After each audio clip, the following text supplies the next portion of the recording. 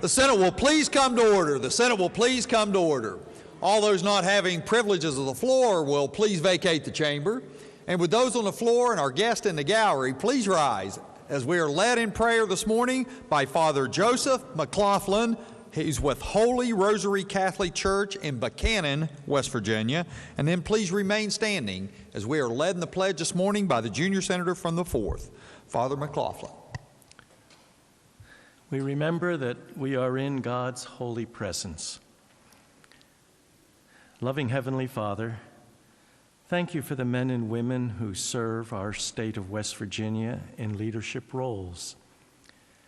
Bless them and their supportive staffs and their families. Please provide our leaders with reminders each day of why they decided to dedicate their lives to public service. Use that commitment to encourage and strengthen them. Lord, thank you for our leaders who care about issues impacting the most vulnerable. Help our legislators to care for people in need, especially children. May we always have leaders who truly listen to us and our many concerns. Please be with our government officials and their staffs as they weigh the pros and cons of each constituent's request. Give them the wisdom on how to best represent everyone. Father, we also ask that you give our senators courage so that even when it's difficult, they would continue to boldly represent those in our state who are poor and without voice. We praise and thank you, loving Father, for your blessings today and always. Amen. Amen. Thank you, Father. The junior senator from the 4th. With those in the gallery, please join the Senate in our Pledge of Allegiance to this great country. I pledge allegiance to the flag of the United States of America and to the republic for which it stands, one nation under God, indivisible, with liberty and justice for all. Thank you. You may be seated. The reading of the journal. West Virginia Legislature Senate Journal, February 13th, 2020. The Senate met at 11:14 a.m. Senator Carmichael. The senator from Marion County requests unanimous consent that further reading of the journal be dispensed with and that it be approved as having been read. Is there objection? Chair hears none. So ordered. Introduction of guests. On behalf of the Senate, it is my pleasure to welcome our honorary pages for the day. Please stand and be recognized as your name is called. As guest of the senator from Brooke County, we have Jason Poldger. As guest of the senator from Braxton County, we have Marion Hosey and Riley Skeens. As guest of the senior senator from the 16th, Gracie Fox Ziegler. As guest of the senator from Monongalia County, Madeline Nowen. As guest of the junior senator from the 8th, Samara Harrison and Aiden Loudermilk. And as guest of the senator from Nicholas County, Audrey Shiflett and Ellie Williams. They're all standing in the front of our chamber. If the Senate would give them a warm welcome.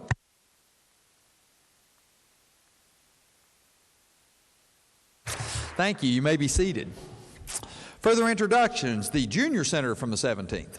Thank you, Mr. President. I request unanimous consent that the provisions under Senate Rule 54 be suspended in order that the family of the senator from Greenbrier be granted floor privileges for the day. Is there objection? Chair hears none. So ordered. Junior senator from the 17th. Thank you, Mr. President. On behalf of the Senate, it's my pleasure and yours to introduce our doc for the day in the rear of the chamber. A good friend of mine, Dr. Sherry Young. If you wouldn't mind standing, let the Senate give you a warm welcome.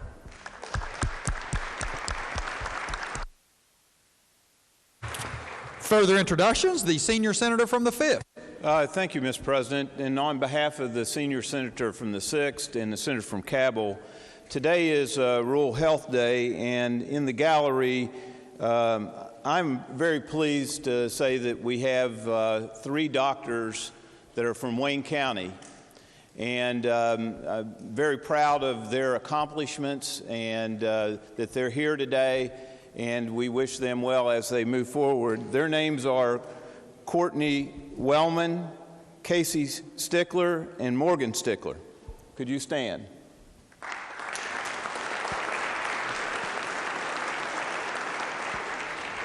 Also with them today are, we talked about when I introduced them before, the Paul Ambrose Fellows that are here as a part of policy and are here during February to observe us and to look at policy and take the policy with medicine. And we have them today here with us, Dr. Ben Wainblatt and Dr. John Apgar, if they would stand.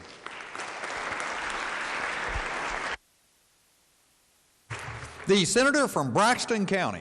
Thank you, Mr. President. It's your pleasure, as well as the junior senator from Harrison, to recognize a couple of the parents of our pages. Riley Skeens is brought with Mickey Skeen. If Mickey would stand up in the Senate, make her welcome. And Tamara Hosey, the mother of Marilyn Hosey, if we'd give them a warm welcome. Thank you.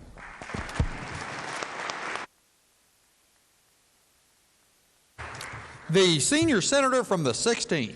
Thank you, Mr. President. The senator from Jefferson and I are very pleased to have a special guest with us here today, the father of Gracie Ziegler. And we have Mark Ziegler up here, the father, and Gracie is representing Martinsburg High School in Berkeley County today.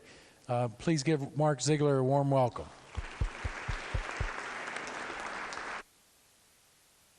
The senator from Monongalia County. Thank you, Mr. President. Earlier, you introduced a page of ours from Monongalia County, Madeline. And on behalf of the senator from Marion County and myself, we also have her grandmother here in the gallery, Karen, if she'll please rise and let the Senate make her welcome. Karen, welcome. The senator from Boone County. Thank you, Mr. President. It's a great honor for me to introduce a cousin of mine and his daughter, cousin Artie Stallings. We were raised together. Looking back, Artie might have had a pretty high ACE score, but he had love and mentoring in his life, and he turned out just fine. So Artie and Daisy Alma Mae Stallings, if you'd stand, the Senate give you a great welcome.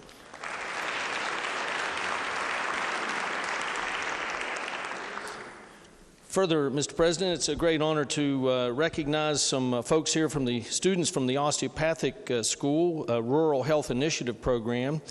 We have Amanda Hoke, Rural Health Initiative Program Specialist. Third-year students Salima Conte, Leslie Elmore, John Janowzik, Alex Lane, Kayla Audle, Emily Ryder, and fourth-year RHI medical students Madonna Gribble and Hannah King. These folks will be going into a primary care specialty and in all probability staying right here in West Virginia. If they would stand, the Senate make them welcome.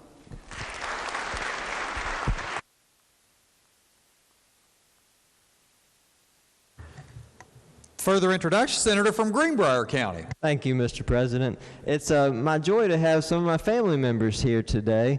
My mother-in-law, Peggy, is here all the way from Florida, Peggy Richardson. She helps out at home while I'm up here hanging out with y'all. And my son, Harrison, and my wife, Carrie. If they'd please stand and the Senate could make them feel welcome.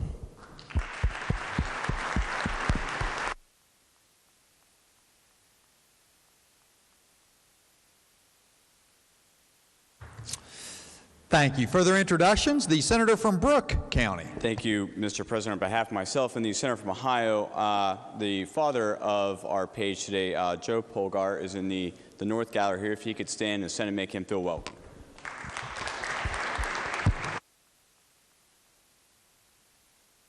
The senator from Harrison County.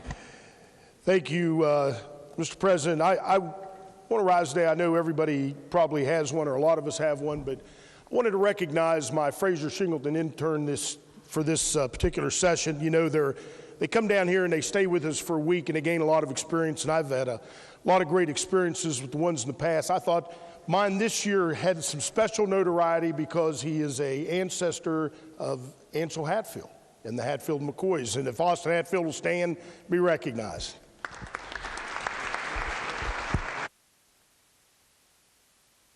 The senator from Nicholas County.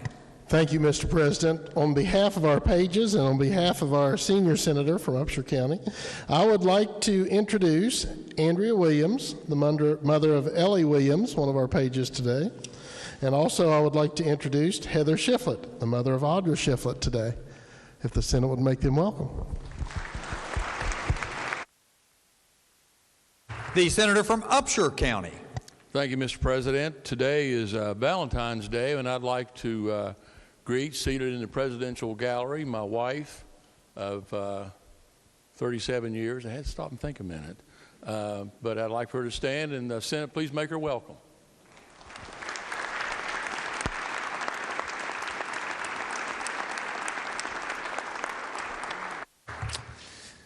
Thank you. Further introductions? Further introductions. The senior senator from the 8th.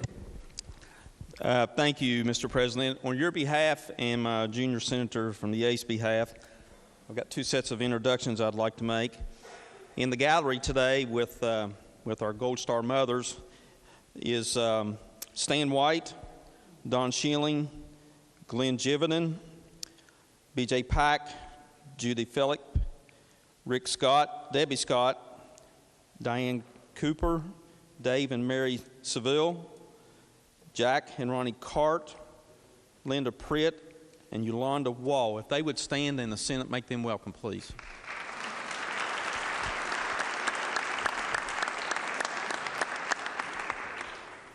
Senator may proceed. Also, Mr. President, with us today is members of the American Legion John L. Marshall Post 187. As I mentioned their names, I'm going to mention the service that they were in, and I would ask that they stand.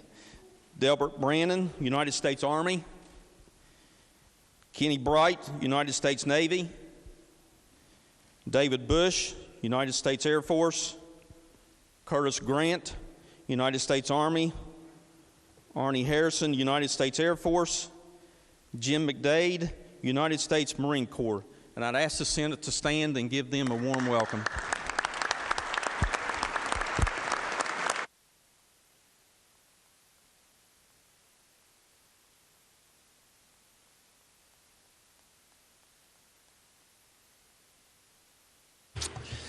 Thank you. Are there further introductions?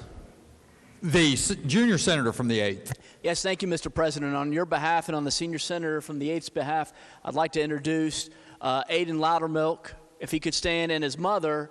I'm not sure. She's up there in the presidential gallery. If the Senate can make them feel welcome. Thank you.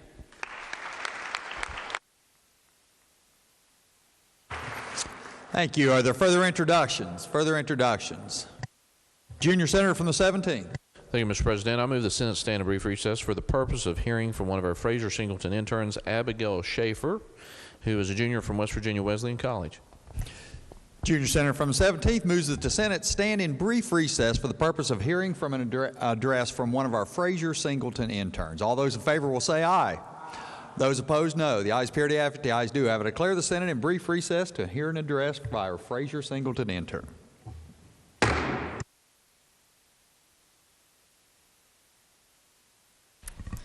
Good morning. I'd like to start by thanking not only my Senator Randy Smith, but on behalf of the rest of my Fraser Singleton interns, all the senators that took time out of their very busy week to take on the task of guiding us through this amazing experience as being an intern.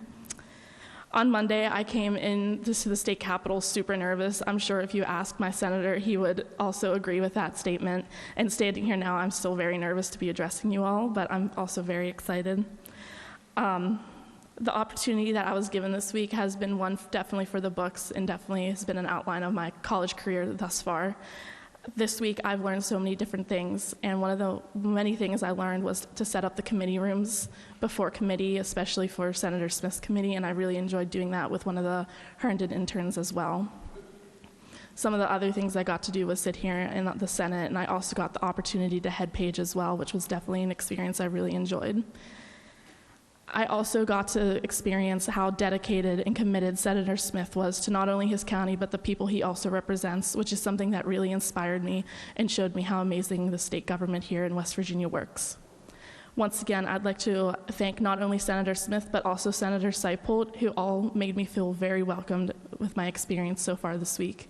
And once again, I'd like to thank all the senators who took their time to guide us through this internship, as well as Casey Long, who also helped us and guided us through this internship as well. I'm very appreciative, and I'd like to thank you all once again. Thank you very much.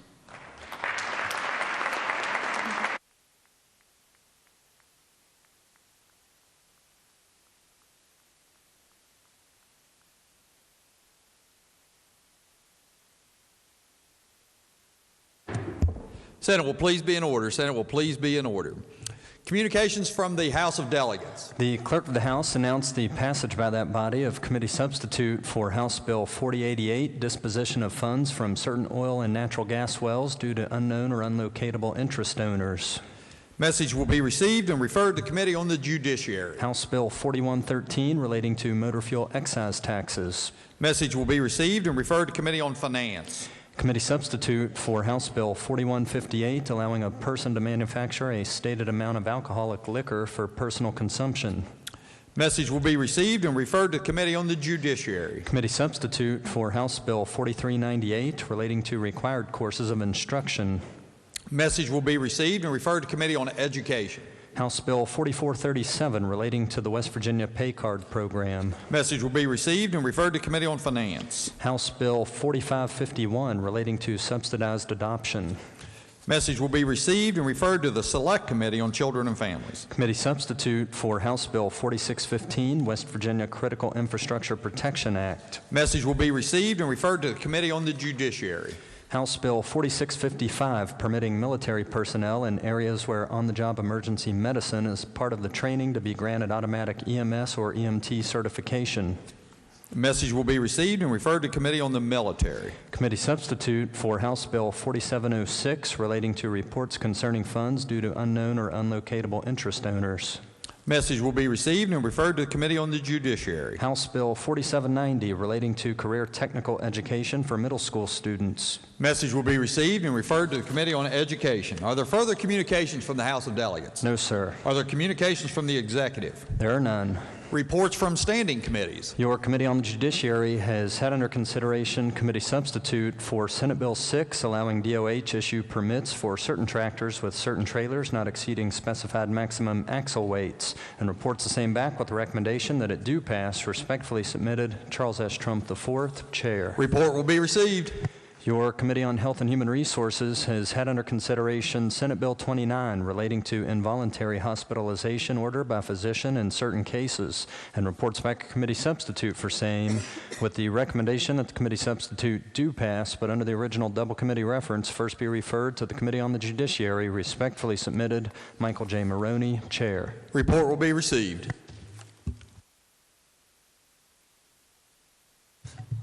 Under the bill's original double committee reference, the bill will be referred to Committee on the Judiciary.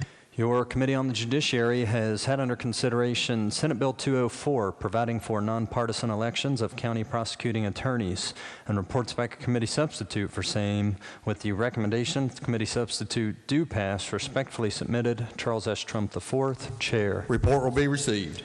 Your Committee on Finance has had under consideration committee substitute for Senate Bill 291, requiring PEIA and health insurance providers provide mental health parity, and reports back committee substitute for same, with the recommendation that committee substitute for committee substitute do pass.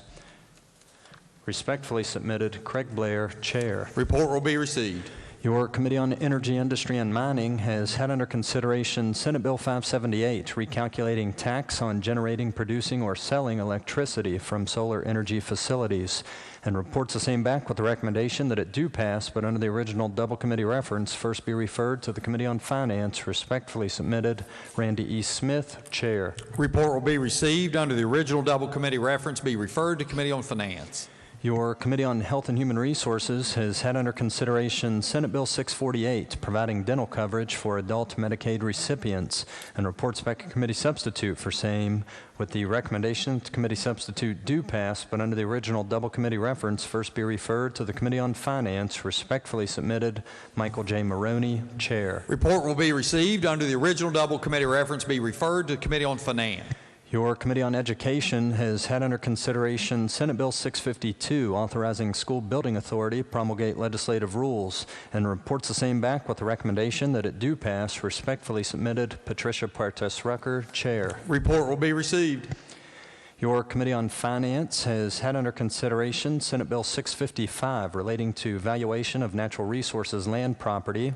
Committee substitute for Senate Bill 719, imposing healthcare-related provider tax on certain healthcare organizations, and Senate Bill 740, clarifying authorized users of Ron Yost Personal Assistance Services Fund, and reports the same back with the recommendation that they each do pass. Respectfully submitted, Craig Blair, Chair.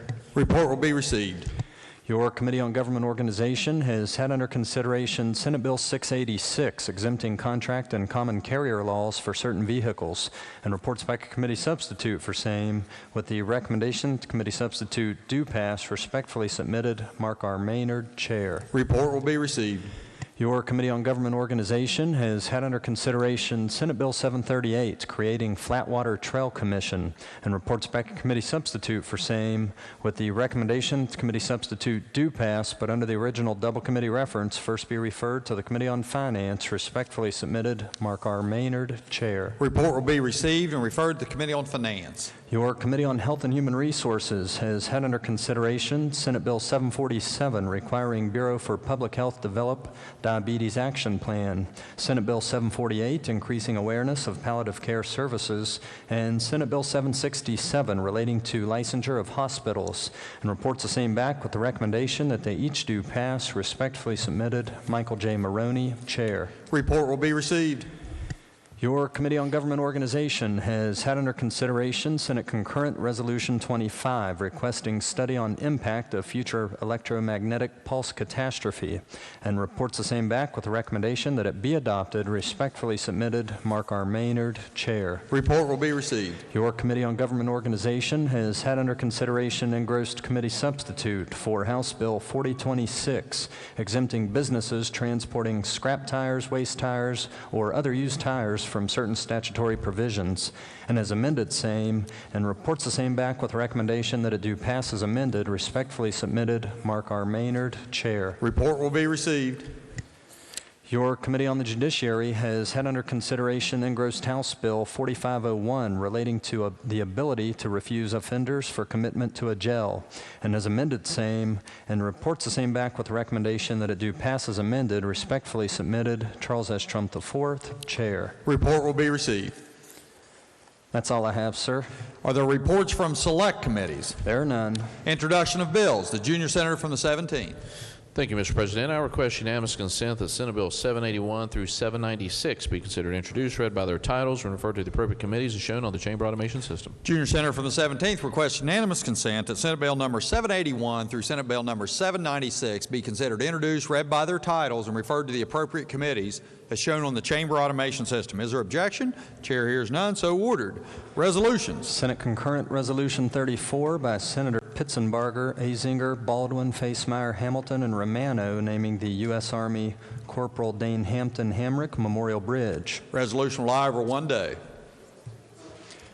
Senate Concurrent Resolution 33 by Senators Klein and Weld, naming the U.S. Air Force Master Sergeant Devon Duncan Memorial Bridge. Resolution will lie over one day. Senate Concurrent Resolution 35 by Senator Klein, the Veterans Memorial Drive. Resolution will lie over one day. Senate Concurrent Resolution 36 by Senators Baldwin, Mann, Pitzenbarger, and Romano, naming the Schaefer Brothers U.S. Military Veterans Memorial Bridge. Under the rules of the Senate, the resolution will lie over one day. Senate Concurrent Resolution 37 by Senator Klein, naming intersection in Hanover, Wyoming County, Godfrey's Corner. Resolution will lie over one day. Senate Resolution 41 by Senator Smith, designating February 17, 2020 as Pancreatic Cancer Day. Under the rules of the Senate, the resolution will lie over one day. Senate Resolution 42 by Senators Boley, Rucker, and Klein, commemorating centennial of ratification of 19th Amendment to the U.S. Constitution. Under the rules of the Senate, the resolution will lie over one day. Senate Resolution 43 by Senator Azinger, recognizing President George Washington and President Abraham Lincoln on President's Day. Resolution will lie over one day. Senate Resolution 44 by Senator Lindsay, urging Major League Baseball rescind ill-advised proposal that threatens future of professional baseball in West Virginia. Resolution will lie over one day. Are there additional resolutions? No, sir. Motions? Petitions? There are none. Unfinished? Recognize the junior senator from the 4th. Excuse me, recognize the junior senator from the 17th. Thank you, Mr. President. I request unanimous consent to return to the fourth order of business. Is there objection? Chair hears none. Reports from standing committee. Your Committee on Economic Development has had under consideration Senate Concurrent Resolution 38, originating in committee, requiring the Secretary of Commerce conduct a study and present certain information to the Joint Committee on Government and Finance during the 2020 legislative interim sessions, and reports the same back with the recommendation that it be adopted. Respectfully submitted, Chandler Swope, Chair. Report will be received.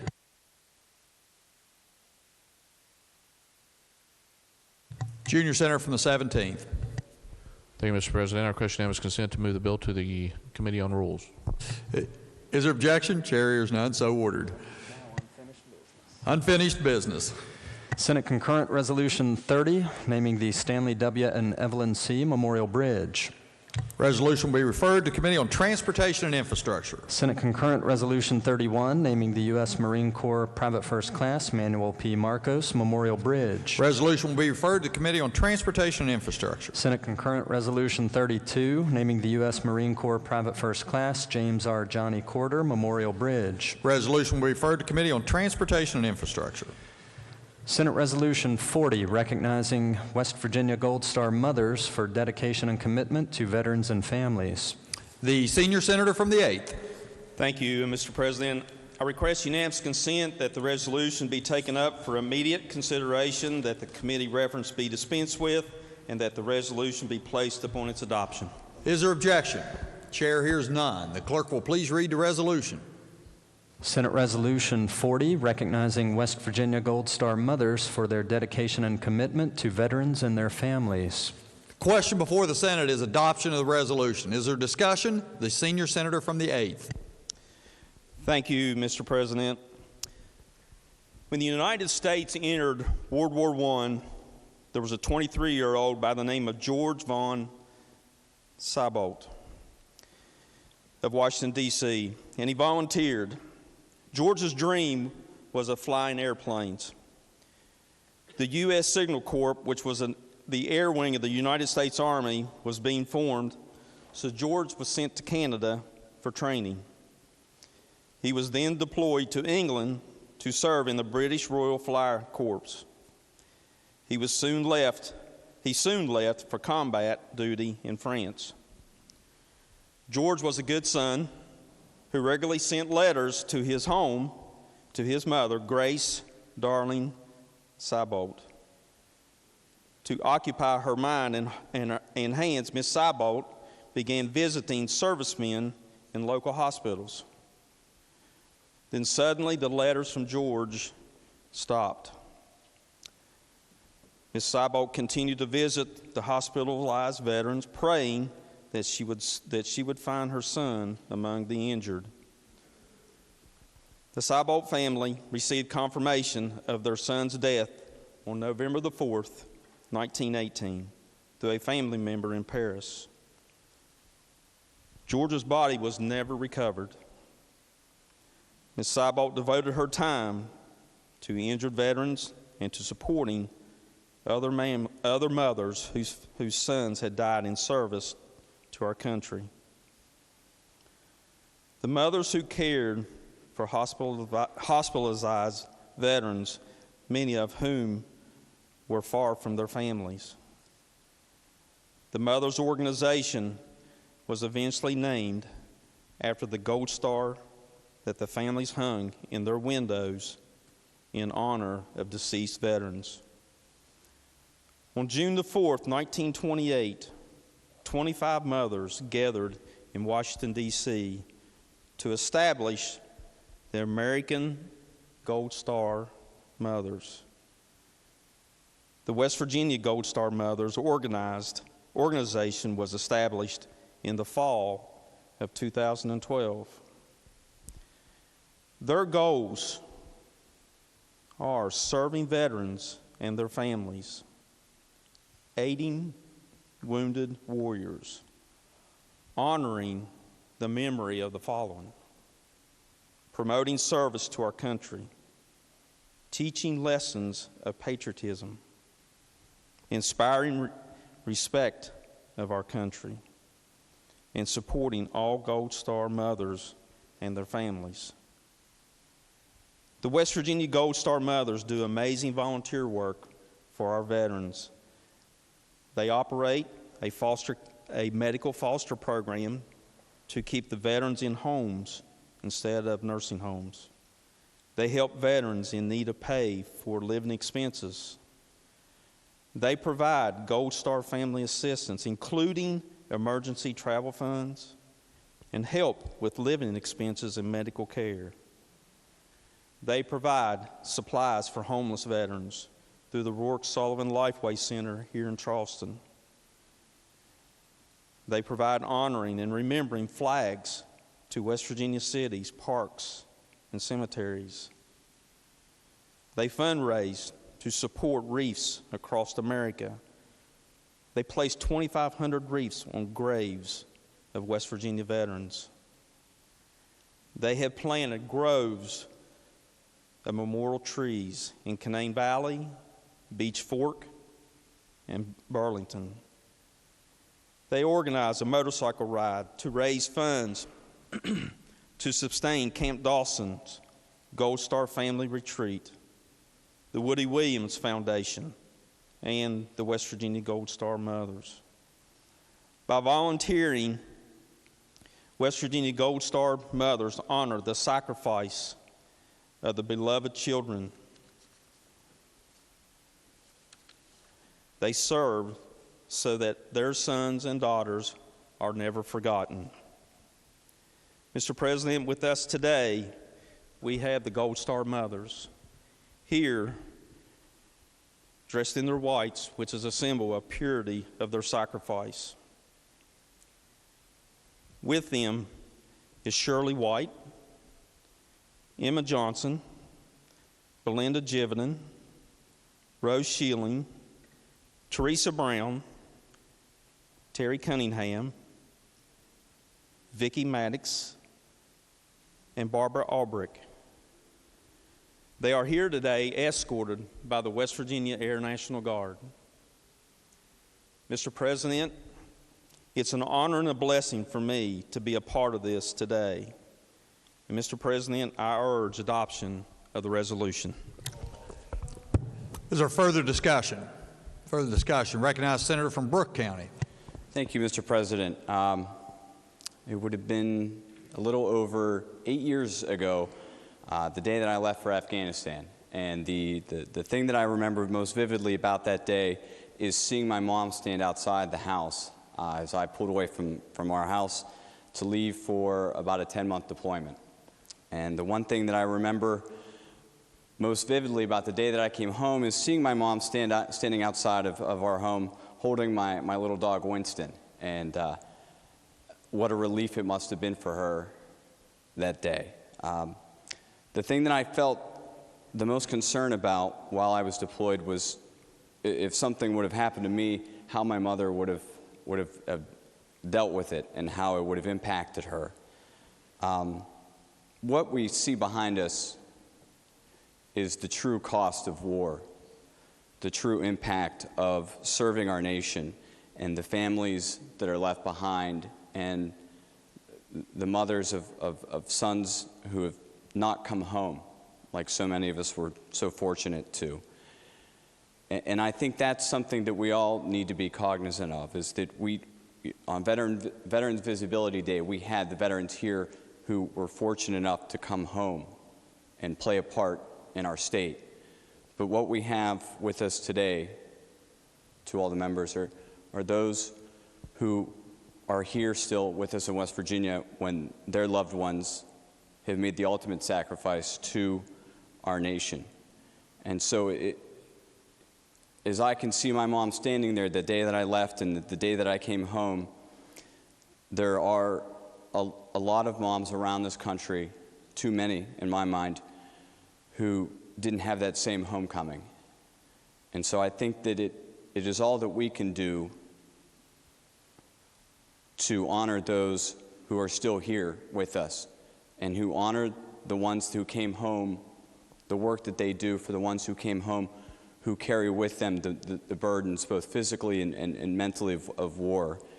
And so the Senior Center from the ACE comments and bringing this resolution forward, I think is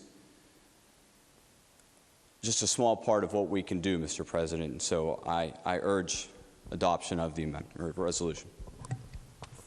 Question before the Senate is adoption. Further discussion, the junior senator from the 8th. President, I ask unanimous consent that the remarks of the senator from the 8th and the remarks of the senator from the 1st be printed in the appendix journal. Thank you. Without objection, so ordered. Question before the Senate is adoption of resolution. Yeas and mays have been demanded. Is the demand sustained? The demand is sustained. All those in favor of the resolution will vote yea. Those opposed will vote nay. The clerk will prepare the machine. Has every member voted? Has every member voted? If so, the clerk will close the machine and ascertain the results. On this question there being 31 yeas, 0 nays, 3 absent not voting, more than the majority of those present and voting having voted in the affirmative, I declare the resolution adopted. The junior senator from the 17th. Thank you, Mr. President. I move the Senate stand in brief recess for the purpose of presenting the resolution. Junior senator from the 17th moves that the Senate stand in brief recess for the purpose of presenting this important resolution. All those in favor will say aye. Those opposed, no. The ayes appear to have it. The ayes do have it. Declare the Senate in brief recess to present this resolution.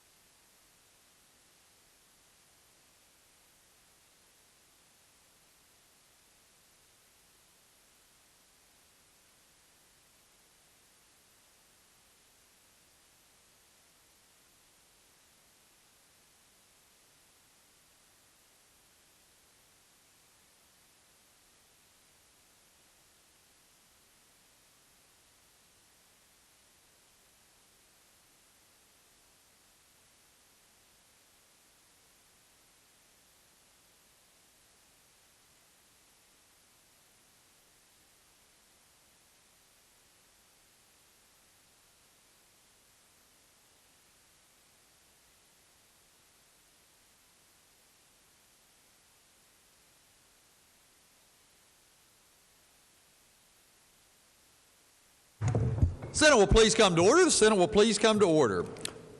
Are there further items under unfinished business? No, sir. Bills on third reading. Committee substitute for Senate Bill 288 relating to family planning and child spacing. The bill is advanced to third reading with the right to amend. Are there amendments? Yes, sir. Senator Tarr moved to amend the bill on page 1, section 1, line 6. Recognize the junior senator from the 4th. Thank you, Mr. President. This is a simple amendment. On your system, it explains where it goes on section 1, page 1, section 1, line 6, after the word visits, inserting the words or prior authorization. What this amendment does is it limits any prior authorization needs for a lady who is seeking long-acting reversible contraception, which is what this bill does, is try to reduce the barriers to getting that. So I had the amendment discussed with the department. They said it's not an issue at all and supported the amendment. Junior senator from the 4th requests unanimous consent to explain the amendment in lieu of having it read. You've heard the explanation. Is there further discussion? Further discussion? Recognize the senator from Harrison County. Will the gentleman yield? Senator yield. Senator does yield. Yes, sir. I'm sorry, Senator, the amendment kind of went over top of my head. Could you give it to me again? Yeah, absolutely. It's actually read it too, so I don't know if I...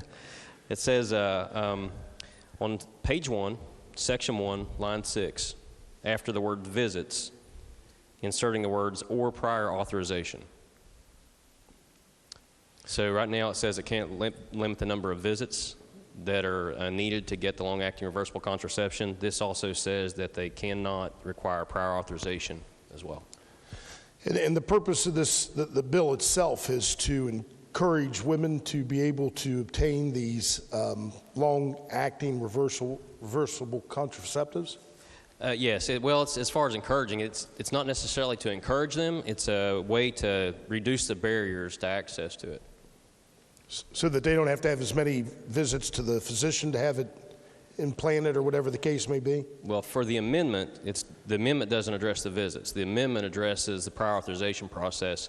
So if you have somebody who's coming and seeking whatever treatment, and this is something else that's offered there, and they're wanting to be able to get a long-acting reversible contraceptive device. If prior authorization is required, sometimes the follow-up is not there, and so you may not be able to get that to that person because of the lack of follow-up. This prevents that lack of follow-up from being an obstacle. Okay, thank you. Thank you, Senator. Other members, recognize Senator from Boone County. Thank you, Mr. President. I certainly rise in support of this amendment. It really does reduce the barriers that providers may have to offer this much-needed long-acting reversible contraceptives. It's a pro-public health issue, and I appreciate Majority Leader's years of pushing for things like this so that we can, again, take care of our women and prevent unwanted pregnancies. Are there other members desiring to speak to the amendment? Not. Question for the Senate is adoption of the amendment as offered and explained by the junior senator from the 4th. All those in favor will say aye. Those opposed, no. The ayes appear to have it. The ayes do have it. Declare the amendment adopted. Are there additional amendments to the bill? No, sir. Not. The bill will be engrossed, advanced to third reading. Clerk will read the bill a third time. Engrossed committee substitute for Senate Bill 288 relating to family planning and child spacing. Third reading of the bill. Question before the Senate is, shall the bill pass? Is there discussion? The junior senator from the 17th. Thank you, Mr. President. I just rise in support of the bill. I think we've already discussed the intent of the bill. It's just simply we've learned that some females that go to their doctor's offices, OB-GYNs, would try to get these long-term reversible contraceptives. They had barriers to get those. This just simply tries to remove those. I urge passage of the bill. Is there further discussion? Junior senator from the 4th. Thank you, Mr. President. I just wanted to speak briefly to the genesis of this bill. I had visited Cabell Huntington Hospital, their NICU down there in ICU, and looking at some of the substance abuse problems that we have in the state of West Virginia and some of the implications from it. And in visiting that center, I went through that NICU and saw babies that were affected by NAS, or neonatal abstinence syndrome. And when you see a child going through withdrawal that is just newly born, it is absolutely heartbreaking. In that visit, spent about the entire day down there, also met with the mothers who had just had those children. Got to speak with a couple of those mothers. Got to speak with some of those mothers that had been there for a while in peer recovery within the hospital have had it as well. And the physicians that got to work with those families, the mothers and the children. And they had a program there that they explained that had really good intentions that just did not work well. And what they were doing is that on postpartum, when they had a mother who was addicted to a substance or multiple substances in many cases. And while that mother is pregnant, her unborn child is also being exposed to those same illicit substances that are being used. So that child is then born addicted. Well, following some of the conversations and just hearing it, those mothers, while admittedly I would imagine wasn't a pregnancy they were planning at that moment, were also in a bit of despair because of the situation they found themselves in going forward and the position that they put that child in for what could be lifelong changes. The hospital, when I was talking to some of their staff, the program they had for using long-acting and reversible contraceptive devices, they were putting these in postpartum. And so part of the problem is that you just had the trauma of childbirth, and so the devices would fail. And what they said is the problem is we're getting access to these after the child's born, but that's when the mother's motivated to be able to seek it. We have all kinds of other opportunities to interact with these individuals that we're ongoing and developing in the states to prevent or to get people into treatment. And so if we can get this same device before an unwanted pregnancy may happen, then it could save a lot of heartache here in West Virginia and a lot of dollars and a lot of physical trauma.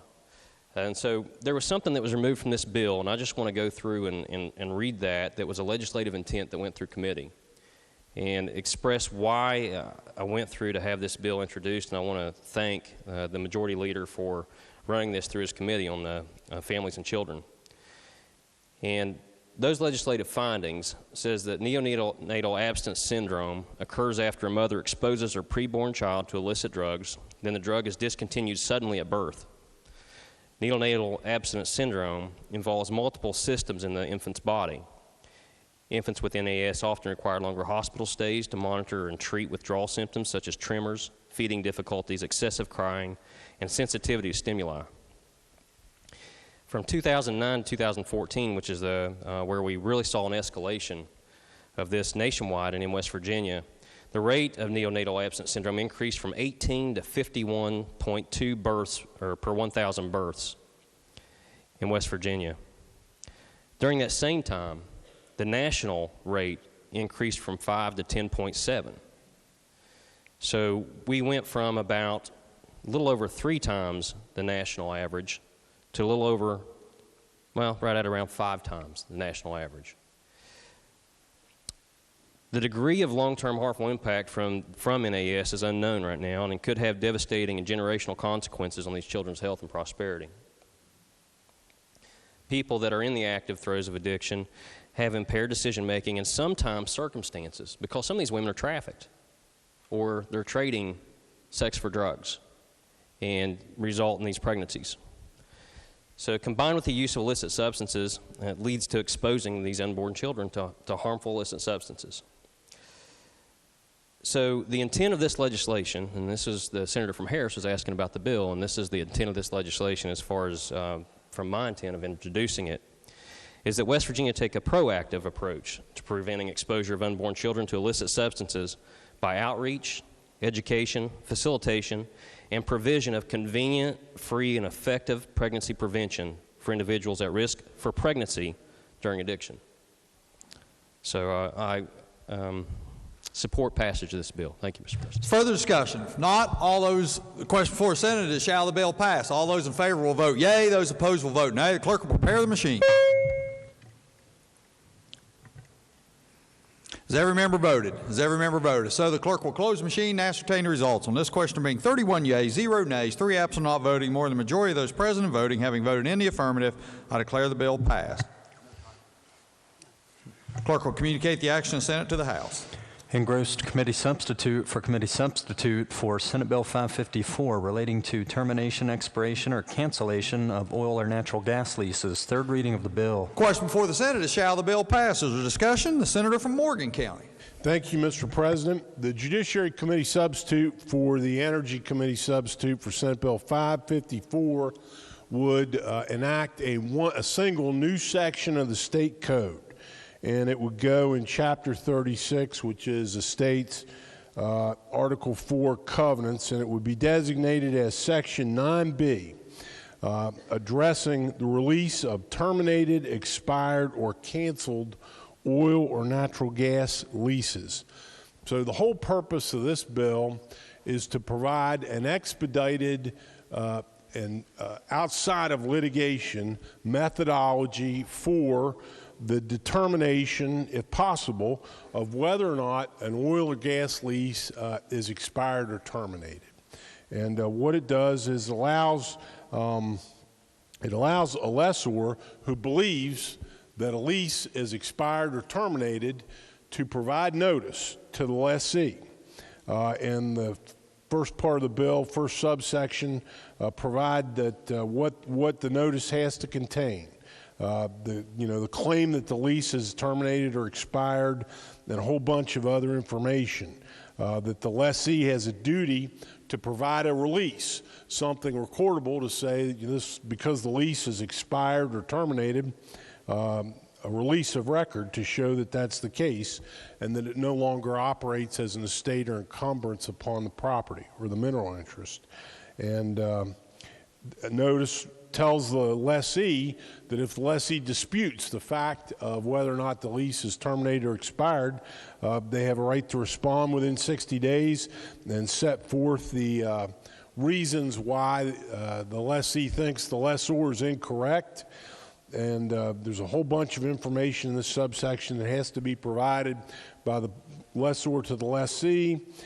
If the lessee fails to provide a response, then this bill allows the lessor to record an affidavit in the county land records along with the other materials. The object of this whole process, Mr. President, is to try to provide an expeditious way outside of court to clear up land titles. I'd be happy to try to answer questions. Otherwise, I urge the passage of the bill. Is there further discussion?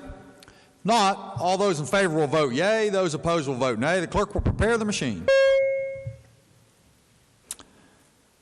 Has every member voted? Has every member voted? If so, the clerk will close the machine and ascertain the results. On this question there being 31 yeas, 0 nays, 3 absent not voting, more than the majority of those present and voting having voted in the affirmative, I declare the bill passed. Clerk will communicate the action of the Senate to the House. Engrossed committee substitute for Senate Bill 583, creating program to further development of renewable energy resources. Third reading of the bill. Question before the Senate is shall the bill pass? Is there discussion? The senator from Tucker County. Thank you, Mr. President. Before I start, I just want you to know that history is being made today. I believe this is the first solar bill ever brought forth on the Senate floor, and I can guarantee it's the first one ever brought forth by a coal miner. So with that being said, the purpose of this bill is to encourage the development of solar generating facilities to sell electricity to retail customers in the state. It does this by altering the power of the Public Service Commission with a new code section and create a program named Renewable Energy Facilities Program. One of the main motivations of this bill is a request by the Department of Commerce. They need a program such as this to attract certain business to the state. Basically what this does is allow our Commerce Department to go out and recruit tech companies or companies that require renewable energies before they will move to the state. And this is the first step in that. It does not interfere with any existing power generating facilities. This would be all new facilities. It just gives another tool in the toolbox for economic development. I'd be glad to answer any questions if anyone has one, but I urge passage. Is there further discussion? Recognize Senator from Cabell. Thank you, Mr. President. I briefly stand in support of this.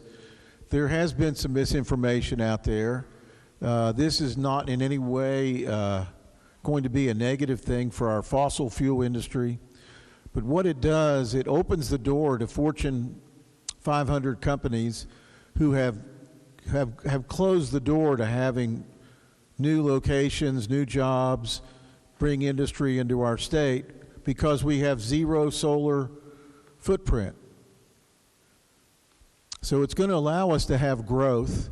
There's a belief that somehow these companies would want to come here to use the solar energy. That's possible. But there's a new social consciousness around the country in corporate boardrooms. And whether we agree with it or not, that's the way it is. And what this will do is to put us with our contiguous states that are welcoming a multifaceted approach to energy. So we can be a coal state, we can be a gas state, we can be a solar state.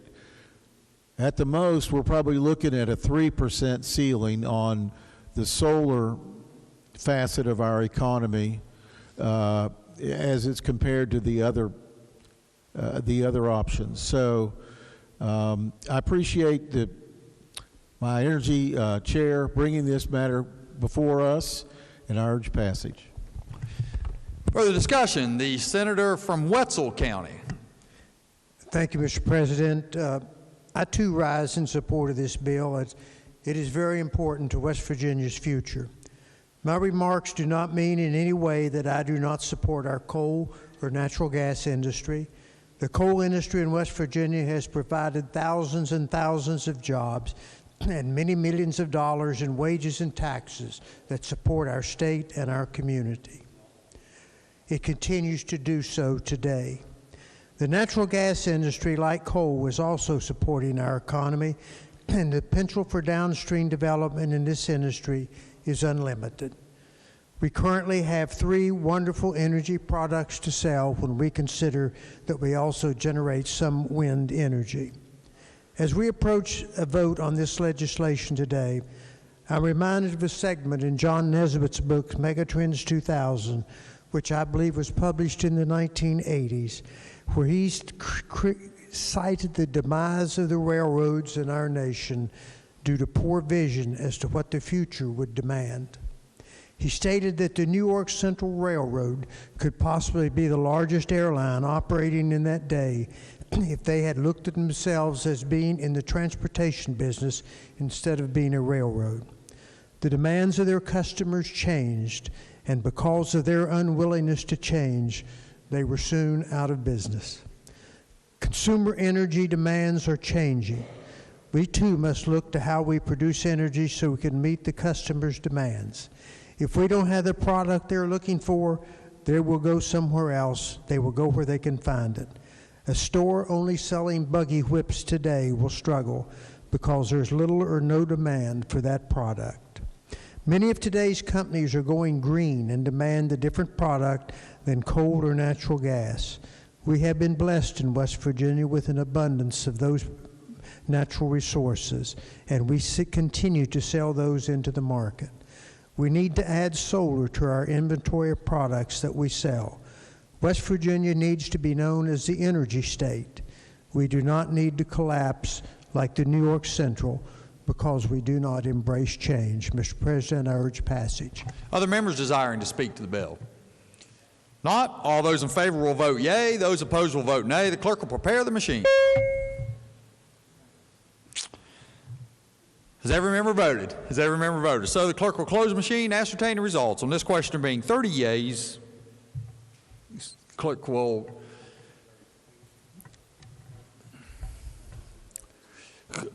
how does the senator from senior senator votes aye? Let the record show that the senior senator from the 5th votes aye. So the question,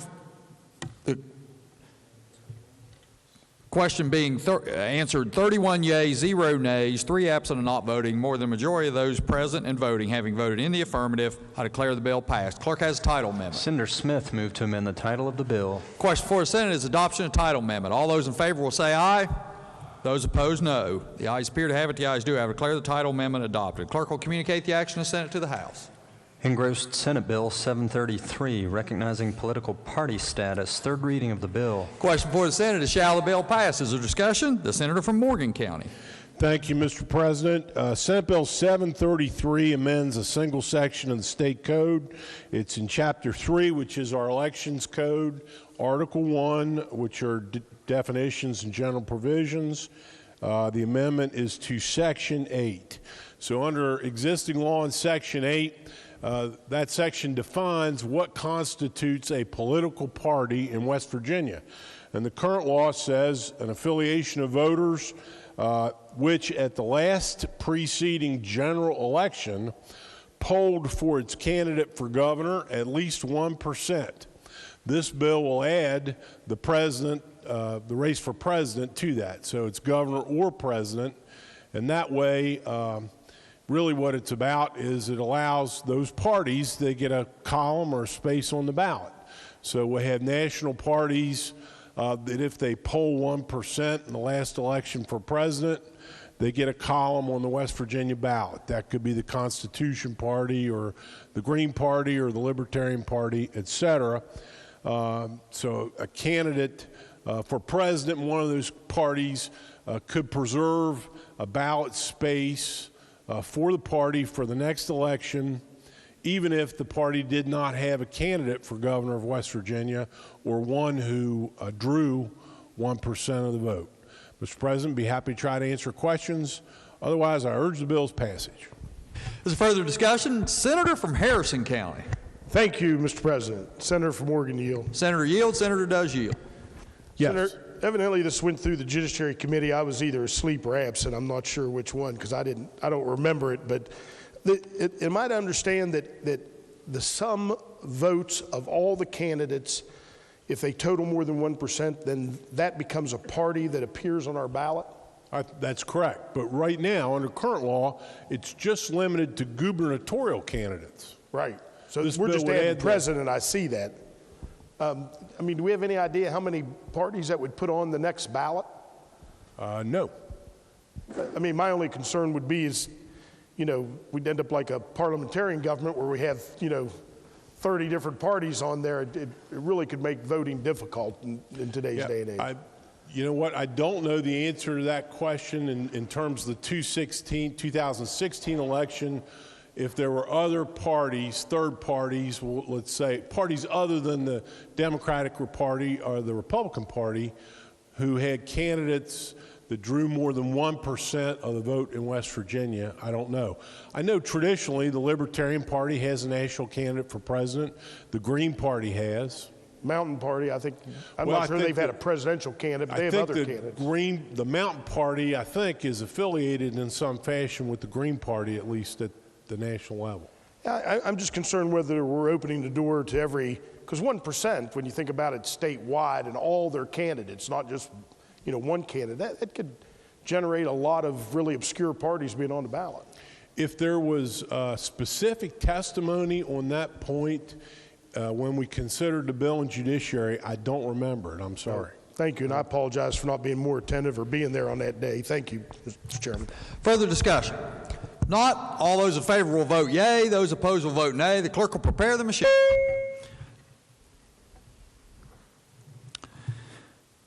Has every member voted? Has every member voted? So the clerk will close the machine and ascertain the results on this question being 24 yeas, 7 nays, 3 absent not voting, more than the majority of those present and voting having voted in the affirmative. I declare the bill passed. Clerk will communicate the action and send it to the House.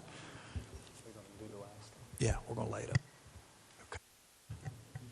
Engrossed House Bill 4381 relating to lifetime hunting, fishing, and trapping licenses for adopted children. Junior Senator from the 17th. Thank you, Mr. President. I request unanimous consent that the bill lie over one day while retaining its place on the calendar. Is there objection? Chair hears none. So ordered. Are there further bills on third reading? No, sir. Bills on second reading?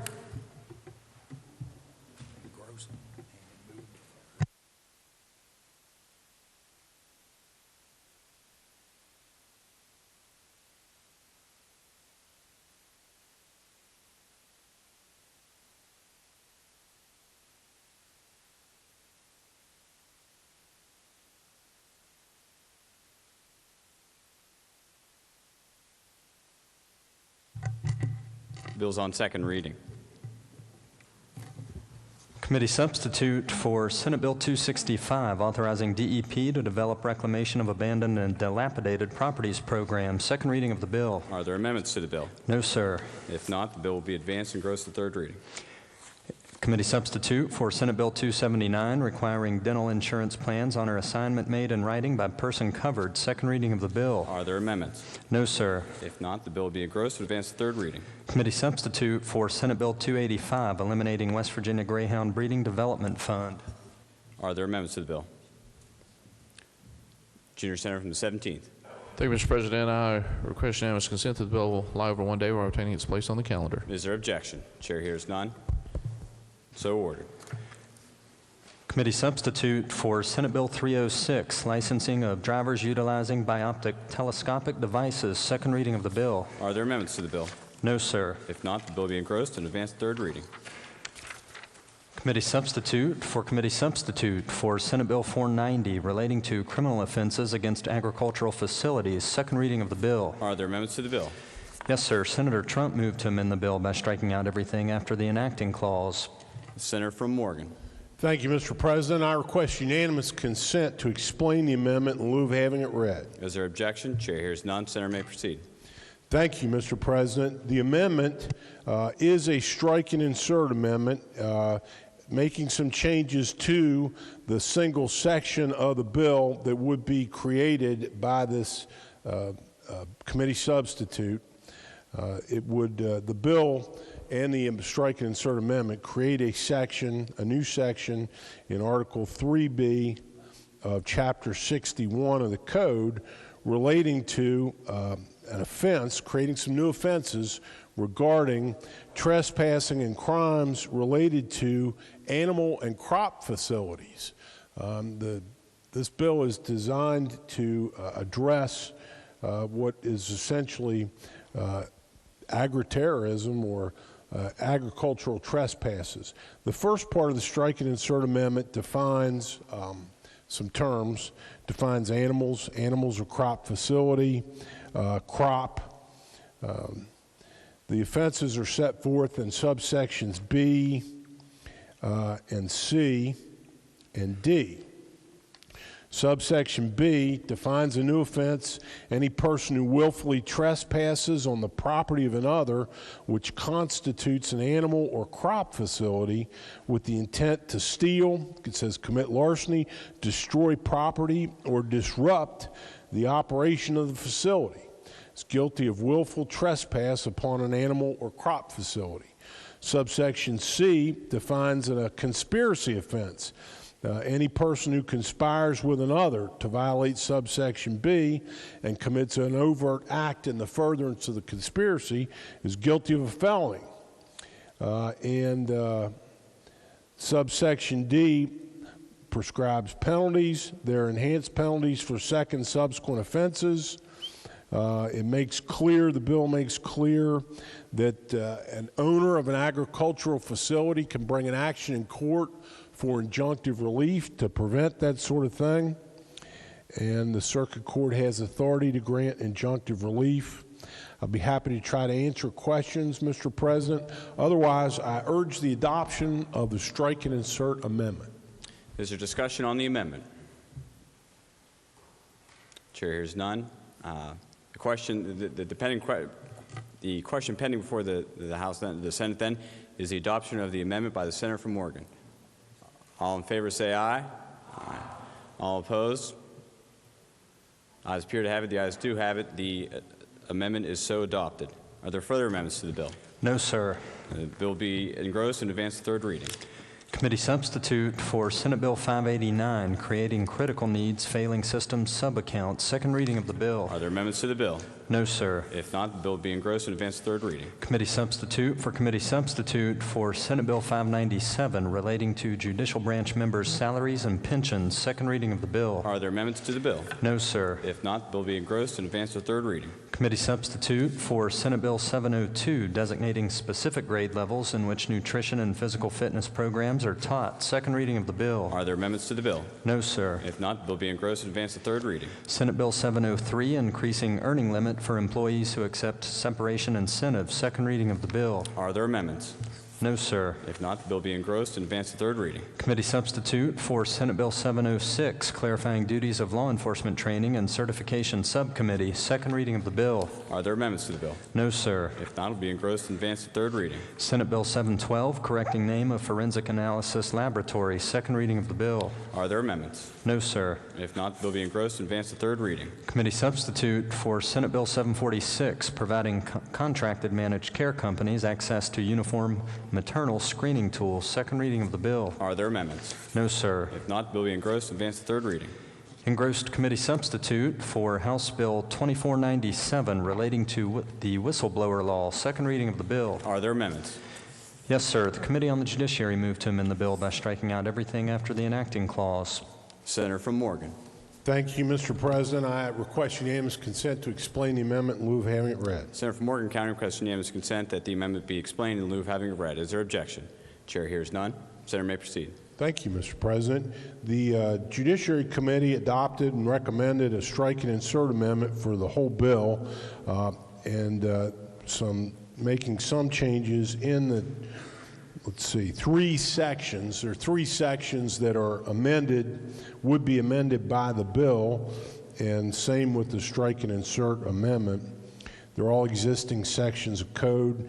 They're in Chapter 6C, which is the state's, Article 1, the state's whistleblower law. So under the committee strike and insert amendment, Section 3 would be amended by adding a new subsection designated as C. And that subsection says that an employer may not deny a whistleblower who's covered under the civil service system because of his or her status as a whistleblower, deny him a promotion or other increase in compensation that the whistleblower would otherwise have been entitled to or received. There are 2 new subsections in Section 4, and one says that subsection E is new language. It says an employee who's covered by civil service who has suffered a retaliatory action as a result of being a whistleblower may pursue a grievance under the State Grievance Procedure Act, and it's subsection F says the new language does nothing in the article impairs or limits any other right or legal action that such an employee would have. And then finally, there are amendments to Section 7 of the Whistleblower Act, and provides that an employer, nothing in here requires an employer to compensate an employee for participation in a hearing or inquiry held by an appropriate authority or impair the rights of an employee covered by the civil service system to be a member of an organization of employees or to refrain to be a member. Mr. President, I'll be happy to try to answer any questions about the amendment. Otherwise, I urge its adoption. Is there further discussion? If not, the question before the Senate is the adoption of the amendment as explained by the Senator from Morgan. All in favor say aye. Aye. Opposed? Chair hears none. The amendment is adopted. Are there further amendments to the bill? No, sir. All right, the bill will be engrossed and advanced to third reading.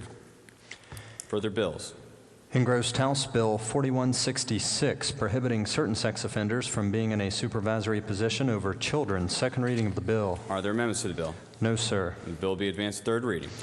Engrossed House Bill 4353, creating a rational nexus requirement between prior criminal conduct and initial licensure decision-making.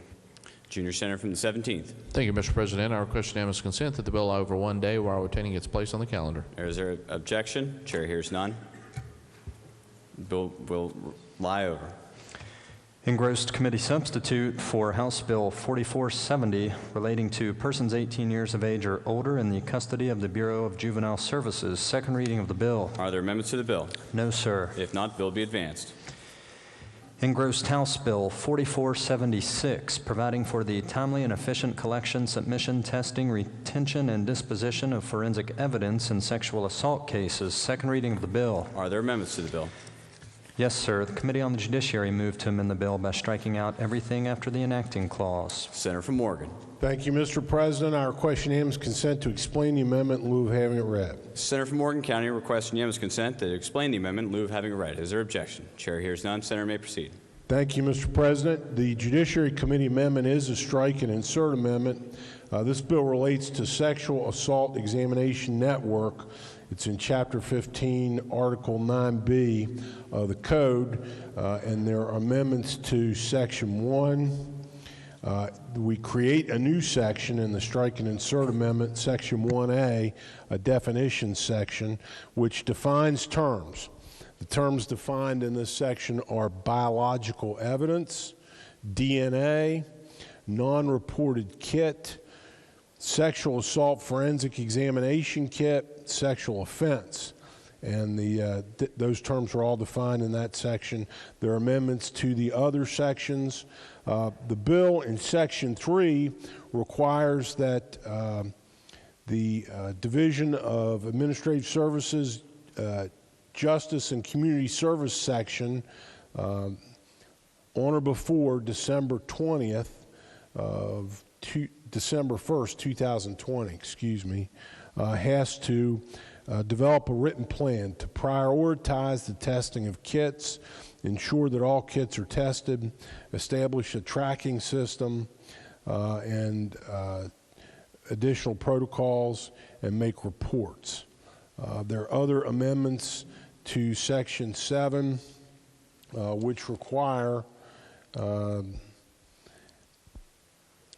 sexual assault forensic examination kits that are collected by healthcare providers to be directly submitted to the West Virginia State Police Forensic Lab, and it establishes misdemeanor offenses for willful neglect or refusal to perform duties imposed by the article, and it creates rulemaking authority within the West Virginia State Police. Be happy to try to answer questions, Mr. President, but there is at the desk, I believe, an amendment to the amendment. Are there amendments to the amendment? Yes, sir. Senator Trump moved to amend the amendment on page 3, Section 1A, lines 23 and 24, by striking out all of Subdivision 6 and inserting in lieu thereof a new subdivision designated Subdivision 6 to read as follows. Senator from Morgan County. Thank you, Mr. President. I request unanimous consent to explain the amendment in lieu of having it read. Senator from Morgan County requests unanimous consent to explain the amendment in lieu of having it read. Is there objection? Chair hears none. Senator may proceed. Although we almost had it read, but the amendment actually just adds a new definition to the terms defined in the bill, and it's a definition for the term unfounded. And so that's important because there's the requirement of testing of these kits is one of the classes of kits that don't have to be tested are those where the claims or allegations are unfounded, and that's defined now. This amendment would define it as evidence developed after reasonable investigation and supported by proper documentation proving no crime occurred or where the alleged victim has recanted. So that would be the definition of unfounded that would be inserted into the pending amendment, strike and insert amendment by the Judiciary Committee. I urge adoption of the amendment to the amendment. Question for the Senate is the amendment to the amendment as proposed by the Senator from Morgan. Is there discussion? All in favor would say aye. Aye. Opposed? Ayes appear to have it. The ayes do have it. The amendment to the amendment is adopted. The question now pending before the Senate is the amendment as amended by the Senator from Morgan. Is there discussion? If not, all in favor say aye. Aye. Opposed? Ayes appear to have it. The ayes do have it. The amendment is adopted. Are there further amendments to the bill? No, sir. If not, it will be advanced to third reading. Further bills on second reading? There are not. Bills on first reading. Junior Senator from the 17th. Thank you, Mr. President. I request unanimous consent that all bills on first reading be considered read a first time and advanced to second reading. Junior Senator from the 17th requests unanimous consent that bills on first reading be advanced to second reading? Is there objection? Chair is none. So ordered.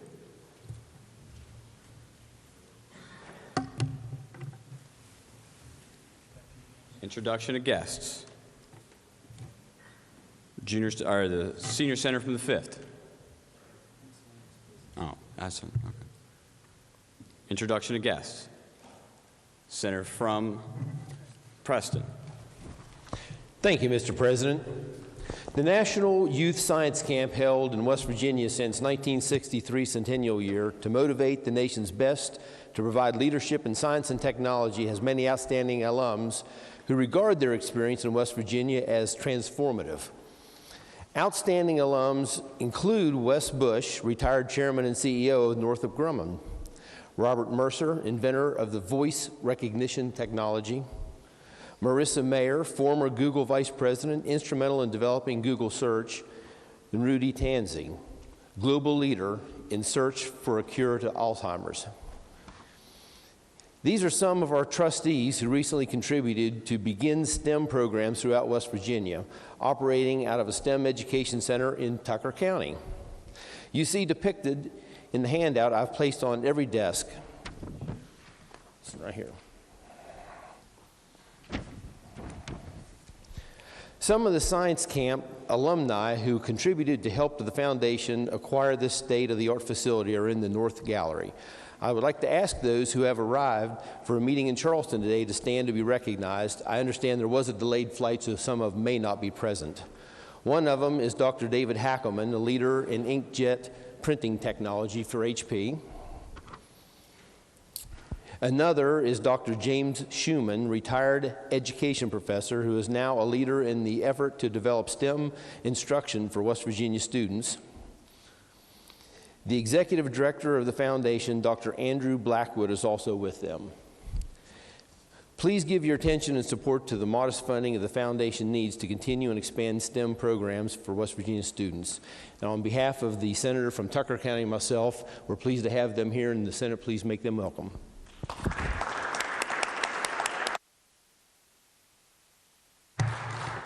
Further introductions. Remarks by members of the Senate. Senator from Raleigh County. Thank you. Most of us realize that the laws of our country and state are based upon the Ten Commandments in the Old Testament passage found in Exodus 20. Some, however, may not be aware that the first 4 of those 10 commandments are summarized in the New Testament in Matthew 22 as an instruction to love God supremely as the first great commandment.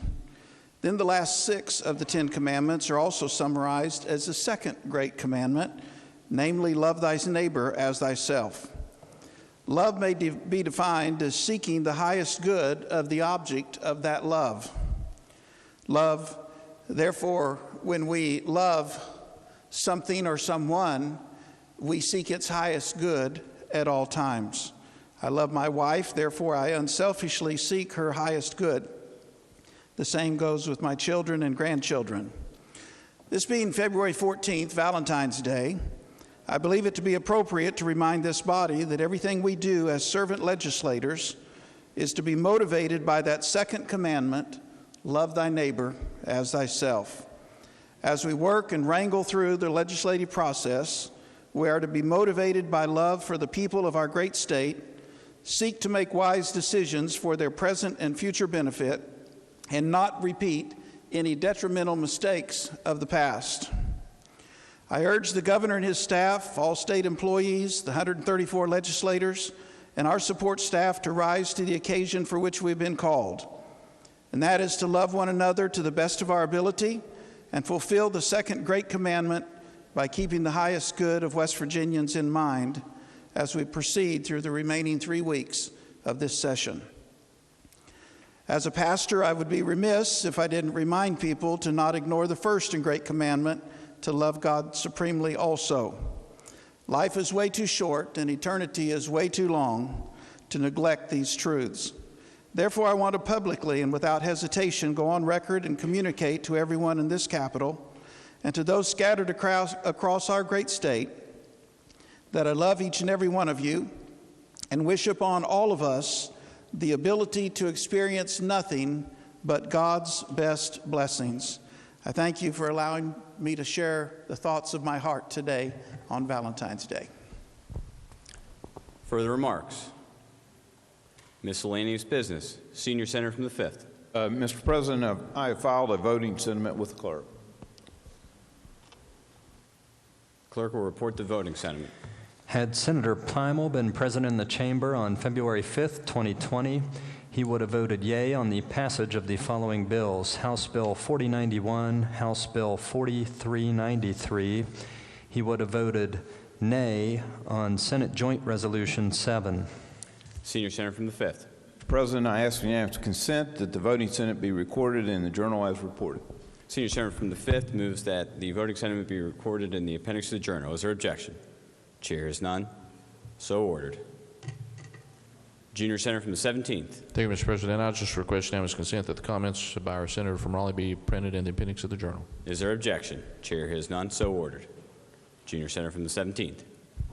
Thank you, Mr. President. Pending announcements, I move the Senate stand adjourned until Monday, February 17th at 11 a.m. Junior Senator from the 17th moves that the Senate stand adjourned until 11 a.m. on Monday, February 17th. Are there announcements? Senator from Morgan. Thank you, Mr. President. Your Committee on the Judiciary will meet today at 1 o'clock p.m. in the Judiciary Committee Room, 208 West Wing. Further announcements? Seeing none, declare that the Senate stand adjourned. Question before the Senate: shall the Senate stand adjourned until 11 a.m. on Monday, February 17th? All in favor say aye. Aye. All opposed? Ayes appear to have it. The ayes do have it. The Senate is adjourned.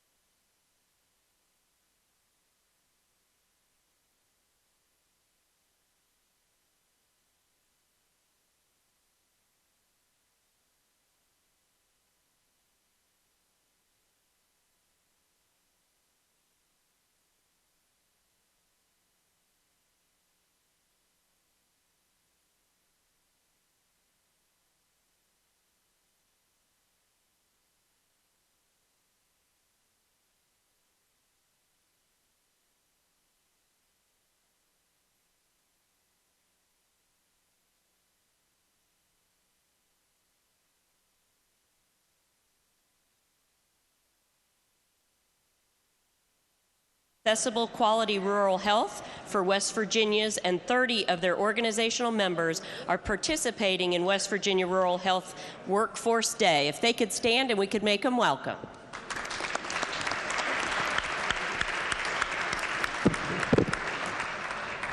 Gentleman, the 41st, Doggett Hill. Thank you, Mr. Speaker. I have the pleasure of having our nephew with us this morning, John Robbins. He's paging with us today.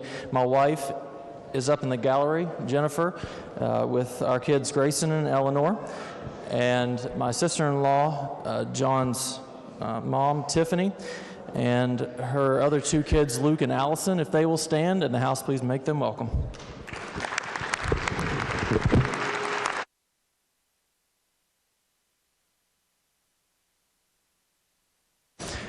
lady in the 57th, Doug Rowan.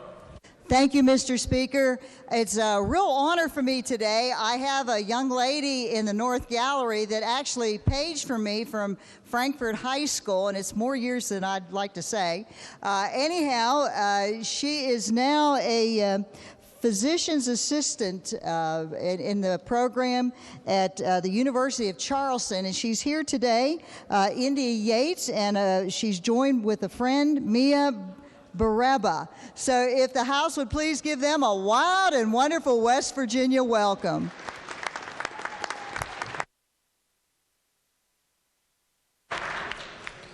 Gentleman the 7th, Doug Barnhart. Thank you, Mr. Speaker. Joining us in the West Gallery today, she didn't want to be recognized, but we're going to recognize her anyway because that's all the reason to do it. We have with us from Ritchie County, Miss Delphine Haddix, and she's the president of the Ritchie County chapter of the WVEA.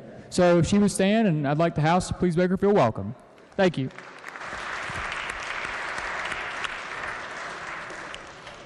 The gentleman the 60th, Doug Wilson.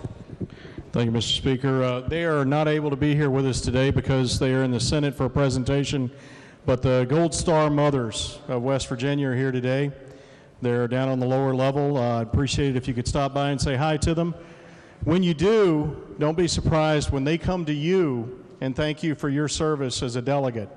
These are fine people. I met Mrs. White, their president, and they're wearing the dog tags of their children they've lost. Mrs. White's wearing two, a Marine and a paratrooper. Mr. Speaker, I'd ask for a short moment of silence, then I'd like to ask my friends to each go down there and thank these ladies for their sacrifice. The chair would ask all members and guests in the galleries to please rise for as the House observes a moment of silence.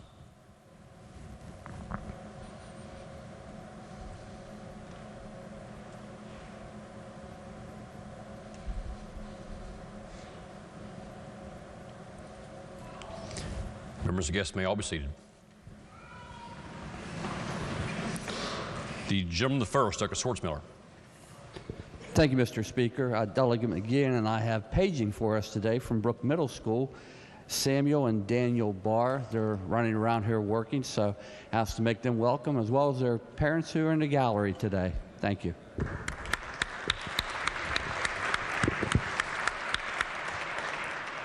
The gentleman the 19th, Dr. Thompson.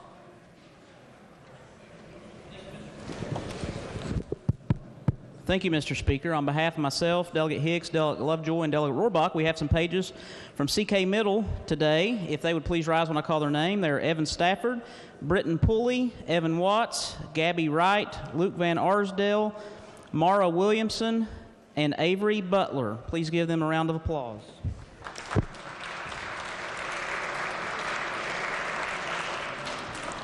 The gentleman the 17th, Doug Lovejoy. Thank you, Mr. Speaker. We're joined today in the North Gallery with some special guests from back home. If they'd stand when I call your name, Misty Mara, Michael, and Ann Mara. House, please make them feel welcome.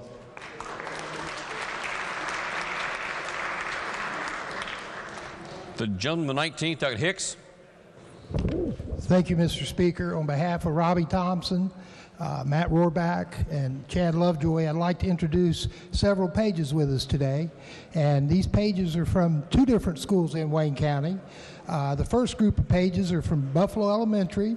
And pages, if you would stand when I introduce you, please. Their names are Addison Walls, Branson Day, Isaac Maynard, and the pages from CK Middle School are Heather Adkins, Sean Hodge, Brindley Elkins, and Allie Daniels. House, please give them a hearty welcome.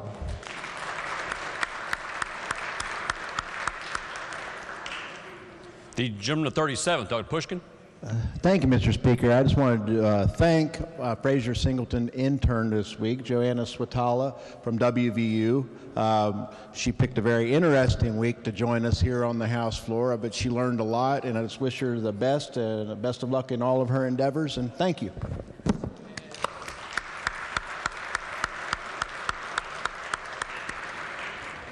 The gentleman the 30th, Doug Bates. Thank you, Mr. Speaker. I'd just like to take a minute to introduce Chad Lovejoy, the gentleman of 17th, who's here with AARP today. And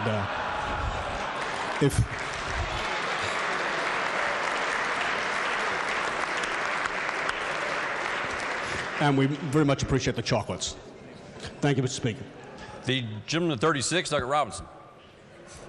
Thank you, Mr. Speaker. I believe they're in the Senate being recognized, but a few of you got to meet two individuals that are special to Kanawha County and all of West Virginia, Stan and Shirley White. They were here this morning in the Veterans Affairs Committee on advocating for the Gold Star Mothers Memorial. Stan and Shirley lost both of their sons, one killed in action in Iraq, and Andrew passed away soon after returning from Iraq. If the House would just recognize them, if you see them in the hallway, just show your appreciation. Thank you.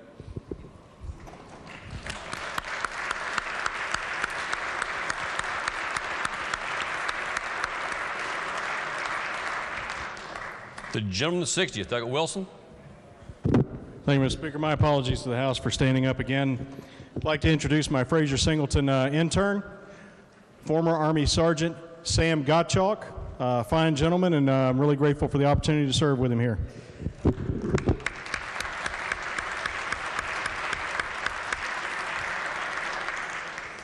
The gentleman of 19th, Douglas Hicks. Thank you, Mr. Speaker, and I likewise apologize. I forgot to acknowledge the presence of Rick Griffith, who's with us today. He's escorting his grandchild here, and Rick is also a candidate for the House of Delegates in the 19th District. Rick, if you would, please stand. House, give him a hearty welcome.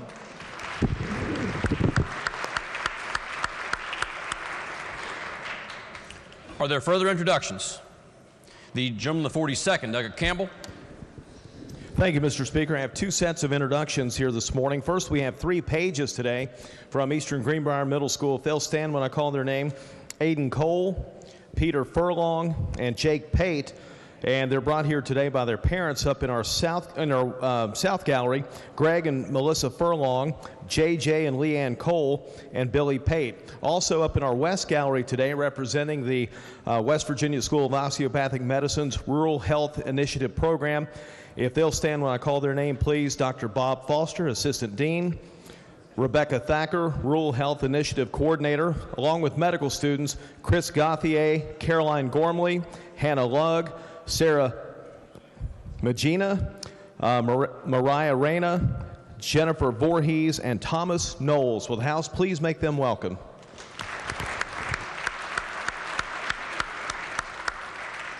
Lady in the 42nd, Douglas Lavender Bowe.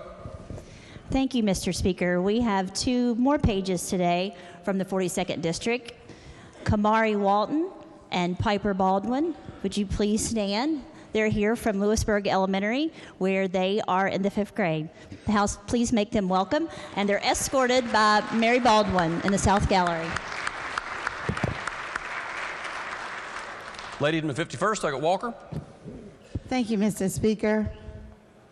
On today, Valentine's Day, the day that we express love, there's someone who's with me here in Charleston just about every other week. And the weeks that this young man is not with me, he's up at 4 a.m. to start his instruction time so his mama can serve the people of West Virginia. See, this was my surprise baby. I didn't know that I was having him until a week before I had him. But we prayed and we were excited. And we prayed for 2 arms and 2 legs and 10 fingers and 10 toes. And the blessing that we received was so much more than that. I don't regret any of the pain, any of the learning experiences. My child is diagnosed with autism as a primary diagnosis, and 28 other different mental diagnoses that follow that.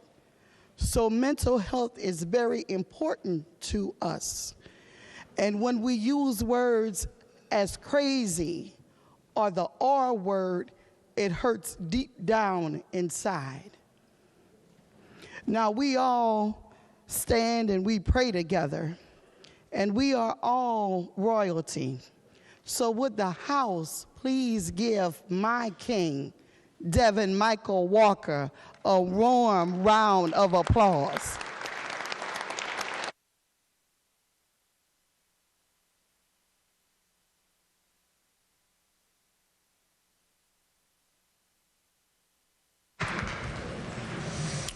Are there further introductions? If not, at this time the chair will take just a moment and introduce to the House guests who have not yet arrived but will hopefully do so shortly. The state of West Virginia has made the final cut for the location of a new overland transportation facility considered by Virgin Hyperloop One. They are here today from their corporate offices in California to take a keen interest in what we are doing here in this year's legislature as they consider where to site their new research and development and transportation facility. We've made the final cut for that, and they'll be joining us at some point later today. Yes.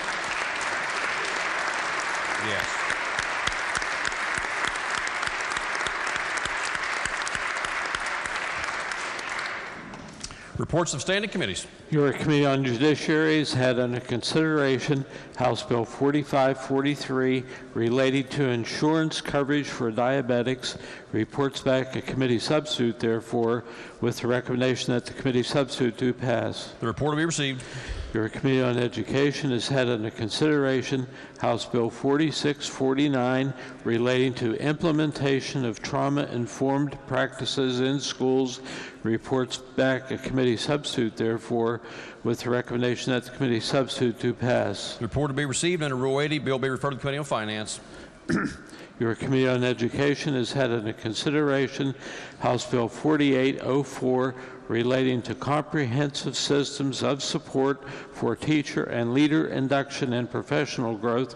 Reports the same back with the recommendation that it do pass, and that it be referred to the Committee on Finance. The report will be received, and the bill will be referred to the Committee on Finance. Your Committee on Government Organization has had under consideration House Bill 4714, increasing the monetary threshold for requiring nonprofit organizations to register as a charitable organization.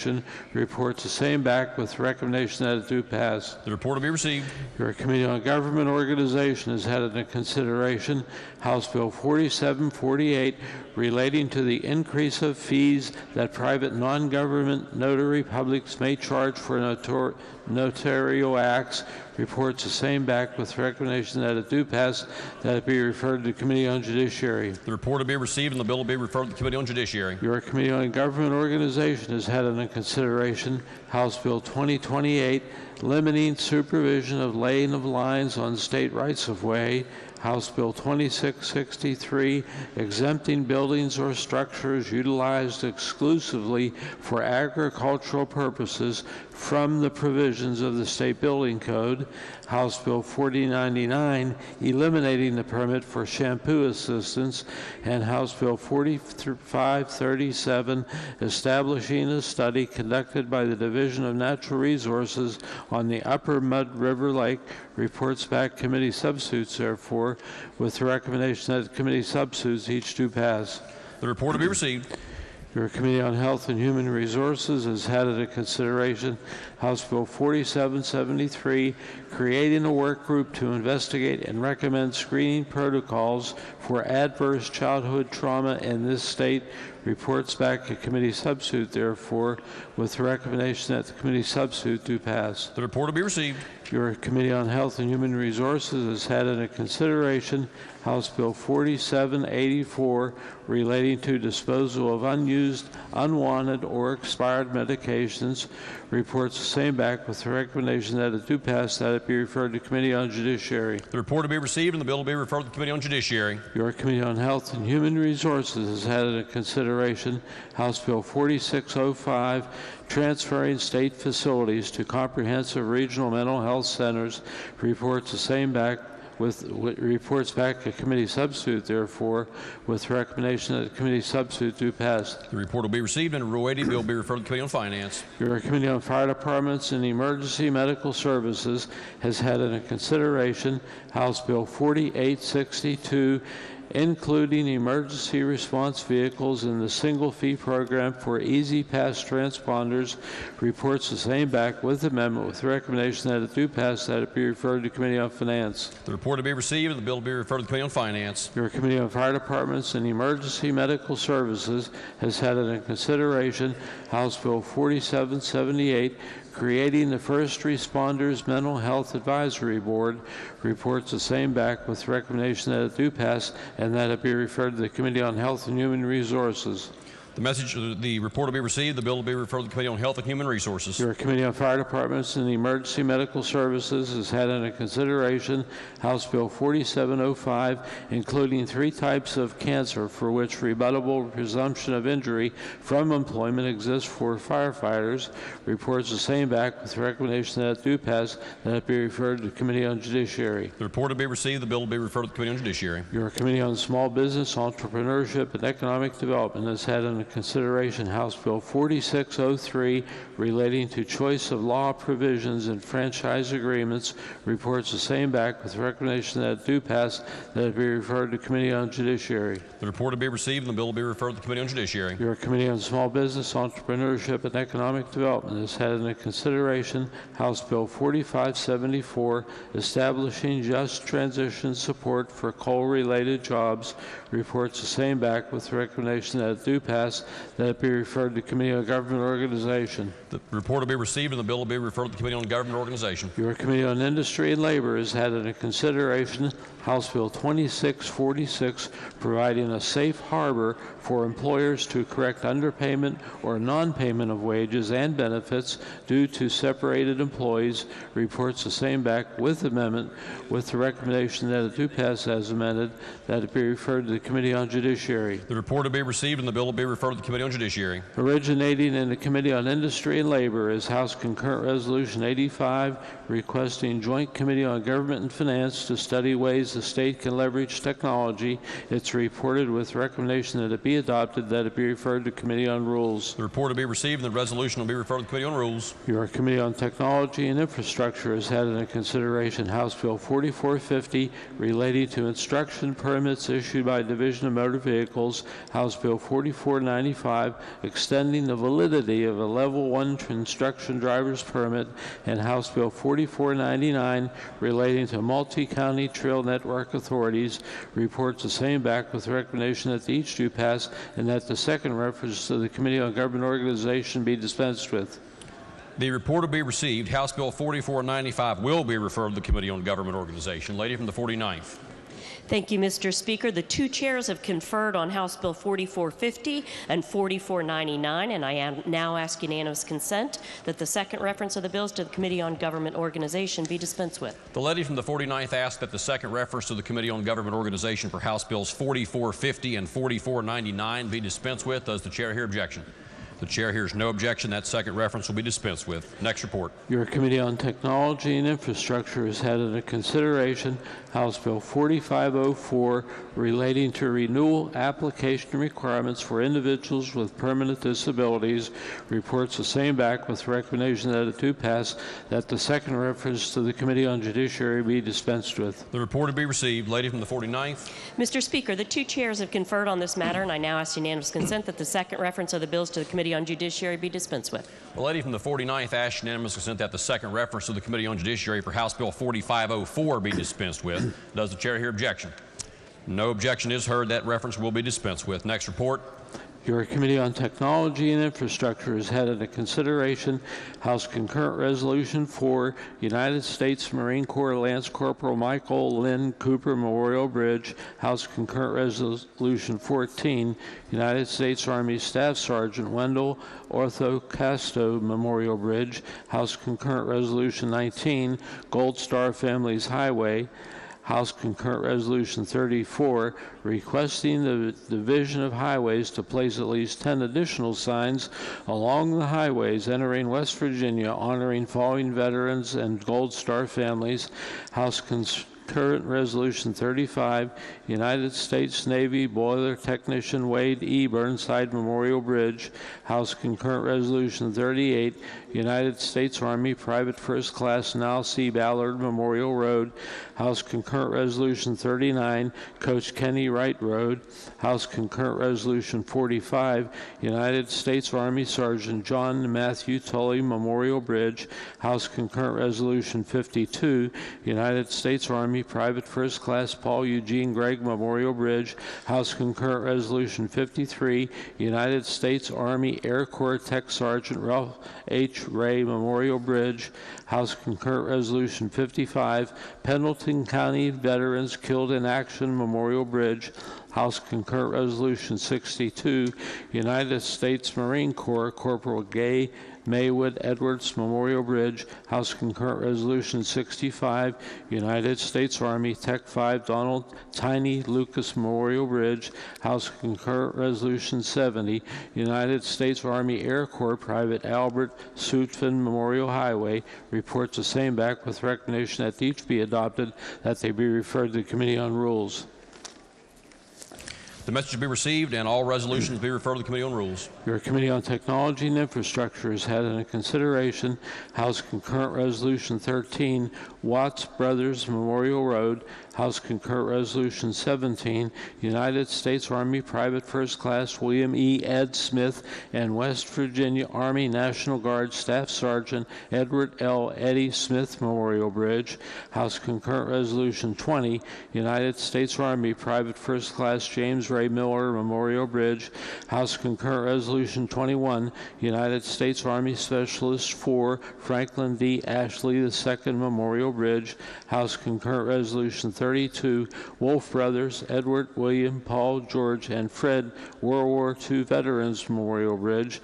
House Concurrent Resolution 33, United States Air Force Lieutenant Colonel Frederick Douglas Donald Belknap Memorial Bridge. And House Concurrent Resolution 54, Private First Class Marvin K. Sonny Sherman Memorial Bridge.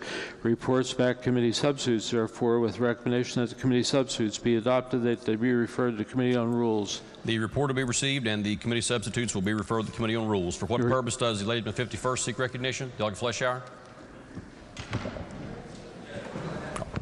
Next report.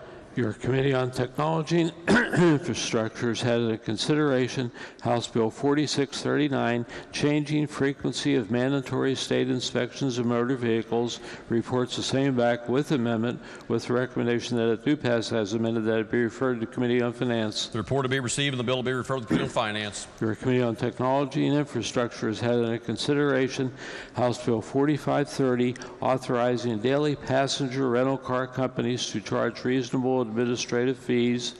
House Bill 4577, establishing regulation of electric bicycles. House Bill 4651, clarifying the powers and duties of the Division of Highways in acquiring property for state road purposes. Reports the same back with amendment, with recommendation that each do pass as amended, that they be referred to Committee on Judiciary. The report will be received and each bill will be referred to the Committee on Judiciary. Your Committee on Technology and Infrastructure has had under consideration House Bill 4619, approving plans proposed by electric utilities to install middle mile broadband fiber. Reports the same back with recommendation that it do pass, that it be referred to the Committee on Judiciary. The report will be received and the bill will be referred to the Committee on Judiciary. Your Committee on Technology and Infrastructure has had under consideration House Bill 4464, relating to driving privileges and requirements for persons under the age of 18. Reports the same back with recommendation that it do pass, that it be referred to the Committee on Government Organization. The report will be received and the bill will be referred to the Committee on Government Organization. Your Committee on Health and Human Resources has had under consideration House Bill 4734, rewriting the article on registered professional nurses. Reports back to committee substitute with recommendation that the committee substitute do pass, and that the second reference to the Committee on Judiciary be dispensed with. The report will be received. Lady from the 49th. Thank you, Mr. Speaker. The two chairs have conferred on this matter, and I now ask unanimous consent that the second reference of the bill to the Committee on the Judiciary be dispensed with. The lady from the 49th asks unanimous consent that the second reference to the Committee on Judiciary for House Bill 4734 be dispensed with. Does the chair hear objection? No objection is heard. That second reference will be dispensed with. Next report. Your Committee on Small Business, Entrepreneurship, and Economic Development has had under consideration House Bill 2724, Small Business Tax Credit, reports the same back with amendment with recommendation that it do pass, that it be referred to Committee on Finance. The report to be received and the bill to be referred to the Committee on Finance. Are there further reports? If not, reports to select committees. Message from the Executive. Message from the Senate.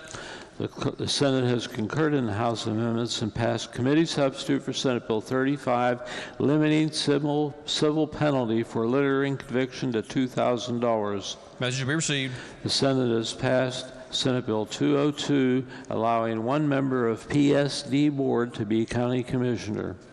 The message will be received and the bill will be referred to the Committee on Government Organization. The Senate has passed committee substitute for Senate Bill 232, removing outdated prohibitions against electronic or mechanical ticket dispensers and readers. The message will be received and the bill will be referred to the Committee on Judiciary.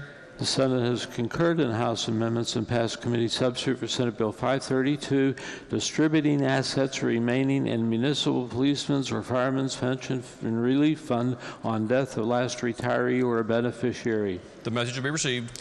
The Senate has passed committee substitute for Senate Bill 638, creating new private club licenses and requirements. The message will be received and the bill will be referred to the Committee on Judiciary. The Senate has adopted committee substitute for Senate Concurrent Resolution 8, United States Army First Lieutenant Harold H. Fraser Memorial Bridge. The message will be received and the resolution will be referred to the Committee on Technology and Infrastructure, then the Committee on Rules. The Senate has adopted Senate Concurrent Resolution 12, United States Army Private First Class Gary Alcott Berkheimer Memorial Bridge. The message will be received and the resolution will be referred to the Committee on Technology and Infrastructure, then the Committee on Rules. Are there further resolution or further measures from the Senate? If not, resolutions. House Concurrent Resolution 86, designating June 12th each year as Women Veterans Appreciation Day. Lady from the 49th. Mr. Speaker, I ask unanimous consent that the further reading of resolutions introduced be dispensed with and that each resolution be considered as formally introduced and referred to the appropriate committees as indicated on the Chamber automation system. The lady from the 49th asked unanimous consent that further reading of resolutions introduced be dispensed with and that each resolution be considered as having been formally introduced and referred to the appropriate committees as shown on the Chamber automation system. Are there objections? The chair hears no objections. Petitions, motions, bills introduced, unfinished business, bills on third reading. Senate Bill 300, updating certain terms in West Virginia Corporation Net Income Tax Act. The question before the House is, shall the bill pass? Does the chair hear objection to having the bill explained in lieu of having it read? The chair hears no objection and recognizes the gentleman of the 64th Doggett Householder to explain the bill. Thank you, Mr. Speaker. Ladies and gentlemen, Senate Bill 300, the bill provides that for the tax year 2019, the meaning of the terms in the West Virginia statutes relating to corporate net income taxes will have the same meaning as those terms under federal statutes as amended between December 31st, 2018 and January 1st, 2020. I urge passage. The question before the House is, shall the bill pass? Are there members who wish to speak to passage of the bill? If not, those in favor of passage will vote aye. Those opposed will vote no. The clerk, prepare the machine.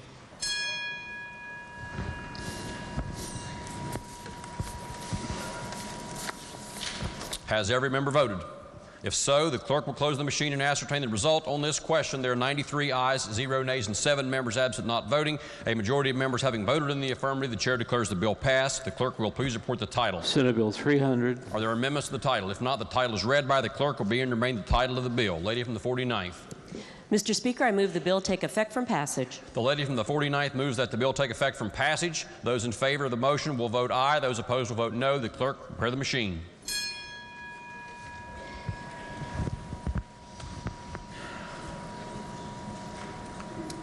Has every member voted? If so, the clerk will close the machine and ascertain the result on this question. There are 93 ayes, 0 nays, and 7 members absent not voting. 2/3 of members elected having voted in the affirmative. The chair declares the bill effective from passage. The clerk will please communicate the action of the House to the Senate. Next bill on third reading. Senate Bill 310, updating certain terms used in West Virginia Personal Income Tax Act. Question before the House is, shall the bill pass? Are there objections to having the bill explained in lieu of having it read? Chair hears no objection and recognizes the gentleman of the 64th Doggett Householder. Thank you, Mr. Speaker. Ladies and gentlemen, Senate Bill 310 would amend provisions of the West Virginia Code relating to the West Virginia personal income tax. The bill provides that for tax year 2019, the meaning of the terms in the West Virginia statutes relating to personal income taxes will have the same meaning as those terms have under federal statutes as amended during 2019. I urge passage. The question before the House is, shall the bill pass? Are there members who wish to speak to passage of the bill? If not, those in favor of passage will vote aye. Those opposed will vote no. The clerk will prepare the machine.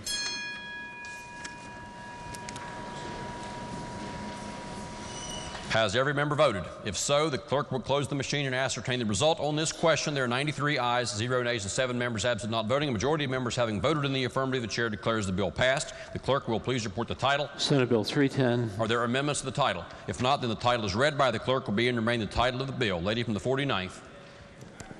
Mr. Speaker, I move the bill be effective from passage. The lady from the 49th moves that the bill be made effective from passage. Those in favor of the motion will vote aye. Those opposed will vote no. The clerk will prepare the machine.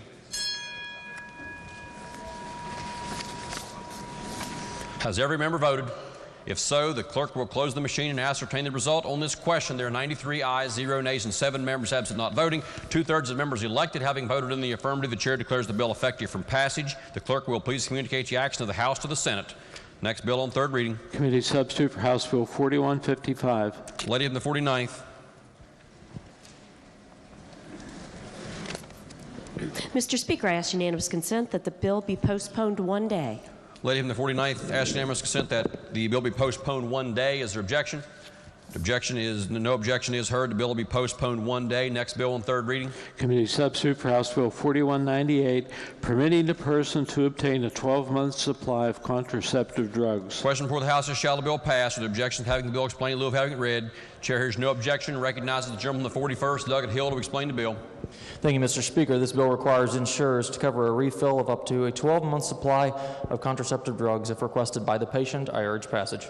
Question before the House is, shall the bill pass? Are the members who wish to speak to passage of the bill? If not, those in favor of passage will vote aye. Those opposed will vote no. The clerk will prepare the machine.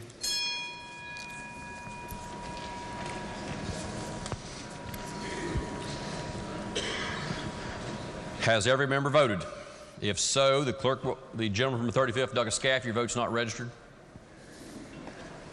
Has every member voted? If so, the clerk will close the machine and ascertain the result. On this question, there are 88 ayes, 5 nays, and 7 members absent not voting. A majority of members having voted in the affirmative, the chair declares the bill passed. The clerk will please report the title. Committee substitute for House Bill 4198. Are there amendments to the title? If not, then the title is read by the clerk will be and remain the title of the bill. The clerk will please communicate the action of the House to the Senate. Request concurrence therein. Next bill on third reading. Committee substitute for House Bill 4217, authorizing the Department of Environmental Protection to promulgate legislative rules. The question before the House is, shall the bill pass? The gentleman of the 35th, Doug Capito, to explain the bill. Thank you, Mr. Speaker. Rules bundle here from the Department of Environmental Protection. There's a few of them, so bear with me. I'll go through and be happy to take questions at the conclusion of the summarization of the rules. The first rule is 45 CSR 8.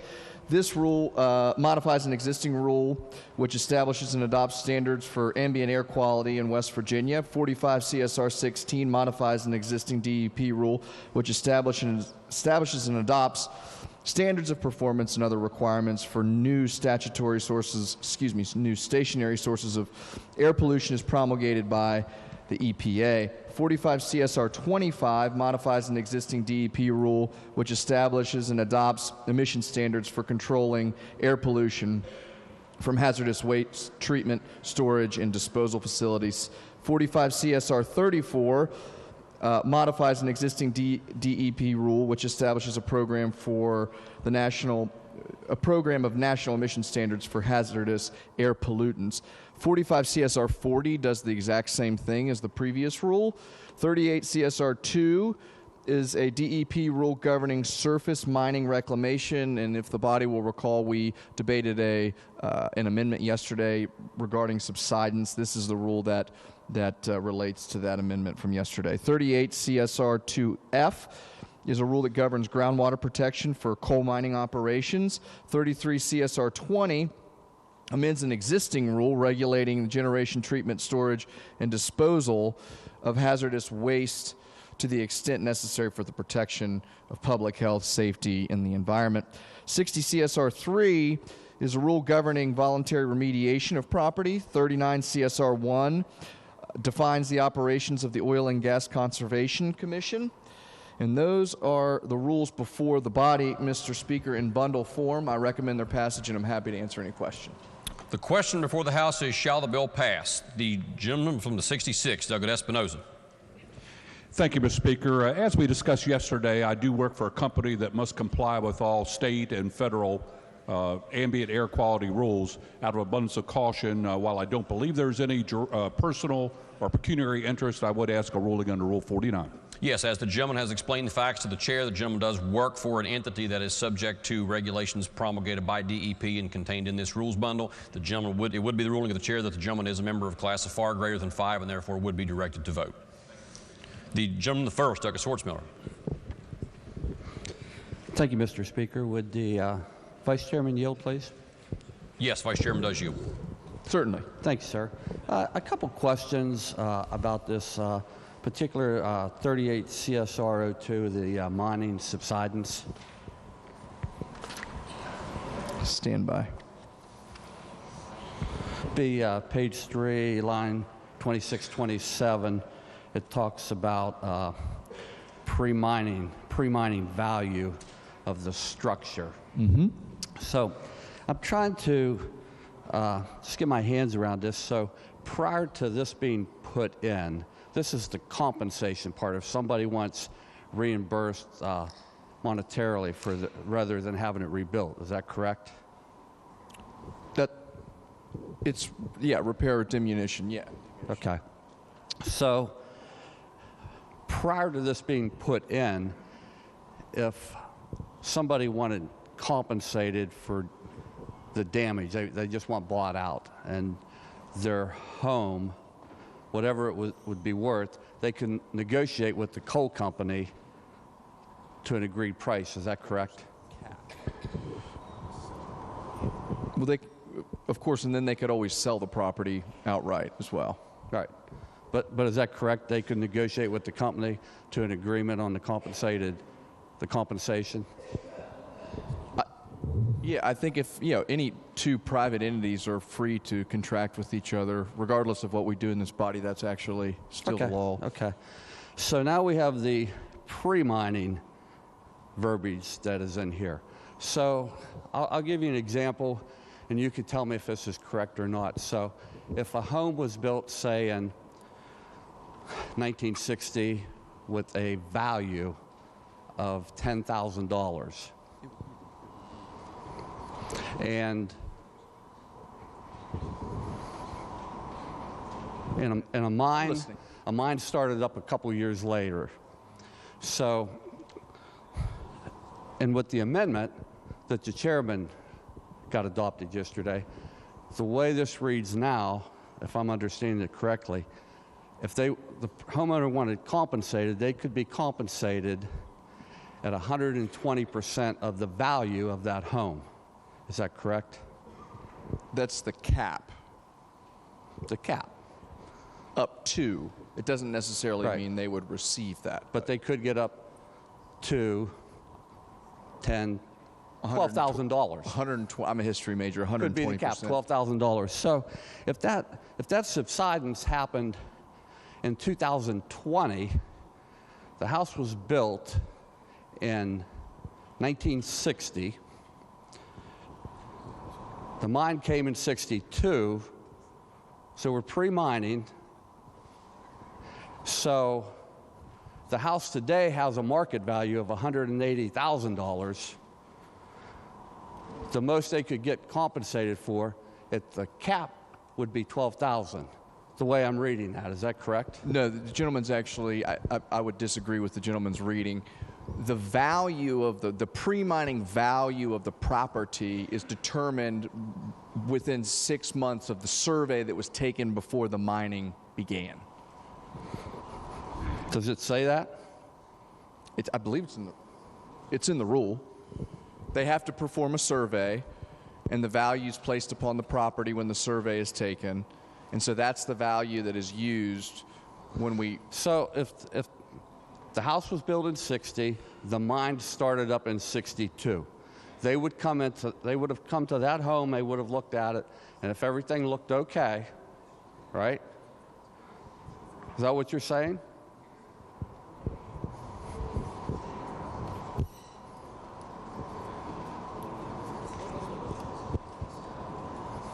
Would the gentleman stand by for a few minutes as I...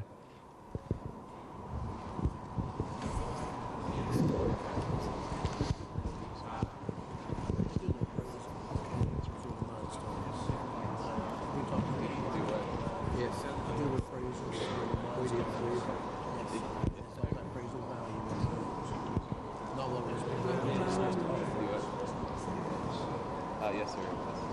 Yes, sir.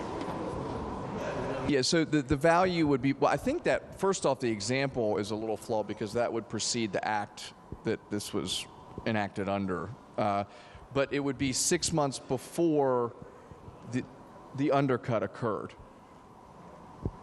But we're still back to pre-appraisal value prior to the mine. They would come in and do an appraisal. It's the value of the property 6 months before the mining begins. Okay. The value so of if the value of that home 6 months prior to the mining beginning is $10,000, and then in 2020 there's a subsidence. Okay. With this adopted amendment, taking it to 120, if somebody wanted compensated, are they going to get compensated at 120,000 of that pre-mining value? I mean, I think technically we can come up with all sorts of hypotheticals, but the owner would have the option under the rule to take the money that you stated in the calculation that you've put before the body, or they could choose to have it rebuilt. Okay. Okay, so they could take the 12,000 cap at the most, or they could say, I want my house rebuilt. And that would come under the second part of that. So if they wanted compensated, though, and their house is worth $180,000 in today's market, the most they could get would be the 12,000. Is that correct? No. Okay. They would choose option 2 in that instance. Diminution of Well, value. Diminution of value. That's why they could rebuild the house. But with that said, if they didn't want to do that, the most they could get, money in their pocket, walk away, would be 12,000. Is that correct? No, I don't believe that's correct. Okay, well then explain it to me, please. Well, I think they have two options here. There's the diminution of value piece. They can have the home rebuilt, but to the gentleman, I'm not sure why in that instance it would, the cash would be the better option anyway. Well, maybe they don't want to have their house rebuilt there again because they may be afraid it's going to happen to them again. The point being is, prior to this being put in, they could negotiate for fair market value. But by putting in pre-mining and putting those stipulations in, they're going to lose that leverage with the company to negotiate if they want compensated in lieu of having their house rebuilt. Well, I think generally, I think we can maybe agree to disagree a little bit on the application of the rule. But I think the purpose of the rule here is to ensure that there are prophylactic measures in place for homeowners, and especially with the amendment that was put forward yesterday, to make sure that there are methods and procedures by which a homeowner can proceed that are specifically defined. Whereas prior to the rule, there were instances where homeowners had no negotiating power. Well, the way I would read this, prior to this being put in, it would have been left up to the homeowner to choose either one, and they could negotiate with the company at today's fair market value versus 40 years ago. But that requires two parties to agree. Well, that's exactly right. But it was challenged in the Supreme Court for the homeowner to have that right. And this rule here is going to take that away from the homeowner. Could the gentleman repeat the last part of the question? Yes. The way this is written here, by adding this into this is going to take part of the homeowner's property rights away. It's not, because now they're going to have to be pre-mining market instead of today's market. This is how it's reading. And quite frankly, I'm not sure why this even needed to be done. I mean, the diminution of value is the difference between what it was worth before and then... That part of it would be if they want to rebuild their home. Correct. The first part of it that we're talking about is if they just wanted to be compensated because they didn't want to rebuild their home. They just wanted to walk away from it because they were afraid something else may happen there. That goes to pre-mining value the way this reads, and they would be compensated at a cap. And the examples we've been using at 120% of the value of their home, which would be $12,000. And a home could be worth $180,000 in today's market. Yeah, so my reading to the gentleman, I'm finally able to get to the bill here. I appreciate that. I'm reading it as, or on line 27, compensate the owner of such structures or facilities in the full amount of the diminution in value resulting from the subsidence. That's if compensate, if I may. Compensate to me means remuneration in any form, in many forms, frankly. So I think that this, does that make sense? My reading of this says that they can be compensated for the structures in the full amount of the diminution of value. Compensated. When they're talking compensated if they want the home rebuilt. How are you getting there? If you could walk me to how you believe that that portion applies only to the rebuilding or repair. I'm looking at the new language in there. Compensating the owner in the amount of the cost to repair, but not to exceed 120% of pre-mining value of the structure or facility. That would be if they wanted compensated, they wanted to walk away from it. Option 1. Option 1. So that would be where I'm coming up with 120% of the value, pre-mining value, at a 1960 price. Yeah, but just so I'm clear, the price that you're using was set in 1960 because 1960 was 6 months before the mining? 6 months prior to the mining. Is that what you're talking? They did a pre-appraisal value. Yes, sir. Then I would encourage anybody that came to me for counsel to pursue option 2. Which would be rebuild which would be price. Which would be compensation in the amount, the full amount, of the diminution in value resulting from the subsidence. But that is rebuilding. No, I think the gentleman and I, either we are going off 2 different sheets of paper, which I don't think is the case, or we just are disagreeing in the reading here. I see after on line 27, or compensate the owner of such structure or facility in the amount of the diminution in value resulting from the subsidence. I don't know where the gentleman's getting that relating to rebuilding or repair only. Well, here's the thing. Here's what we have to ask ourselves. Why are we adding this verbiage to this? Because the way you're explaining that is what they would have already had prior to adding this verbiage in there, this pre-mining verbiage. Well, I think we're providing them with options.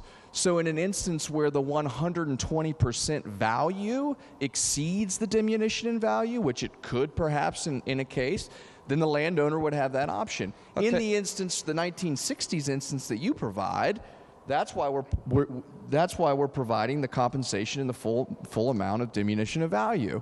Okay, so let me ask you this question. With the pre-mining value, and the way you're saying options could be rebuilt or be compensated, the way you're explaining it now. So what you're saying is, even if the pre-mining appraisal value was $10,000 40 years ago, if the market value of that home today is $180,000, you're saying they could negotiate for the $180,000 plus the 20%, 120% of the $180,000 market value. Cash in their pocket, walk away. Is that what you're saying? Under option 1, option 2 would be $170,000. If to rebuild it. No. It would be $170,000 worth of compensation. Okay, so under option 1, you're saying yes, it would be $180,000 plus the 20% on top of it if they choose If that. subsidence occurred 50 years after, it's possible? It's possible. I mean, it's possible. It's possible. Okay. I mean, we've seen it up home. So, just for the record, I just want to make sure what you're saying, pre-mining value, if somebody wants to negotiate for cash in their pocket and their home today is worth $180,000, it would be the 180 plus 20% more on top of that cash in their pocket, they could walk away. Is that what you're saying? No. No. No, that's not what I'm saying. Okay. Okay. Now, the fact Well, I didn't believe think you could say that the way this is written. Right. I think the fact pattern may have taken a turn there. So what are you saying then? You're saying they got two options. They can rebuild their house the way it is, option one, or they can choose compensation, pre-mining value. So if they had a $180,000 house today at market value, it was $10,000 at pre-appraisal value, what could they get out of their home if they wanted the cash walk away? They could have one of two options if they wanted to be compensated. Let's go with that option. Sorry. The cash option. With those two options. Okay. It's either the full amount of the diminution of value or 120% of the pre-mining value of the structure or facility. As market value today? The pre-mining value, which is determined 6 months before the mining occurred. Under option one. One, which would be $12,000. If they mined it in 60, I suppose that's possible. Okay. So we're back But they still have another cash option, right? Do we agree on that? We agree on the first part. Okay, so let's put that over here. Does the general... actually, I suppose I'm yielding, Mr. Speaker. So the second option involves cash, compensation in the full amount of the diminution of value of the property. Is it a cash payment or is it just you have to rebuild? They paid to rebuild. It's compensation, so that could be a cash payment. Okay. And would that be at today's market value? Yeah, of course. Okay. All right, no further questions. Thank you. The gentleman at 36, Doggett Rowe. Thank you, Mr. Speaker. I want to speak in opposition to the rule bill. We had this in rulemaking, and what's not been discussed on the floor to my memory is that this rule would reverse a decision of the Supreme Court. And what the Supreme Court said was that the homeowner gets to elect option one, option two. Option one is to get their house fixed so they can continue to live in it, or they can choose to be bought out at the value of the property.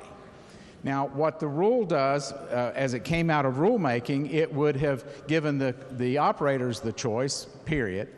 It was changed during committee meetings to say that, as we have now, and also an amendment on the floor yesterday, that the homeowner can choose to be bought out, or they can choose to have repairs done to their house, not fixed, no fixed here, repairs done to their house up to 120% of the assessed, of the market value of the property.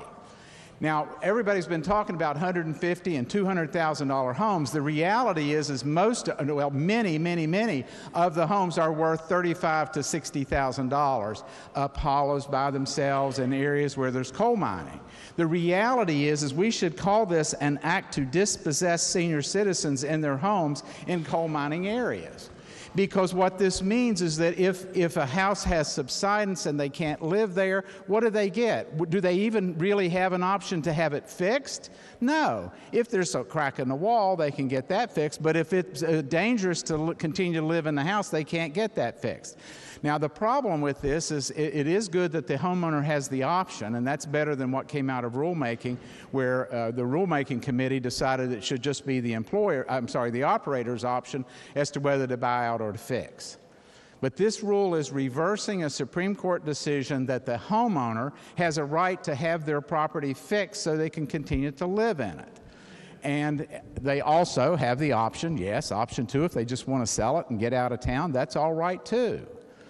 But the rule that we have dispossesses anybody who has a low-value house. They're not going to be able to fix their house for 120% of the value. You know, if you have a $35,000 house or $40,000 house, 120% is what, 45 maybe, $48,000 at most? You know, you'll have trouble putting much of a structure up for that kind of money. So what we're doing is reversing a good decision of the Supreme Court, saying that people have a right to have their houses fixed so they can continue to live where they've always lived and want to live, rather than just be bought out in one way or another. Now, if you want to go cynical side, and this is I don't particularly want to go here myself, but the reality is that you could have a calculation done before the mining as to taking out 3 little houses up a hollow for that are worth $35,000 or $40,000. That $150 might slow you down on your mining. So you know it really puts the homeowner at a great disadvantage that the Supreme Court said wasn't fair. They ought to be able to get their homes fixed so they can continue to live in them. So I would encourage the members to vote against the rule as currently written. The lady in the 4th, Doug Zukoff. Thank you, Mr. Speaker. I rise in opposition to this bill as well. I've received more emails and phone calls about this issue since the summertime when the rule was initially changed during interims suggested, because we continually have in our county homes that are damaged by longwall mining. And right now, as the law stands, our folks have difficulty getting their repairs done, getting their yard or farmland fixed when it's sunk in, just to get the repairs done. These are families whose farms have been, many of these folks are whose farms have been in their families for decades and decades. They don't want to leave where they live. They want to be made whole where they are. And they already have trouble getting the companies to come out who, when they have agreements to fix the houses. On top of all of that, Murray Energy, who owns the coal mines in my district, also have filed bankruptcy. And all of these families have received bankrupt information letters from the bankruptcy court about what they're entitled to. So for those reasons, I'll be voting against this bill. Thank you, Mr. Speaker. The gentleman from the 50th, Doug Angelucci.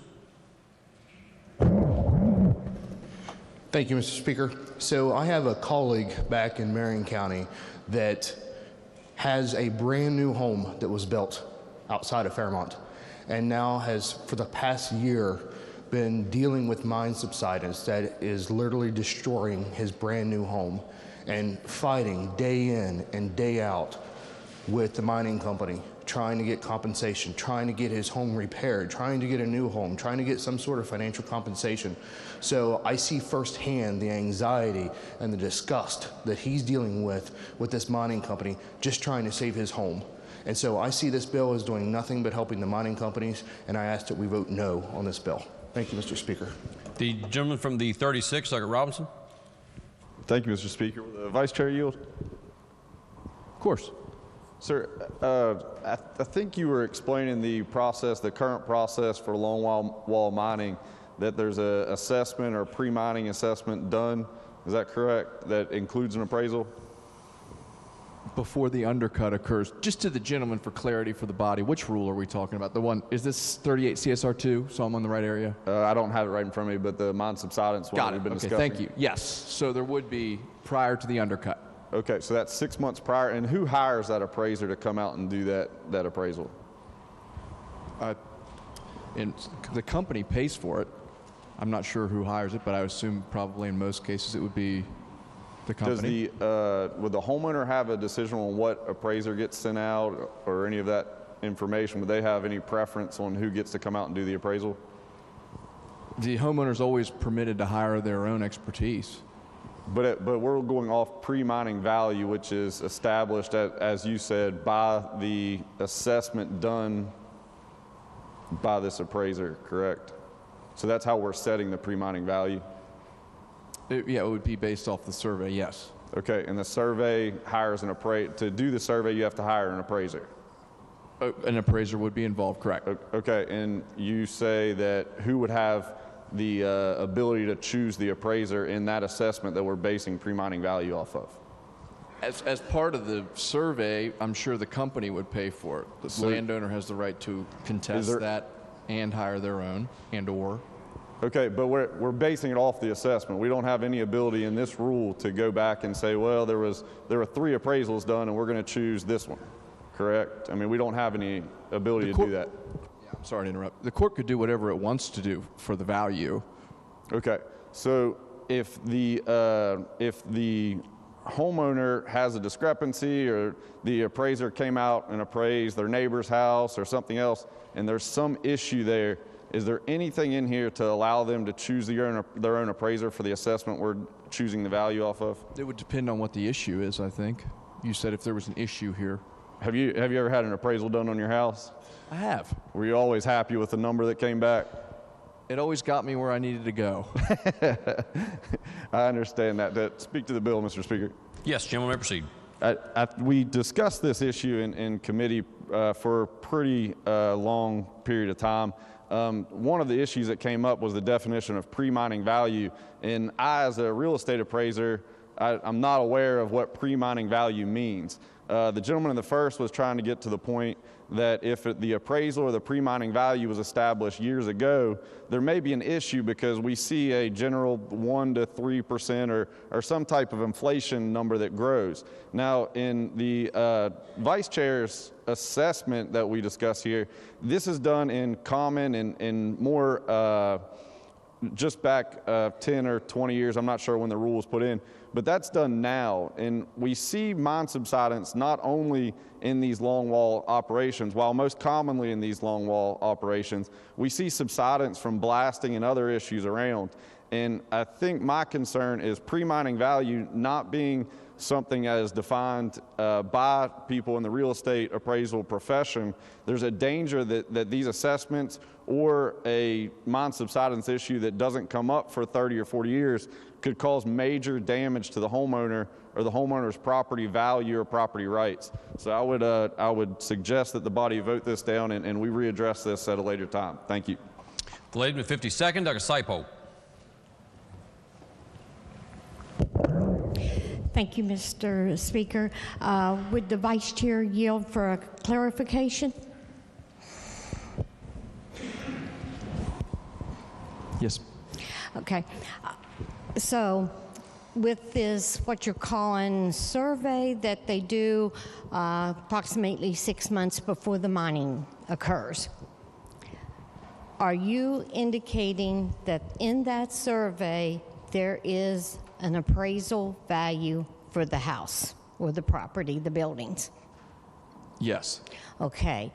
I have had property with a structure on it, a home, with one of those surveys done, did not include a value of the property.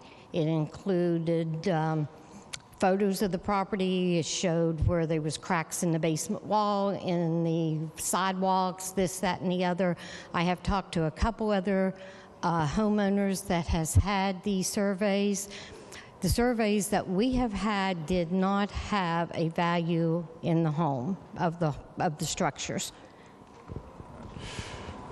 I think I trust the lady's experiences. I've not had them personally, but I suppose it's possible if the lady attests to the same.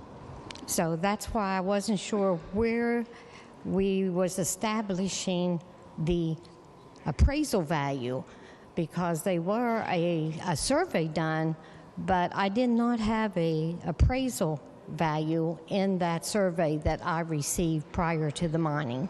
So there was no appraisal at all in the survey?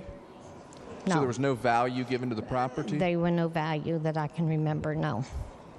Well, I think it's been common practice, I think, under the federal law, federal coal mining law, that I believe that a survey has to be done, but It was a survey of the property, but it wasn't an appraisal of the property. I think an appraisal of my understanding is common practice in the industry is to provide an appraisal 6 months before the undercut. Okay. Well, like I said, I did get a survey of the property, not a survey as where they do property lines, but a survey of the property as what condition that it was in. But I did not have, I was not supplied a appraisal as the price of the property. So I just wanted to clarify that. Sure. So you received the survey. Are you certain that an appraisal did not occur? I don't question whether you received it, but are you certain it didn't occur? I am not certain. I am just saying I did not receive it. So I think, and did you inquire of the company as to No, whether, I did not. So I think it might be something that the company had that perhaps they did not provide you notice with. I don't know that. I suggest it as a possibility. I just assumed when they sent me the packet, they sent me everything. So I just wanted to clarify what you were saying, that you assumed that the homeowners were supplied with that at the time. And maybe some companies do. I don't know. I just know, or my memory serves me that I did not receive what they considered the value of the property, because I did have it appraised a year or so later for other reasons, because I did not have a value on it. So. My understanding, again, if I suggested that in all cases homeowners were provided with the appraisal of the property, I'm not positive. The only attestation that I can provide you is the knowledge of common practice and standards in the industry. It's my understanding that as part of a survey, an appraisal does take place. Whether or not that's always provided to the landowner, I do not know, but I trust, based on your experiences, that it might not be the case. Okay. And like I said, I'm not saying that one was not done. I just am indicating I did not receive it. Okay. Thank you. Thank you. The gentleman to the 60th, Wilson. Thank you, Mr. Speaker. Would the gentleman please continue to yield? Okay. Please indulge me here in a short adventure in English syntax. Please. May I please direct your attention, sir, to line 24. At the owner's election, either correct material damage resulting from subsidence caused to any structures or facilities. That indicates to me that all the following options are under that condition. Or that option, rather, is modified by the following conditions. So what I'm saying is that the option number 1 is to correct the material damage resulting from subsidence by compensating the owner in the amount of cost to repair the damage, but not to exceed 120% pre-mining value of the structure or facility. My understanding of that is that one of the options, option number 1, is to repair the damage to the existing structures to the tune of 120% of the pre-mining value. Is that correct? I agree that either does provide triggering language, but the one thing I would distinguish here is that it would be up to 120. Right. Not necessarily 120. Thank you. But the point is that option number 1 is to correct the material damage, and the condition of it can't exceed 120% of the pre-mining value refers to that one specific option of correcting the damage. Correct. Right? Okay. It seems to me that once it's determined that that amount will not repair the damage to the point of making the house habitable or the structures usable again, option number 2 remains. Option number 2 is to compensate the owner of such structures or facilities in the full amount of the diminution. Is that correct? Correct. Okay. So we're using the pre-mining numbers, 120% of that, up to 120% of that. We determined that that does not return the facilities to a useful state. Correct. We still have the option of being reimbursed, compensated in cash to the full amount of diminution. Is that correct? Could you repeat? I'm sorry. Yes, sir. Option number 1, use the pre-mining numbers up to 120% of that to return the existing structures to a usable condition. That's option 1. All right. It is not to reimburse or to compensate to the tune of 120%. That's correct. It's to use that as an opportunity to correct the deficiencies in the in the buildings. Correct. Okay. I think that what happened is during most of this discussion, we actually got those conditions backwards. And we were talking about compensating people to the tune of up to 120%. We're not talking about compensating them. We're talking about investing in corrections to the existing structures. To the gentleman, I would suggest that the compensating language is here. It is, but it's below that. We're talking about two different options. Option number one is to correct. Compensating the owner and the amount of the cost of repair. So the owner would receive the money. I can't. But that is specifically to the cost of repair, not to buy them out, not to compensate them for the loss of their total loss of their structures. It would be, I mean, the value, the number would be determined. But I'll go along with the gentleman. Sure. Okay. Once again, the concept of compensating them up to 120% of the pre-mining number refers only to repairing the existing structures. That is yes. Thank you. Okay. Point number two is when we talk about the walking away money, what we're actually talking about is the full amount of diminution. Correct. Thank you, sir. Thank you, Mr. Speaker. The gentleman 19th, Dr. Hicks. Actually, I'd like to clarify that point. Under the options, you've got the cost to repair, correct? Not to exceed 120% of the value. That's correct. Is there also a provision to include diminution of value? Should that exist in addition to the material damage? It's either or. So you can't have both, even though the property owner may have material damage to his property, which results in a diminution of value. You can have either or, but I would suggest that the cash could technically apply to both options. The owner wouldn't be, if the owner received the compensation pursuant to option one, there's nothing that mandates that owner from making the repairs. Okay. But to your question, it's either or. It's a choice. I've handled cases where there's been situations where coal companies, oil and gas companies have damaged people's property, which has resulted from a real estate appraiser's opinion of diminution in value. So I think there needs to be some sort of compensation considered for that in addition to the cost of repair. Well, I think the diminution of value language in here provides for an incident where the facility may be a very, very valuable piece of the property. So if you think about that specific piece of the property, if it was I don't know what it was, if it was if they had a business on the property, perhaps. So that's where the diminution number, I think, comes in and it comes into play here, especially. Okay, but it's your opinion that the options are exclusive. You can't have both. You just have one. That is what the bill says. Okay, thank you. May I speak to the bill? Yes, gentleman, proceed. I think this bill is such that it deprives the property owner of full compensation for damages.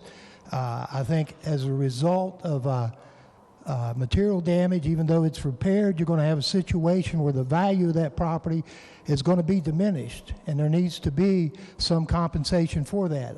I see this situation going back to the Supreme Court and being litigated in that form, and I would vote against it and urge everyone likewise to do the same. Thank you, Mr. Speaker. The gentleman the 15th, Dr. Foster. Thank you, Mr. Speaker. I would point out to everybody that this is a rules bundle, and some people may not realize that a no vote is slightly different on a rules bundle than it is on a regular bill, because we're talking about one rule in this bill over and over in here.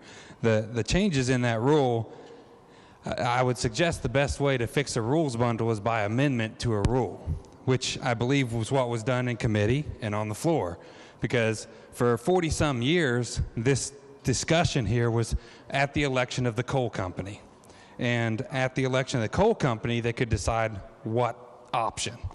Well, in this rule, first of all, in the Senate, they changed it to at the election of the homeowner. So that's by amendment changed to the election of the homeowner. Then the gentleman from the 27th yesterday threw another 20% value in to boot on top of that. So not only is it the electrical homeowner, but extra 20% in the value by changing to the 120% number.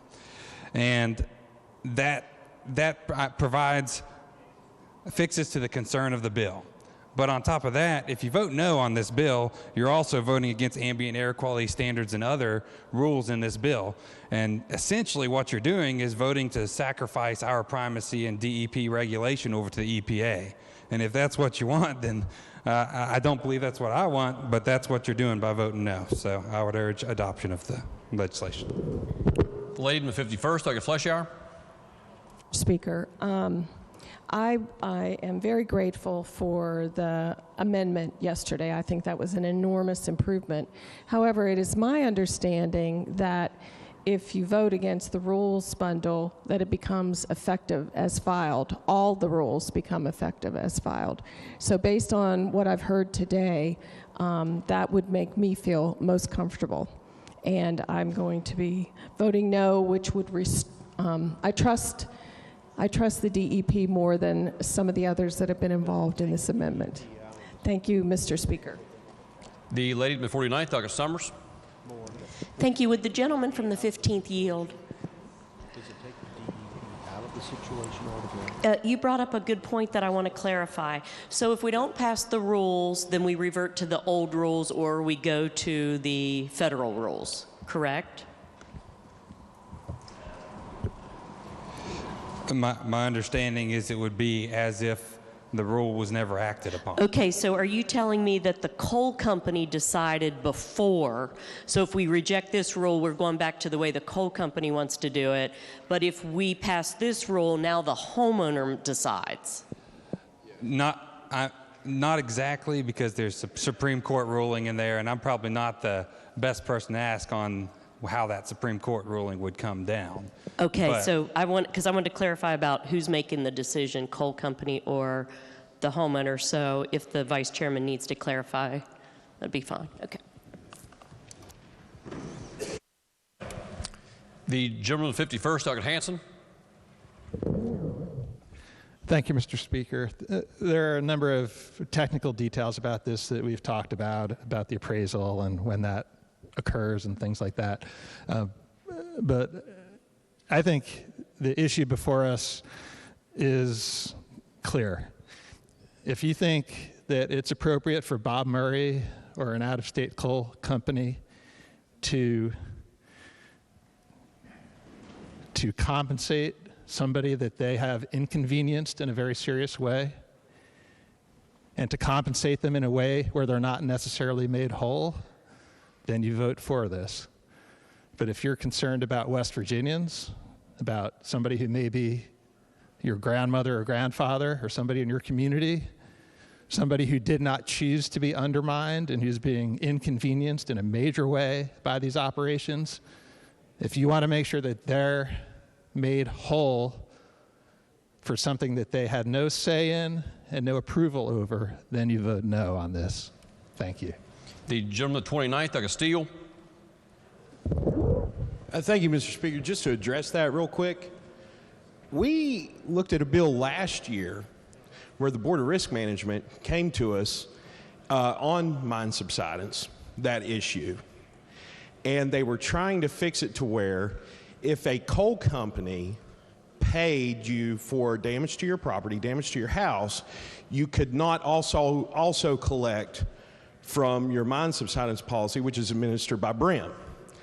And the reason that they had presented this bill was because Bob Murray was paying people cash for the damage that happened to their property and taking care of it himself without insurance. So I'm not going to let somebody sit here and tell a lie about Bob Murray. Chair will remind all members to not impugn the motives of any member speaking in debate. Gentleman may proceed. Thank you, Mr. Speaker. He directly compensated people whose homes were damaged by subsidence, and then those people could still go to BREM and get their property fixed. So I want to set the record straight there. We have very benevolent coal companies in this state and very benevolent people that help out. And I think that right now, a little bit of what's going on with this is a little out of order. Thank you, Mr. Speaker. The gentleman, the 67th, Doug Doyle. Thank you, Mr. Speaker. I do not live in coal country, and I've been sitting here listening to the discussion, and something has finally hit me. The part of the state where I live, appraised property values are higher than replacement value. So a rule like is in this rules bundle would make sense in an area where I live.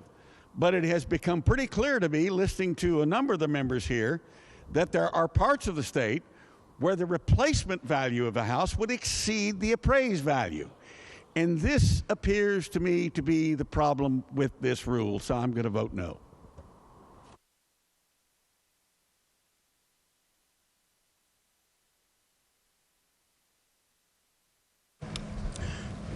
Gentleman from the 36th, Delegate Rowe.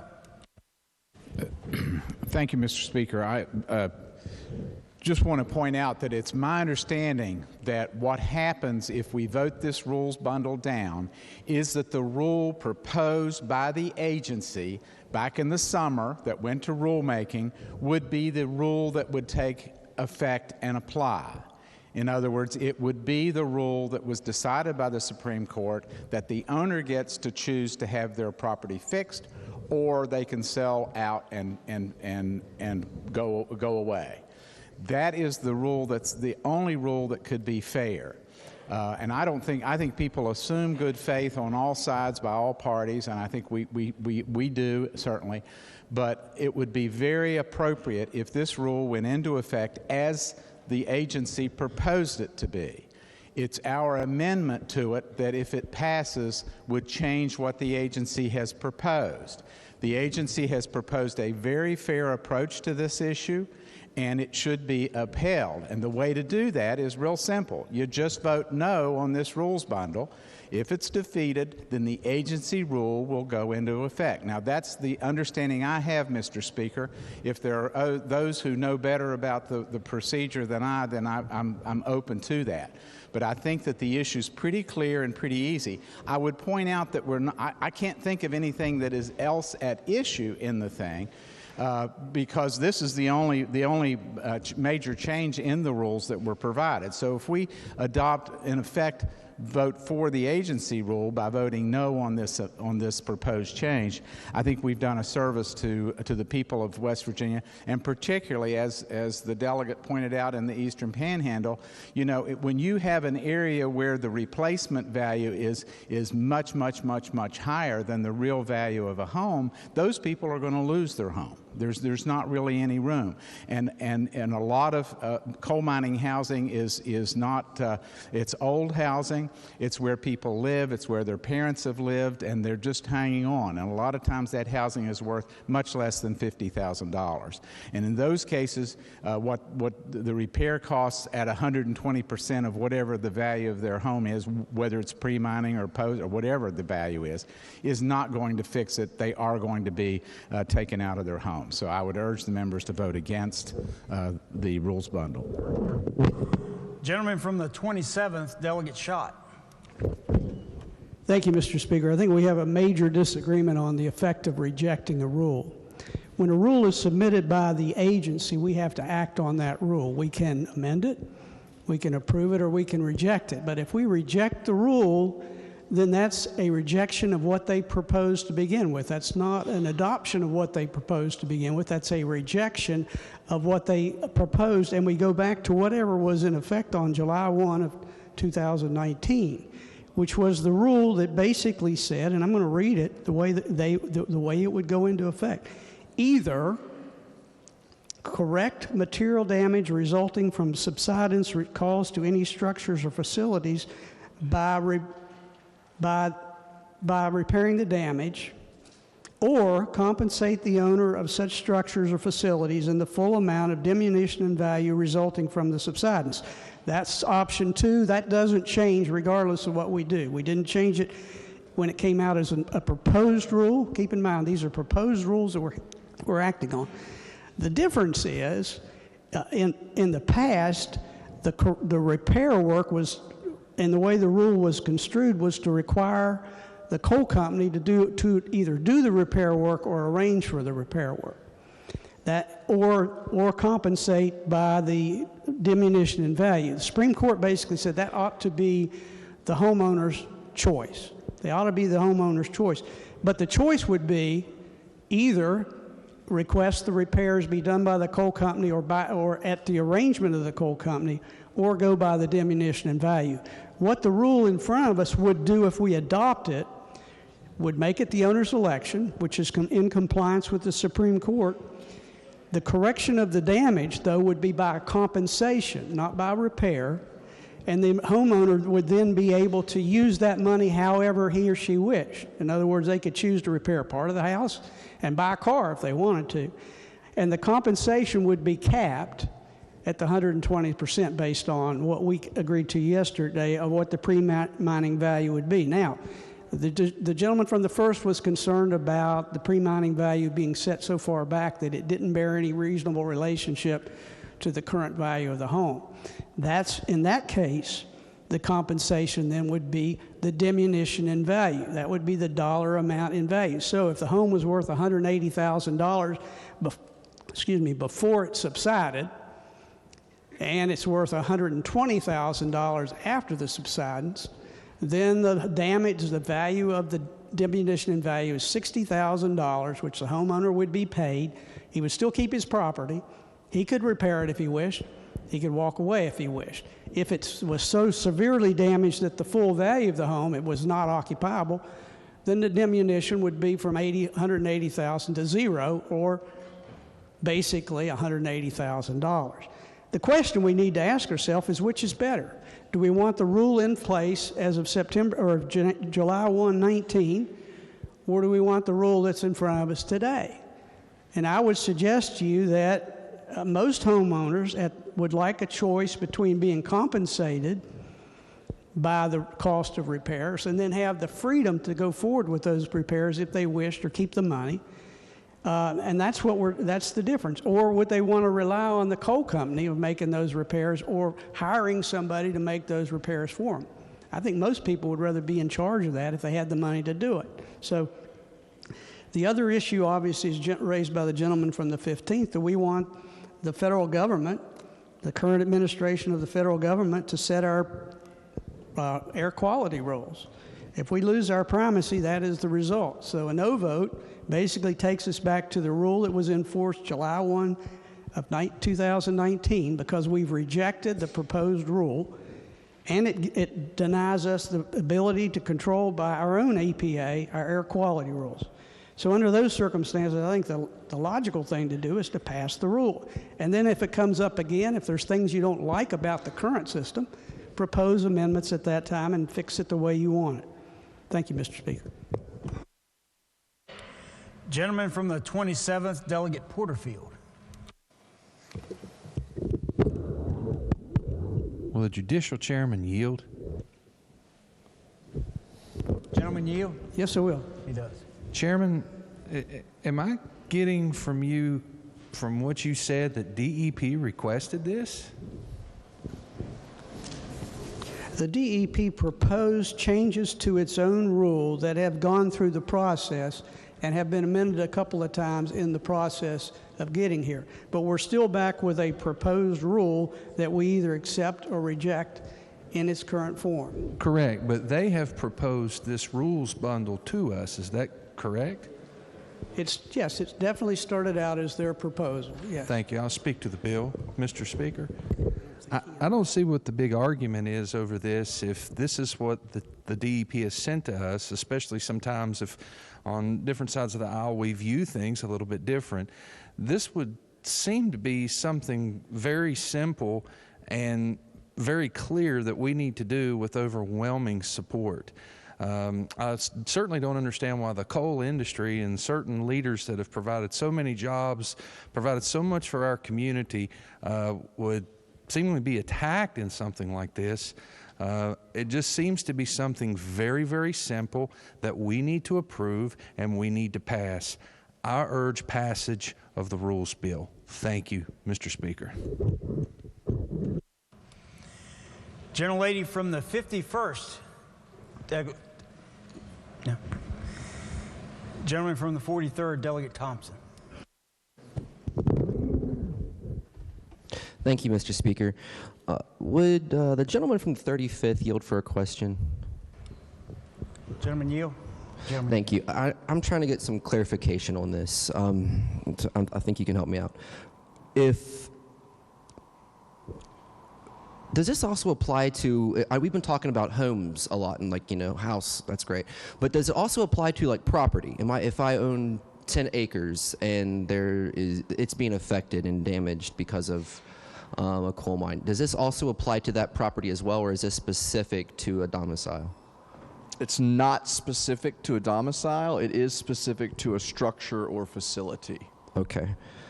So if I have that 10 acres with timber on that, it's being damaged or has been damaged, but I got like a building I placed on there for storage of equipment or something, I'm only going to be compensated for the building then, is that correct?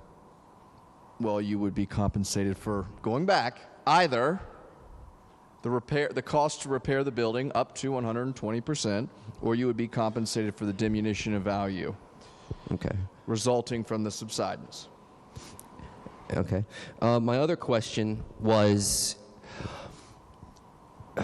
if I bought a home and I paid $150,000 for it, I believe the chairman kind of alluded to this, but I wanted to clarify too. I paid $150,000 for this home. I got a mortgage I'm paying on every month, and because of damages not just to my home, but maybe the neighborhood and other homes surrounding that home, the property value has since went down, the assessed value has went down, say $100,000. I still owe $140 on my mortgage, but now my value of the home is low. The surrounding homes have brought the property value down, and I believe the gentleman said it could be the damage value, or we could just walk away. But what if you walk away and you still owe $40, $50 more thousand on your home than you're being compensated for? You would probably, in the instance that you stated, you would probably want option one there because you'd want to repair the home. Okay. All right. Thank you. I appreciate you yielding. Thank you, Mr. Speaker. Gentlelady from the 36th, Delegate Eastep Burton. Thank you, Mr. Speaker. Point of inquiry. If we vote this rules bundle down, what happens? I'm serious. Well, I think that was answered earlier by the... It's been answered by a lot of people a lot of different ways. I'd like to know what really will happen if we vote this rules bundle down, please.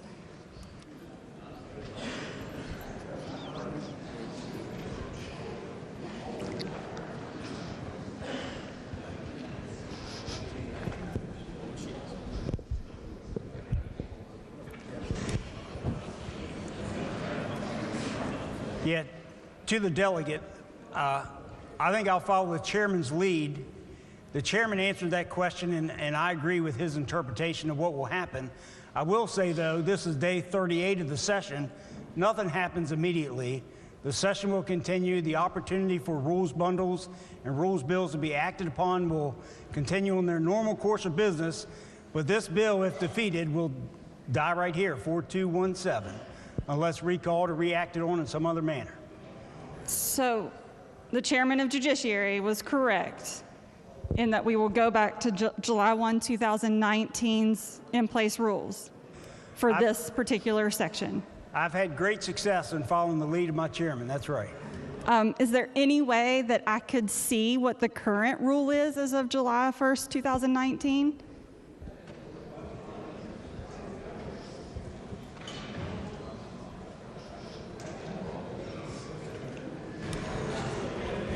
Would the lady yield?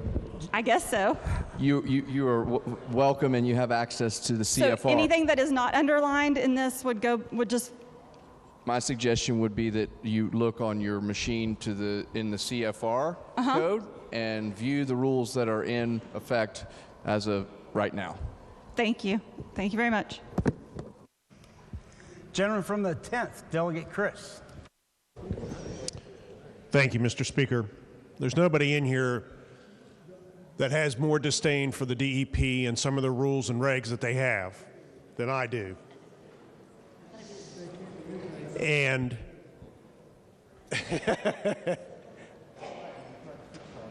the opportunity for these rules, especially with the air and water, if we do not pass this rules bundle and it reverts back, then we will be in violation of federal law, especially on the air,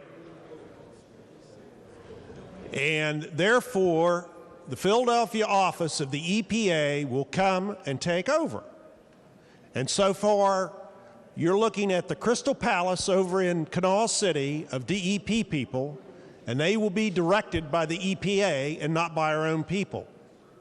So I know you're having a problem understanding one rule of this entire rules bundle, but you understand that the consequences are that you're going to give up your rights to take care of your own air and water and give it back to the federal government out of the Philadelphia office of the EPA. If that's what you want, then vote this down. Thank you, Mr. Speaker. Gentleman from the 1st, Delegate Schwartzmiller. Thank you, Mr. Pro Tem.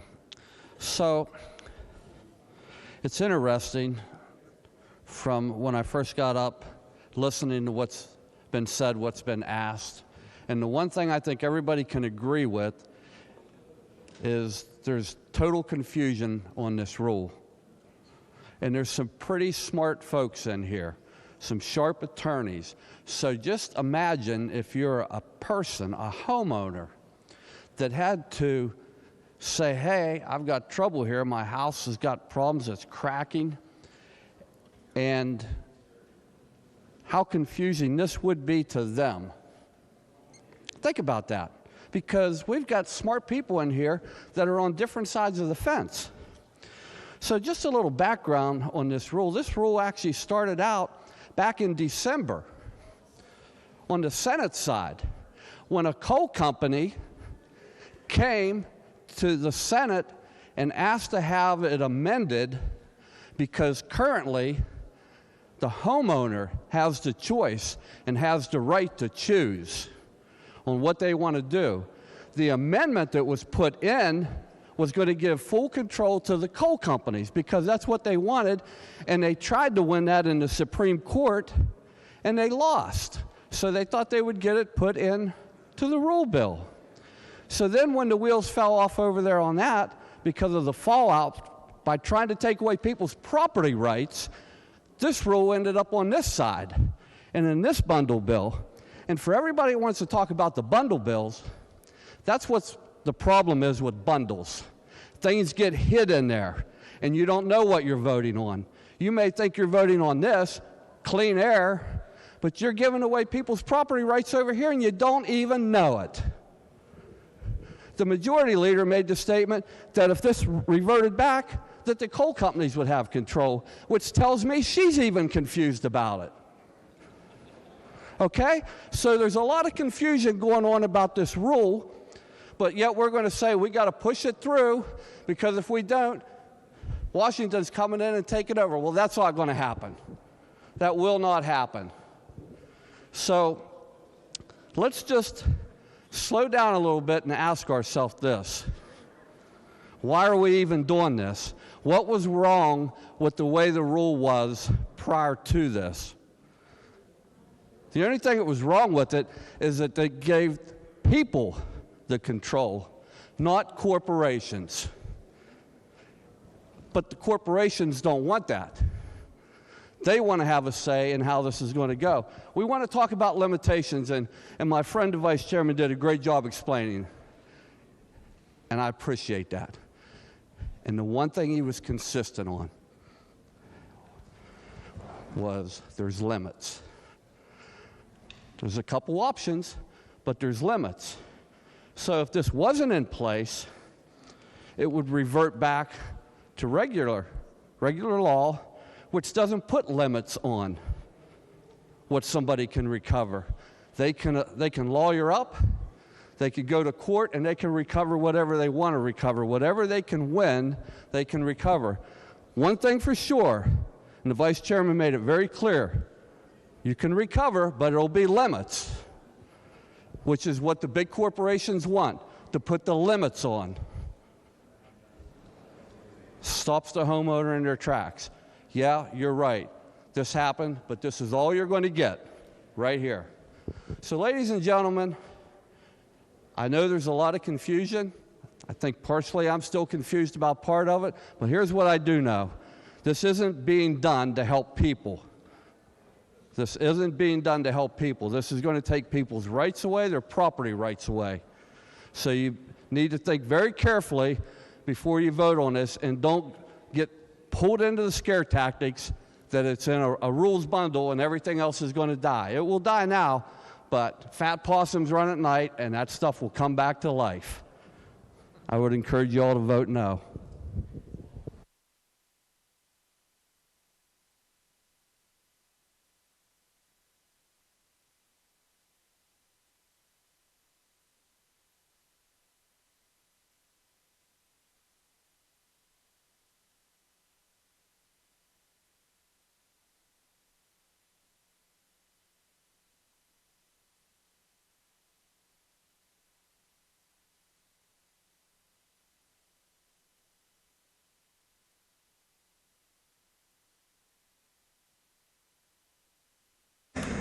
Gentleman from the 35th, Delegate Capita.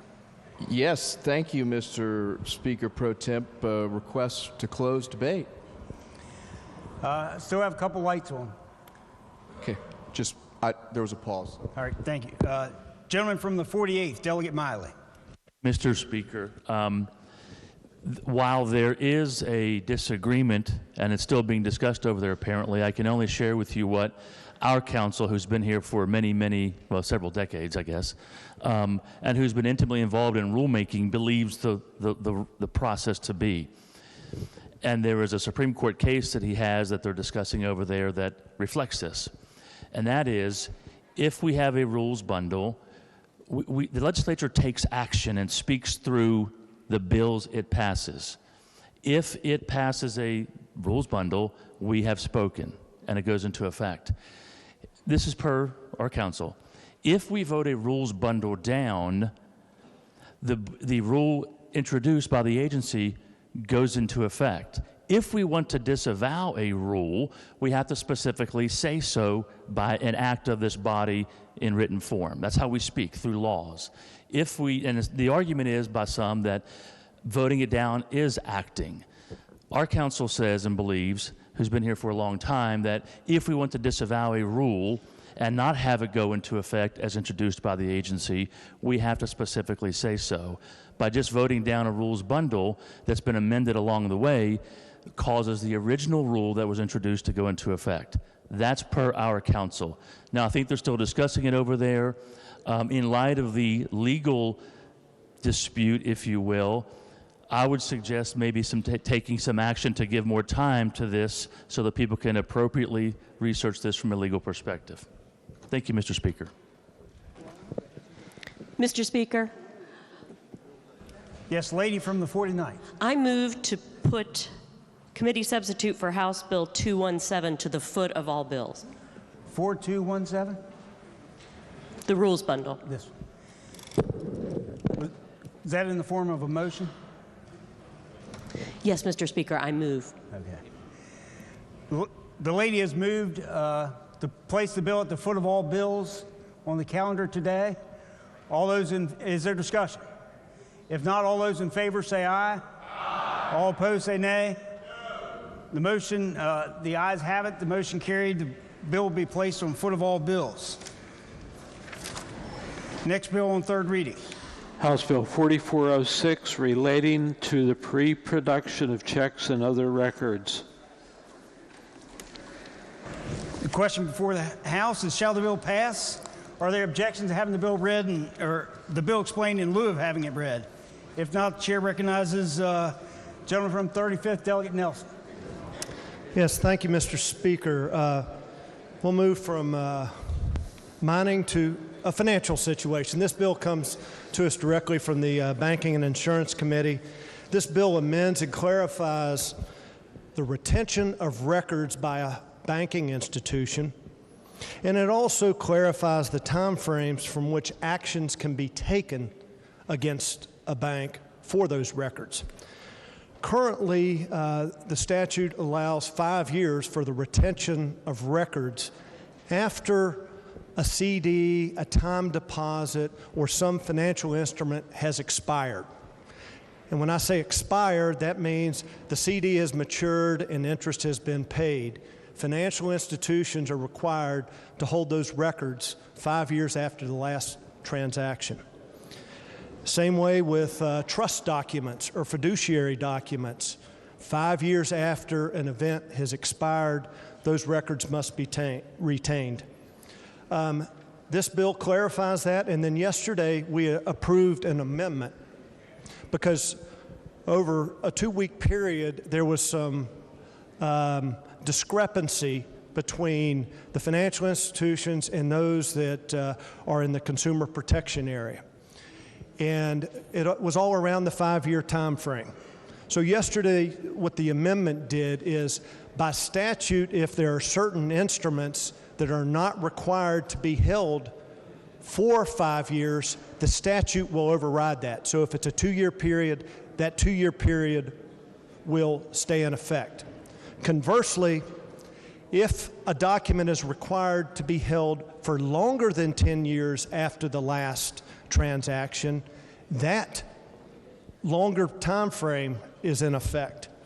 Lastly, the one thing in the amendment of yesterday, the section does not apply to savings accounts or certificates of deposits established as a result of any legal action for the benefit of a minor. Mr. Speaker, that's a description of the bill, and I urge passage. Is there further discussion? If not, the question before the House is, shall the bill pass? Those in favor for the bill will vote aye. Those opposed will vote nay. The clerk will prepare the machine.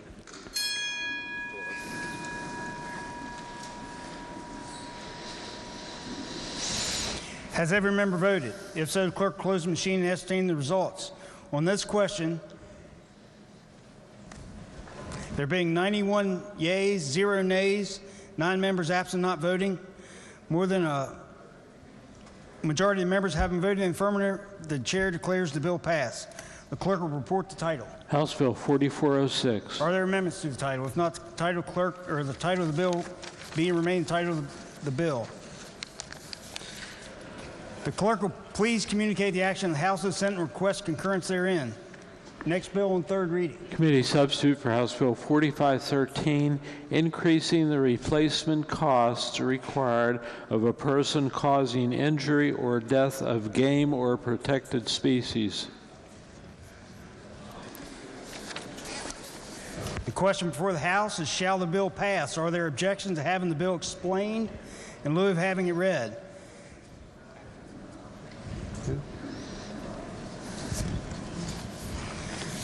The chair here knows no objection, and the chair recognizes gentleman from the 11th, Delegate Atkinson, to explain the bill. Thank you, Mr. Speaker. This bill increases the replacement costs required of a person causing injury or death of game of a protected species. This bill also increases the replacement costs as follows for any antlered deer in which the inside spread of the main beams of the antlers measured at the widest point from various 14 to 16 up to 20 inches and greater. Subsection D is new and provides that any person convicted of violating a criminal law that results in the injury or death of an antlered deer or elk shall also be subject to the revocation of hunting and fishing license for a period of 5 years. Mr. Speaker, I urge passage. The question before the House is, shall the bill pass? Is there discussion? If not, or gentleman from the 3rd, Delegate Fluharty. Thank you, Mr. Speaker. Will the gentleman yield? Gentleman? Gentleman does yield. I'm reading this. Are we essentially, looks like we're doubling in some areas, like for a bear, we're going from 500 to 1,000. Yes. We're going from $25 for a beaver to $100. So 4 times. Yes. So we're increasing across the board. And this is for just replacement costs, right? Yes. Okay, thank you. Very quickly speak to the bill, Mr. Speaker. Gentleman may proceed. I find it interesting that we just debated homes. We weren't good on replacement costs there. But here we are, lining it up for carcasses. Interesting. Our priorities, Mr. Speaker, are misconstrued. Thank you. Is there further discussion on the bill? Gentleman from the 63rd, Delegate Hardy. Thank you, Mr. Speaker. I rise in support of this bill. I didn't really know much about it, but it always tends to confuse me that we have people that rise in this chamber all the time to say that bills are not important. Well, maybe they're not important to that person, but maybe they're important to other people. Sportsmen who spend a lot of money in this state putting money back into the economy. So maybe this bill may not be the biggest bill of the session. We've got plenty of time to get the other things worked out. I believe we laid that other bill at the foot of all bills to give it some more time. So just because something's not super important to you doesn't mean it's not super important to someone else. So thank you, Mr. Speaker. I rise in support of the bill. Is there further discussion? If not, the question before the House is, shall the bill pass? Those in favor of the bill will vote aye. Those opposed vote no. The clerk will prepare the machine.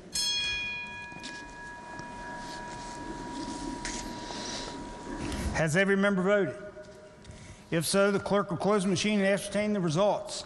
On this question, there are 86 ayes, 6 nays, 8 members not voting. A majority of those having voted in the affirmative, the chair declares the bill passed. The clerk will please report the title. Committee substitute for House Bill 4513. Are there amendments to the title? If not, the title of the clerk, or the title of the bill will remain the title. The title of the bill as read by the clerk will be and remain the title of the bill. The clerk please communicate the actions of the House to the Senate and request concurrence therein. Are there further bills on third reading? Bills on second reading. Committee substitute for Senate Bill 534, removing workers' compensation exclusion for temporary legislative employees. Are there amendments? No. If not, the bill be advanced. Committee substitute for Senate Bill 544, authorizing pharmacists and pharmacy intern administrators administer vaccines. Are there amendments? The Committee on Health and Human Resources moves to amend the bill on page 5, line 103, by striking the word vaccine and inserting the word immunization. Chair recognizes gentleman from the 41st, Delegate Hill. Thank you, Mr. Speaker. This amendment strikes the word vaccine and inserts the word immunization to make the verbiage consistent throughout the section. I urge adoption.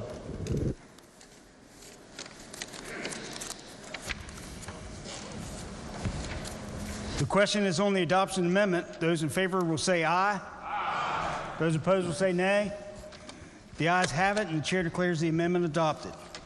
Are there further amendments? No. If not, the bill will be advanced to third reading. Senate Bill 642, creating incorrect code citation in West Virginia Consumer Credit and Protection Act.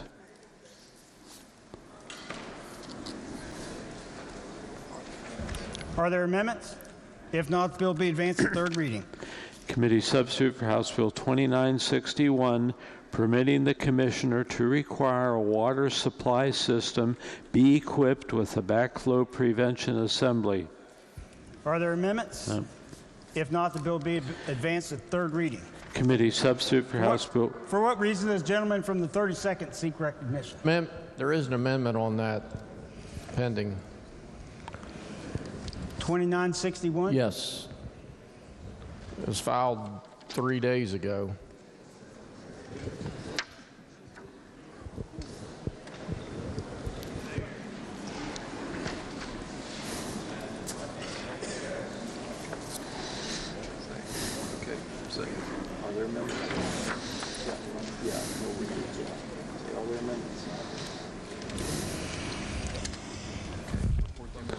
Delegate Fass moves to amend the bill on page 1, section 1619, lines 7 through 8 by striking provided that the customer shall have the freedom to choose any brand that meets the specifications, and on page 2, line 40, after the word commissioner, by adding or his or her designee, and on page 3, line 41, after the word her, by striking the word agent and inserting the word designee, and on page 3, line 46, after the word code and inserting, and provided further that the customer shall have the freedom to choose the brand of any required backflow prevention assembly that otherwise meets the required specifications of the commissioner or his or her designee.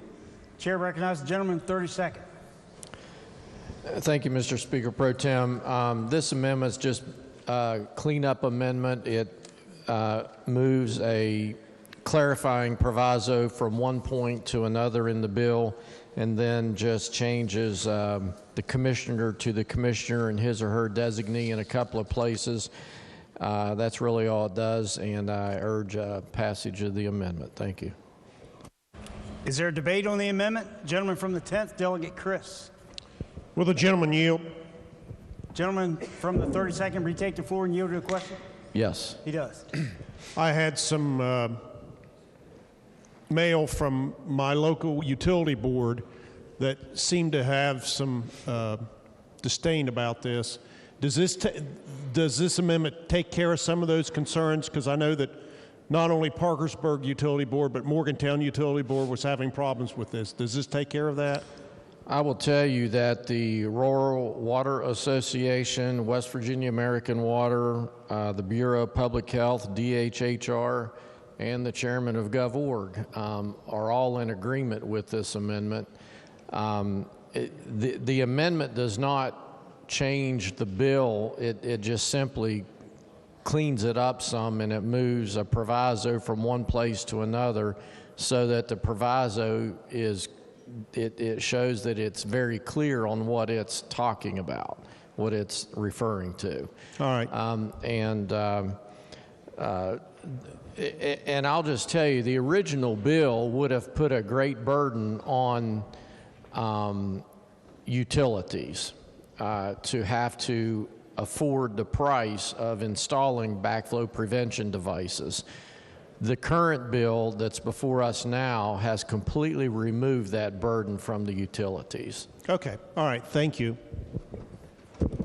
Gentleman from the 56th, Delegate Howe. The gentleman's amendment improves the bill, and I urge passage. Thank you. Gentleman from the 35th, Delegate Byrd. Thank you, Mr. Speaker. Will the gentleman yield for a quick question? Gentleman yields. Yes. My only question is, with your amendment regarding the freedom to choose the brand, aren't the brands already set in the specifications because you have to meet certain water codes?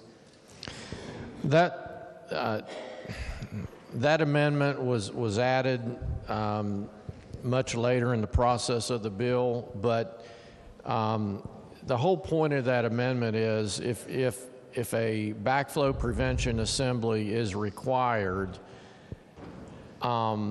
we didn't want to make it so that government could manipulate things in such a way that only one manufacturer of the device would end up being chosen. We wanted to make it so that the customer could choose any manufacturer as long as the manufactured device met the specifications, and that's all that was. In the specifications, I can't remember, I thought I heard that it says you have to install a backflow system in accordance with like the AWW, some national standard. In that standard that I think it lists out would have been approved, or do you know?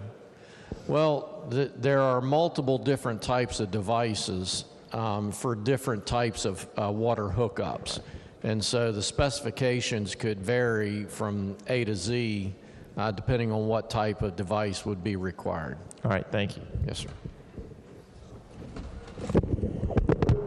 further debate on the bill? Does the gentleman wish to close? If not, the question for the House is the adoption of the amendment. Those in favor of the amendment will say aye. Aye. Those opposed will say no. The ayes have it, and the amendment is adopted. Are there further amendments to the bill? No. If not, the bill be advanced to third reading. Committee substitute for House Bill 4067 relating to crimes against property. Are there amendments to the bill? If not, the bill be advanced to third reading. Committee substitute for House Bill 4101 relating to requiring a court to verify certain conditions are met before a child who has been removed from a home. Are there amendments? If not, the bill be advanced to third reading. Committee substitute for House Bill 4123 clarifying that 911 telecommunication workers are included in the definition of those individuals who perform emergency services during a disaster. Are there amendments? If not, the bill be advanced to third reading. Committee substitute for House Bill 4387 donated drug repository program. Are there amendments? If not, the bill be advanced to third reading. Committee substitute for House Bill 4546 relating to tuberculosis testing for school superintendents. Are there amendments? If not, the bill be advanced to the third reading. Committee substitute for House Bill 4581 relating to West Virginia clearance for access, registry, and employment screening. Are there amendments? If not, the bill be advanced to third reading. Committee substitute for House Bill 4620 redefining definition of recovery residence. Chair recognizes the lady from the 49th. Thank you, Mr. Speaker. I ask unanimous consent to postpone action one day. Are there objections? If not, the bill be postponed one day. Committee substitute for House Bill 4666 relating to competitive bids for intergovernmental relations and urban mass transportation. Are there amendments? If not, the bill be advanced to third reading. Committee substitute for House Bill 4670 relating to the juvenile restorative justice programs. Are there amendments?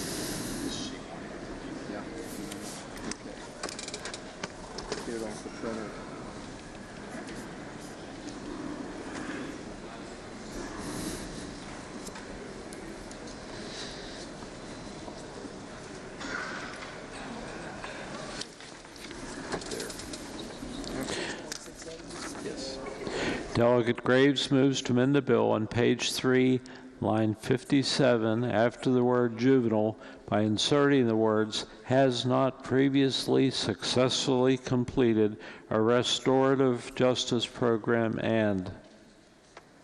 Chair recognizes the lady from the 38th. I was going to explain it, but the reading did a pretty great job. This amendment was accidentally left out of the committee substitute that went before House Judiciary. It just provides the caveat that juvenile can only go through the restorative justice program once. After they successfully completed it, they would no longer be eligible. I urge passage. Is there debate on the amendment? If not, the question before the House is the adoption of the amendment. Those in favor will say aye. Aye. Those opposed will say nay. The ayes have it, and the chair declares the amendment adopted. Are there further amendments to the bill?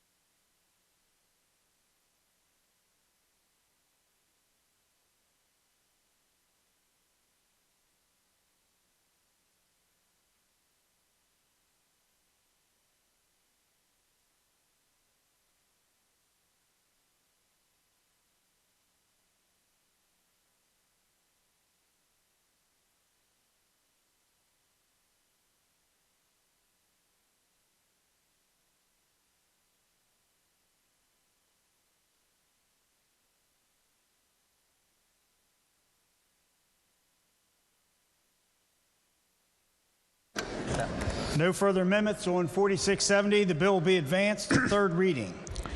Committee substitute for House Bill 4690. The chair recognizes the lady from the 49th. Mr. Speaker, I ask unanimous consent to postpone action one day. Without objection, the bill will be postponed one day. House Bill 4955, relating to reducing the cost of fees for state licenses to carry concealed deadly weapons and provisional state licenses to carry concealed deadly weapons. Are there amendments to the bill? Delegate Longstreth moves to amend the bill on page 1, section 4, line 3 by striking out the number $25 and inserting in lieu thereof the number $50, and on The page... chair recognizes the lady from the 50th. Thank you, Mr. Speaker. What my amendment is intended to do is just to bring up the fee. The fee used to be $75, and this particular bill is reducing it to $25. What it's doing, it is cutting into the sheriff's funds that they use on processing these fees for concealed carry, and they also use it for education and training. So I'm just trying to be fair across the board, bring it up to $50 instead of $25, and to raise the provisional back to $20 instead of $25, and to still give everyone a break. They still will get a $15 decrease. It'd be $50 instead of $75 for a permit, or it'd be $20 instead of $25 for a provisional. The veterans would still get their licenses for free, or their permit licenses for free. We're not touching that at all, and I'm not adding anything back into the restoration fund for the courthouse. So all I'm asking is a $25 back to $25 to make it $50 for a permit fee, and that to help save the sheriff's funds. Thank you. I ask that you support my amendment. The chair recognizes the gentleman from the 64th, Delegate Householder. Thank you, Mr. Speaker. Ladies and gentlemen, the bill is a freedom bill. It's about reducing the fees and seeking relief. Now, under current law, West Virginia has the highest fees of all our surrounding neighboring states. For example, I did a little research this morning.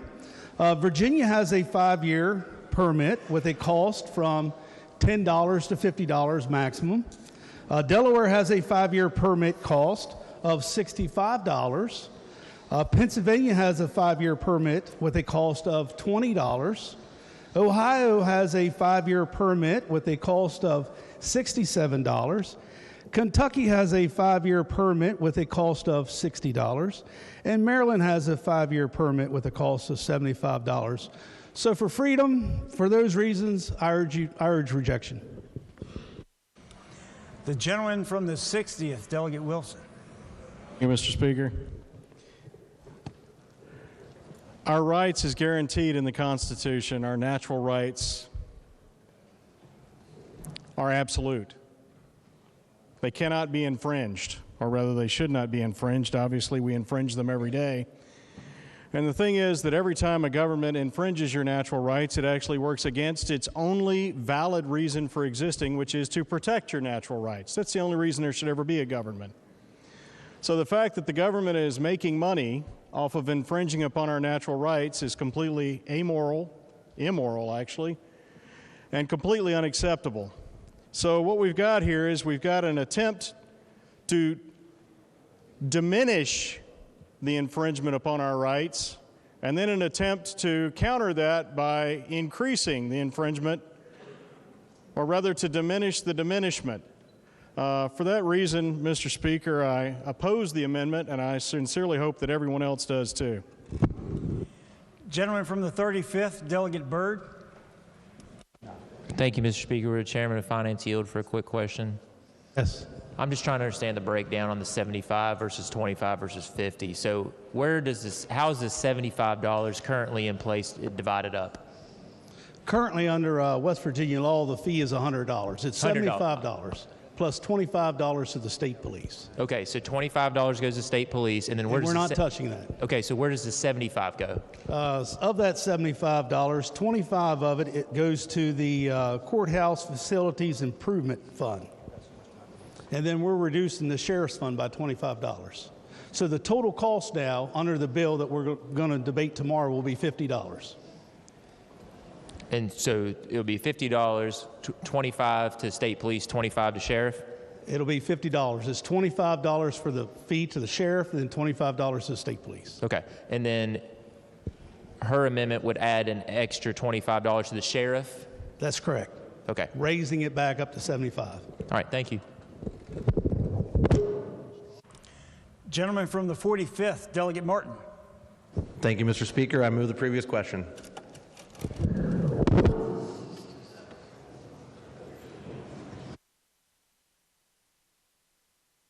The gentleman from the 45th has moved the previous question. Is the demand sustained?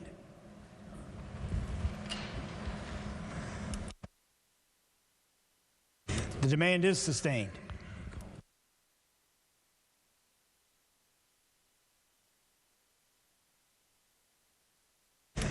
The question before the House is to move the previous question.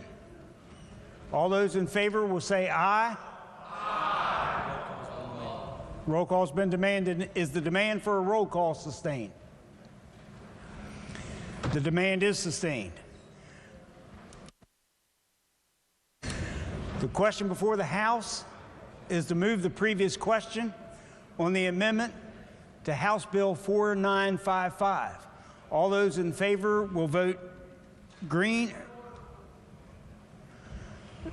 The chairs recognize a point of order from the gentleman from the 30th. So clarification, Mr. Chairman, are we, if we want to continue the debate, we would vote red at this point.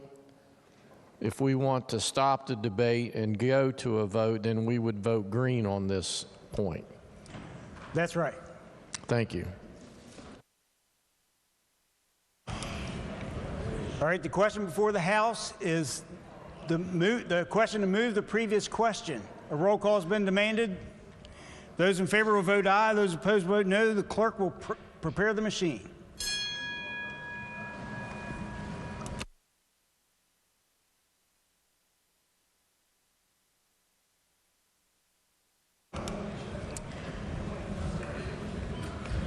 Has every member voted? Has every member voted? If so, the clerk will close the machine and ascertain the results. On this question, there are 35 yeas, 56 nays, and 9 members not voting. The call for previous question has been rejected. Is there further debate on the amendment offered by the lady from the 50th? Gentleman from the 37th. Thank you. Would the chairman yield? Yes. Now, correct me if I'm wrong, is the permit is valid for 5 years? That's correct. Okay. So we're now talking about lowering it. The bill itself would take it from $75 for a 5-year permit to $25 for a 5-year permit? $25 plus the $25 fee to the state police, so $50. So $50. And then the amendment is to raise it back an additional $25, so it would be $75. Okay. Okay. Yeah, I think when I got mine, it was 100 total. So this would make current law. It is $100. It's $75 for the fee for the license, plus $25 to the state police. Okay, so that's why I paid $100 when I got Correct. it. Okay, I was making sure I just wasn't overcharged when I got mine. I misunderstood the argument there, but it is valid. We're talking about 5 years, though, right? Right. Under current law, we have the highest fees in any of our neighboring states. Okay. But you're not required to buy one, and you can still conceal carry without having this, right? You're correct, but if you want to carry outside of the border, you have to buy a concealed weapons permit. That's if you want to follow the law. That's correct. Okay, thank you. As the mover of the question, does the lady from the 50th wish to close debate? Lady from the 50th. Thank you, Mr. Speaker.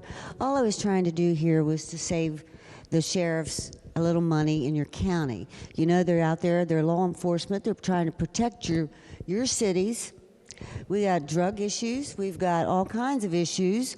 And what we're doing is cutting some fees that is only one time for 5 years. I'm not raising it back to where it was. I just raised it $25. I think anyone who wants a concealed permit to carry to across state lines is willing to go $50 or $75 to do that for 5 years. We may be the highest around the states, but we're also, as far as income coming into the state and to help our law enforcement, we're the lowest. So I'm just trying to help out and be fair. I'm still having the veterans still will get a free permit, which I think is a very, very good part of this bill that was amended into this from the Senate. But I really believe that there's no reason to have to follow other states and say we have to be lower, we have to be higher. I think we ought to think about what's going on in your own counties and what your sheriff's needs are in your own counties. So I ask for you to vote for this amendment again. Thank you. The question before the House, the roll call has been demanded. Is the demand sustained? The demand is sustained. All those in favor of the adoption of the amendment will vote green. All those opposed will vote red. The clerk will prepare the machine.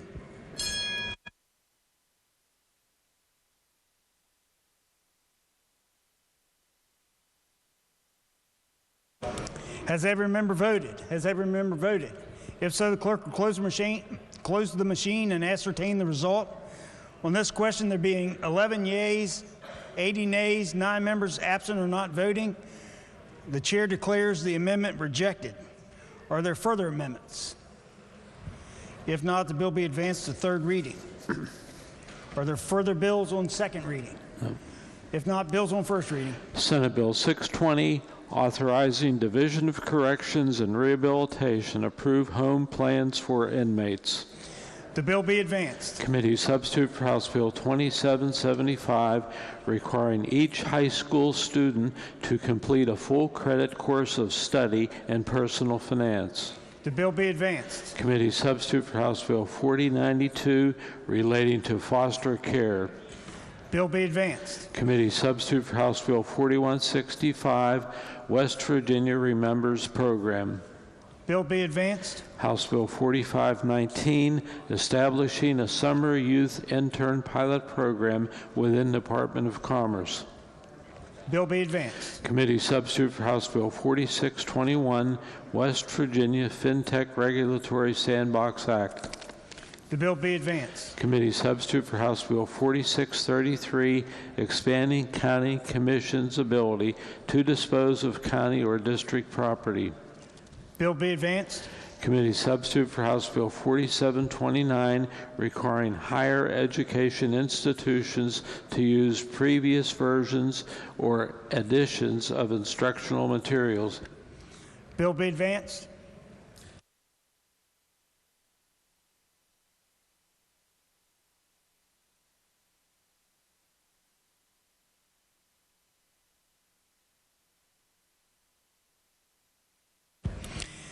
Having been earlier set to the foot of the bills, we'll now proceed to committee substitute for House Bill 4217.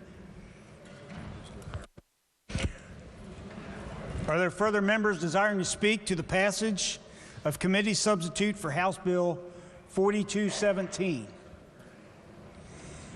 Lady from the 36th, Delegate Eastep Burton. Thank you, Mr. Chairman. Will the Chairman of Judiciary yield, please? Would the Chair of Judiciary retake the floor and yield? Yes.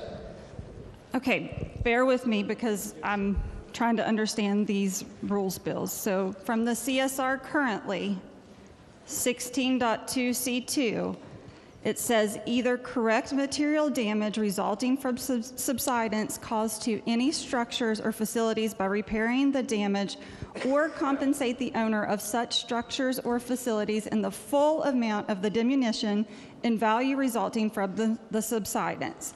Repair of damage includes rehabilitation, restoration, or replacement of damaged structures or facilities.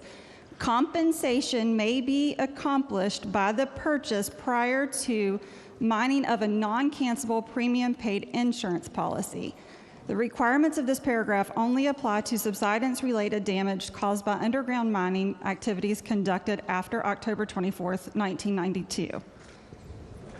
I have the proposed rule by the agency, which adds, provided, however, 16.2C2 does not create additional property rights, nor may it be construed as vesting in the Secretary the jurisdiction to adjudicate property right disputes. So there's no cap currently on the amount that can be refunded. And it says compensation may be accomplished by the purchase prior to mining of a non-cancelable premium paid insurance policy. That was still in the proposed rule by the agency, and that is something we have removed in our current bill, correct?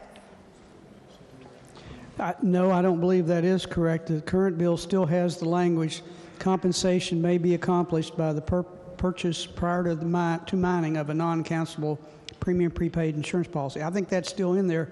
I think the word also has been added, but it doesn't change the substance of that section. Okay, and in the current rule or the proposed rule, there's no cap on the amount that the homeowner can receive back, correct? Under the current rule or the proposed rule, there is no cap. Is that the question? Yes, sir. That's correct. And the amendment that was added in the Energy Committee, or one of the committees, adds a cap. And then you added an amendment on the floor yesterday to increase that cap to 120%. But currently there is no cap. Is that correct? In the current rule, there is no cap. That's correct. Okay. So if I vote against this rules bill because I don't like what it's doing, what happens to this other part of the section of the CSR? Title 38. Is any other part of Title 38 impacted? Well, any other part of the rules bundle would be impacted if we vote down the rules bundle. Is this the rule bundle? We're voting on the entire bundle, and I didn't count the number of rules, but I think we can pretty well tell you how many rules there are. And please forgive my ignorance. No, that's all right. I'm new to rules.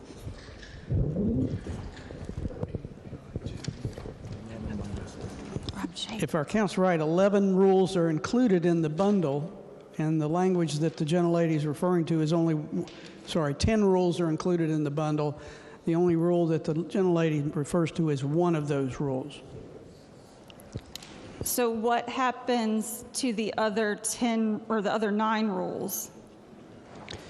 Based on the changes that are proposed in those rules would not take effect, and based on my understanding of the law, the rules that were in effect as of July 1 of 2019 would continue because they've been approved by the legislature up to that time. So anything that's new in this bundle that changes an existing rule would not take effect. So when you refer to the bundle, are you talking about House Bill 4217? Yes. Okay, just making sure.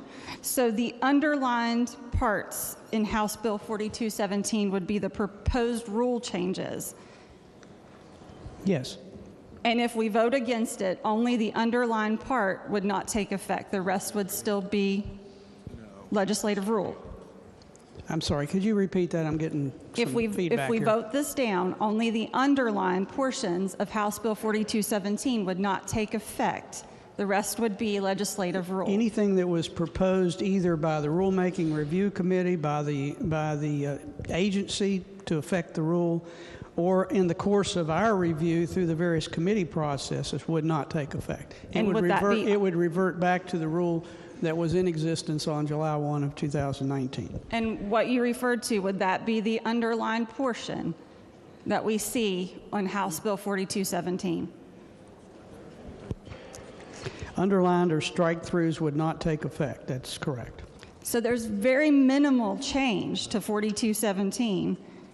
Well, I guess that depends on your perspective. I think having the coal company in charge of which of these two options that the owner has would be a significant difference in my view, because one of the changes that was proposed was to give the owner the election as to whether to go with having the damage repaired or to elect the diminution in value. So I think that's a significant change. It may not be significant to you, but if I were the homeowner, it would be significant to me.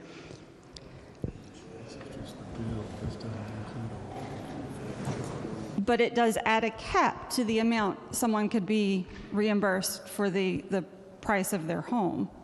And it's an appraised value, and we don't get to pick the appraiser. To the gentlelady, under option 1, as far as measuring the cost of repair, it would add a cap of 120% of the pre-mining value. So that, yes, it would create that cap if you chose option 1. If you chose option 2, it would not change option 2. And a point of clarification, the gentleman over there mentioned earlier that this proposed rule change is to prevent Bill Murray from paying for stuff out of his pocket. Can you tell me what in the current code says that he's paying out of pocket and how that happened? I have no idea exactly. First of all, I didn't hear all of that, and number 2, I don't have any idea what that was referring to.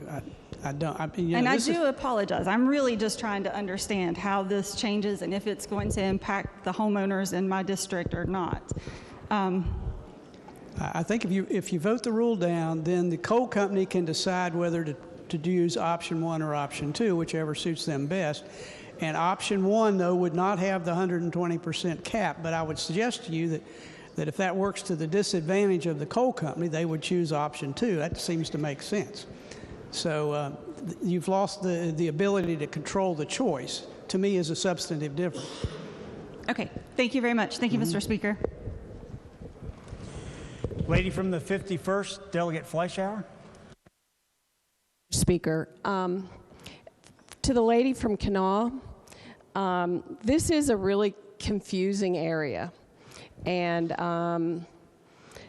there is a disagreement between what will happen if we vote the rule down. I think the gentleman from the 15th is correct. It puts at risk some of these updates to the federal rules that are connected with this one. However, it is not like the DEP is going to come and take over tomorrow.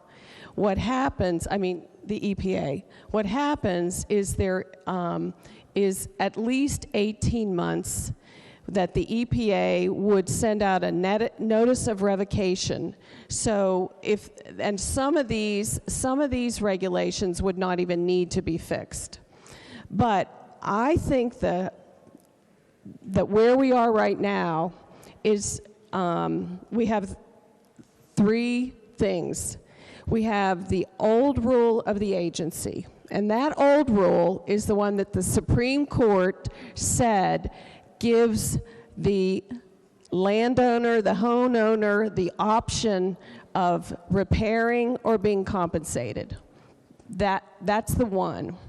The second one is what the DEP did, which was, and that would be the new rule as proposed by the DEP, and they tried to put into law what the Supreme Court said. The third thing is what's before us, and that was the amendment offered by our distinguished chair, and I believe that he is that. I think, because I feel very strongly about this subsidence issue, that we should reject all of the rules. That's how I'm going to vote. It's not clear whether we would go back to the old rule of the DEP, the new rule of the DEP, but we would certainly be rejecting the amendment.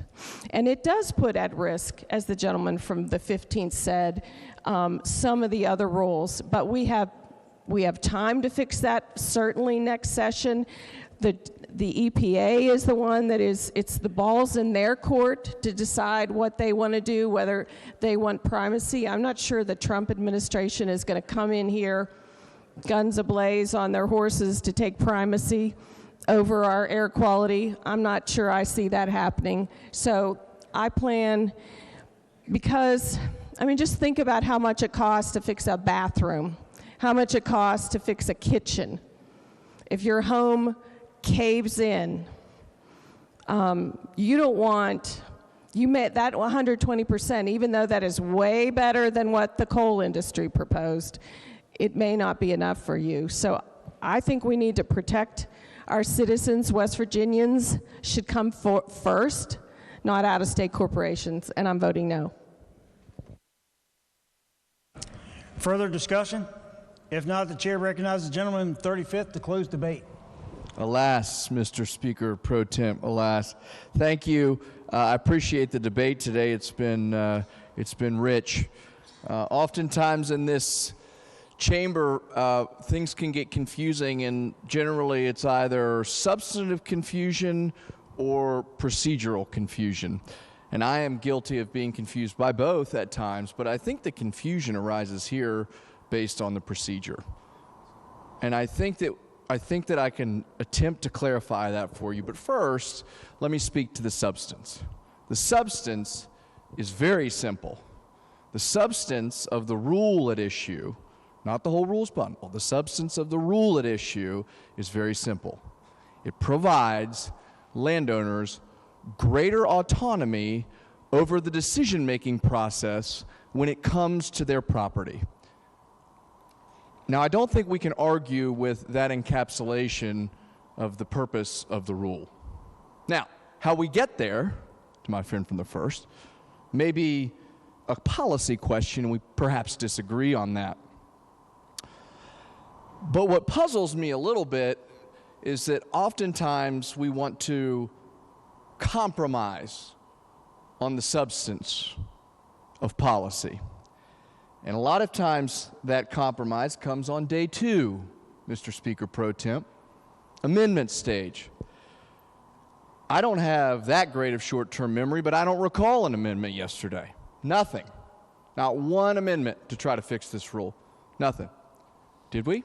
I don't know. We did have one amendment from the gentleman, from the 27th, the chairman, which increased the property rights even more so than it came out of committee, on the floor yesterday. Another step, I believe, and I think everybody in this body believes, improves this particular rule. We're honoring a Supreme Court case. We're clarifying and codifying what the Supreme Court has told us to do, and that is to give the decision to the landowner. And that's what we're doing here. And we're increasing the amount that's recoverable.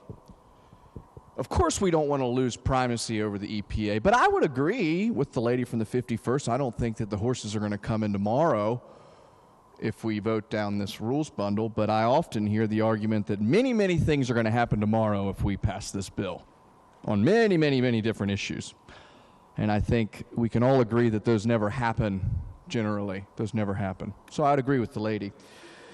But to the procedure, which I believe's been the question, and I feel guilty when I hear this is so confusing, it makes me feel, because it's my job to try to explain it, and I felt like I've done a bad job if it's confusing to people. So let me try to clarify the procedural piece. The minority leader cited a case that his counsel brought before this body that rejection of a rules bundle was not the equivalent to disapproval of the rules bundle. Crafty style points, but the reference to the case that was made is not exactly on point. It's not analogous because the reference case refers to a rules bundle that was tabled in the Committee on Finance upstairs. That rules bundle was never brought before this body. That rules bundle was neither voted up nor down. So I think it is safe to say that a red vote is tantamount to disapproval of these rules and would result in all of the various negating of the rules before the body. So let's step back to what we're doing right now. We have agencies that bring us rules every year. Uniquely in this state, we have the ability to review those rules and approve those rules. I think it's a neat thing that we have in West Virginia. We're providing our review of those rules today, and the choice before you is whether to approve or disapprove those rules. So if you approve of adding to the rights of the citizens of West Virginia, if you approve putting the power in their hands and taking it out in certain instances of corporate hands, I would encourage a green vote on this rules bundle, Mr. Speaker Pro Temp. I urge passage. The question before the House is, shall the bill pass? Those in favor of the bill will vote aye. Those opposed will vote no. The clerk will prepare the machine.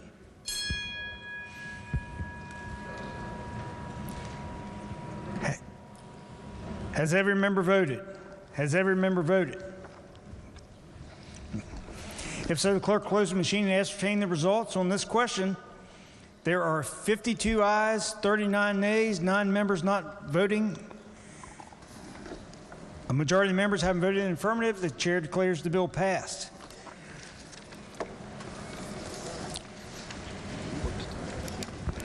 Committee substitute for House Bill. Hang on. The clerk will report the title. Committee substitute for House Bill 4217. Are there amendments to the title? If not, the title read by the clerk will be and remain the title of the bill. The lady from the 49th. Thank you, Mr. Speaker. I move the bill take effect from passage. The lady from the 49th moves the bill be made effective from passage. Those in favor will vote aye. Those opposed will vote no. The clerk will prepare the machine.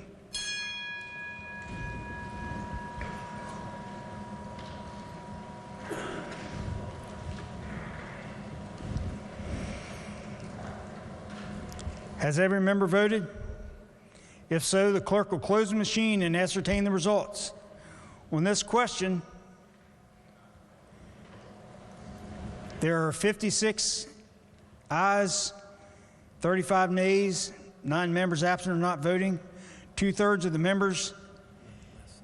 Less than two-thirds of the members haven't voted in the affirmative. The chair declares the bill is not effective from passage. The clerk will please communicate the action of the House to the Senate and request concurrence therein.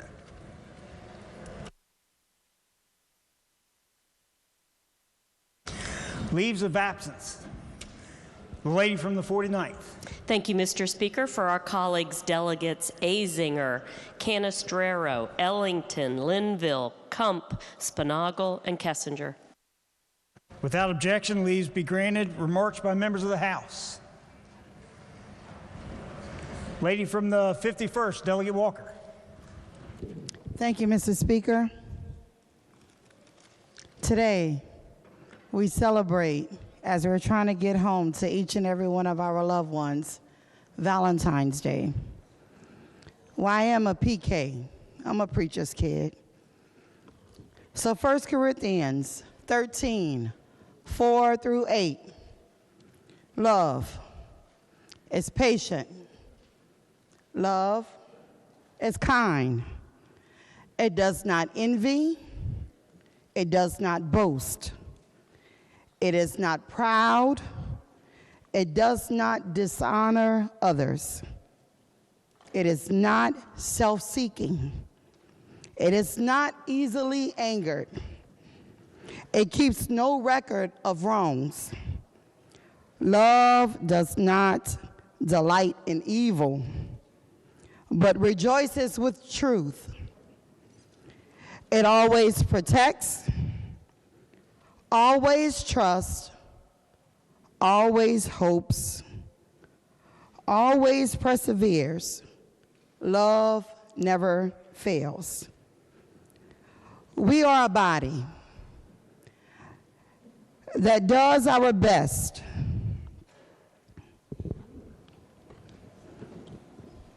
to ensure that all West Virginians will be the best.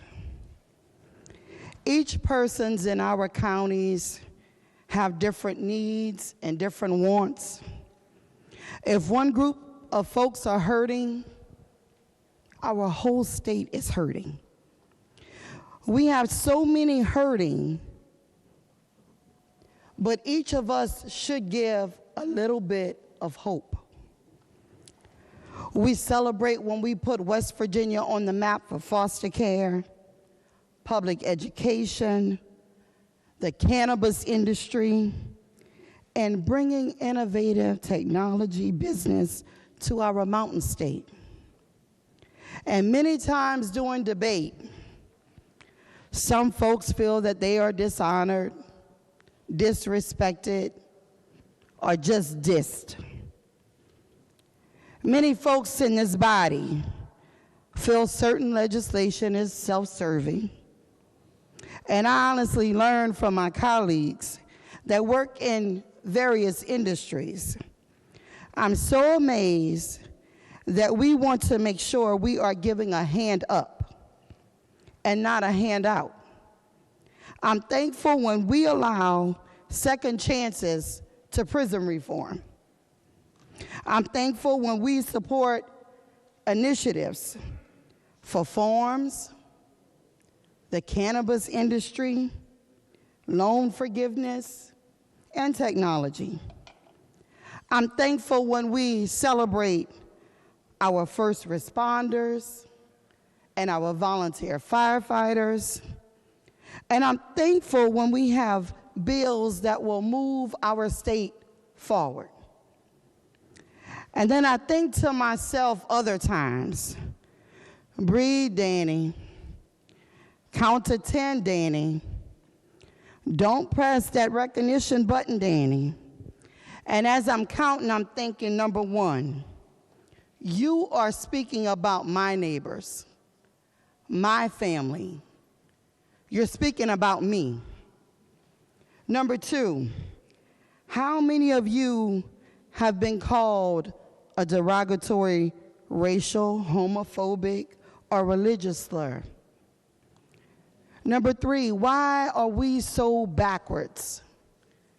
Number four, do you not understand that pain of your words are causing to seniors, teachers, veterans, the poor, the hungry, and the addicts? 5, did we just come together and pray at the beginning of session? 6, what can we do to make a change? 7, how do I even approach my colleagues to have a conversation? 8, are we doing our best? 9, can we just let it go? 10, keep the love in your heart. It's not just a hashtag. It's not just a soundbite. It's real and it's simple. Love is love. It goes beyond the intimate relationship. It goes beyond race. It goes beyond religion. It goes beyond sexual orientation. It goes beyond. Yet discrimination, prejudice, and hate attempt to prevail. The call out is ineffective, but my, being a truth teller is right on time. Today, we shall call in every West Virginian who identifies as she, her, hers, he, his, him, they, and them. Inclusion, no exceptions. A call in for people of color because it goes beyond the depth of the color of your skin. A call in for people who consider themselves seniors. A call in for our disabled communities. A call in for the folks living with addiction and celebrating recovery. A call in for the folks who support their communities by needle exchange, winter shelters, and those that even carry naloxone. A call in for the folks who are working hard each and every day, minus a livable wage. A call in for the employers who give second chances. A call in for the incarcerated. A call in for the single parents. A call in for the adoptive, kinship, and foster care parents. A call in for the state employees. A call in for the judicial system. A call in for the laborers. A call in for the union members. A call in for natural hair. A call in for the Muslim community. A call in for the Jewish community. A call in for our youth, our children, yes, our future.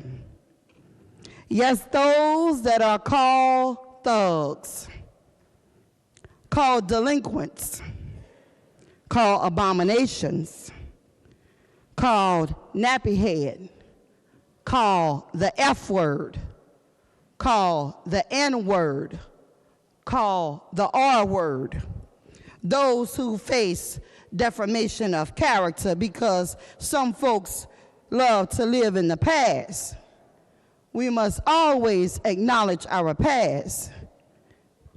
Harriet Tubman, William Lynch, Rosa Parks, Jim Crow laws, Reverend Dr. Martin Luther King Jr., James Earl Ray, John F. Kennedy, Lee Oswald,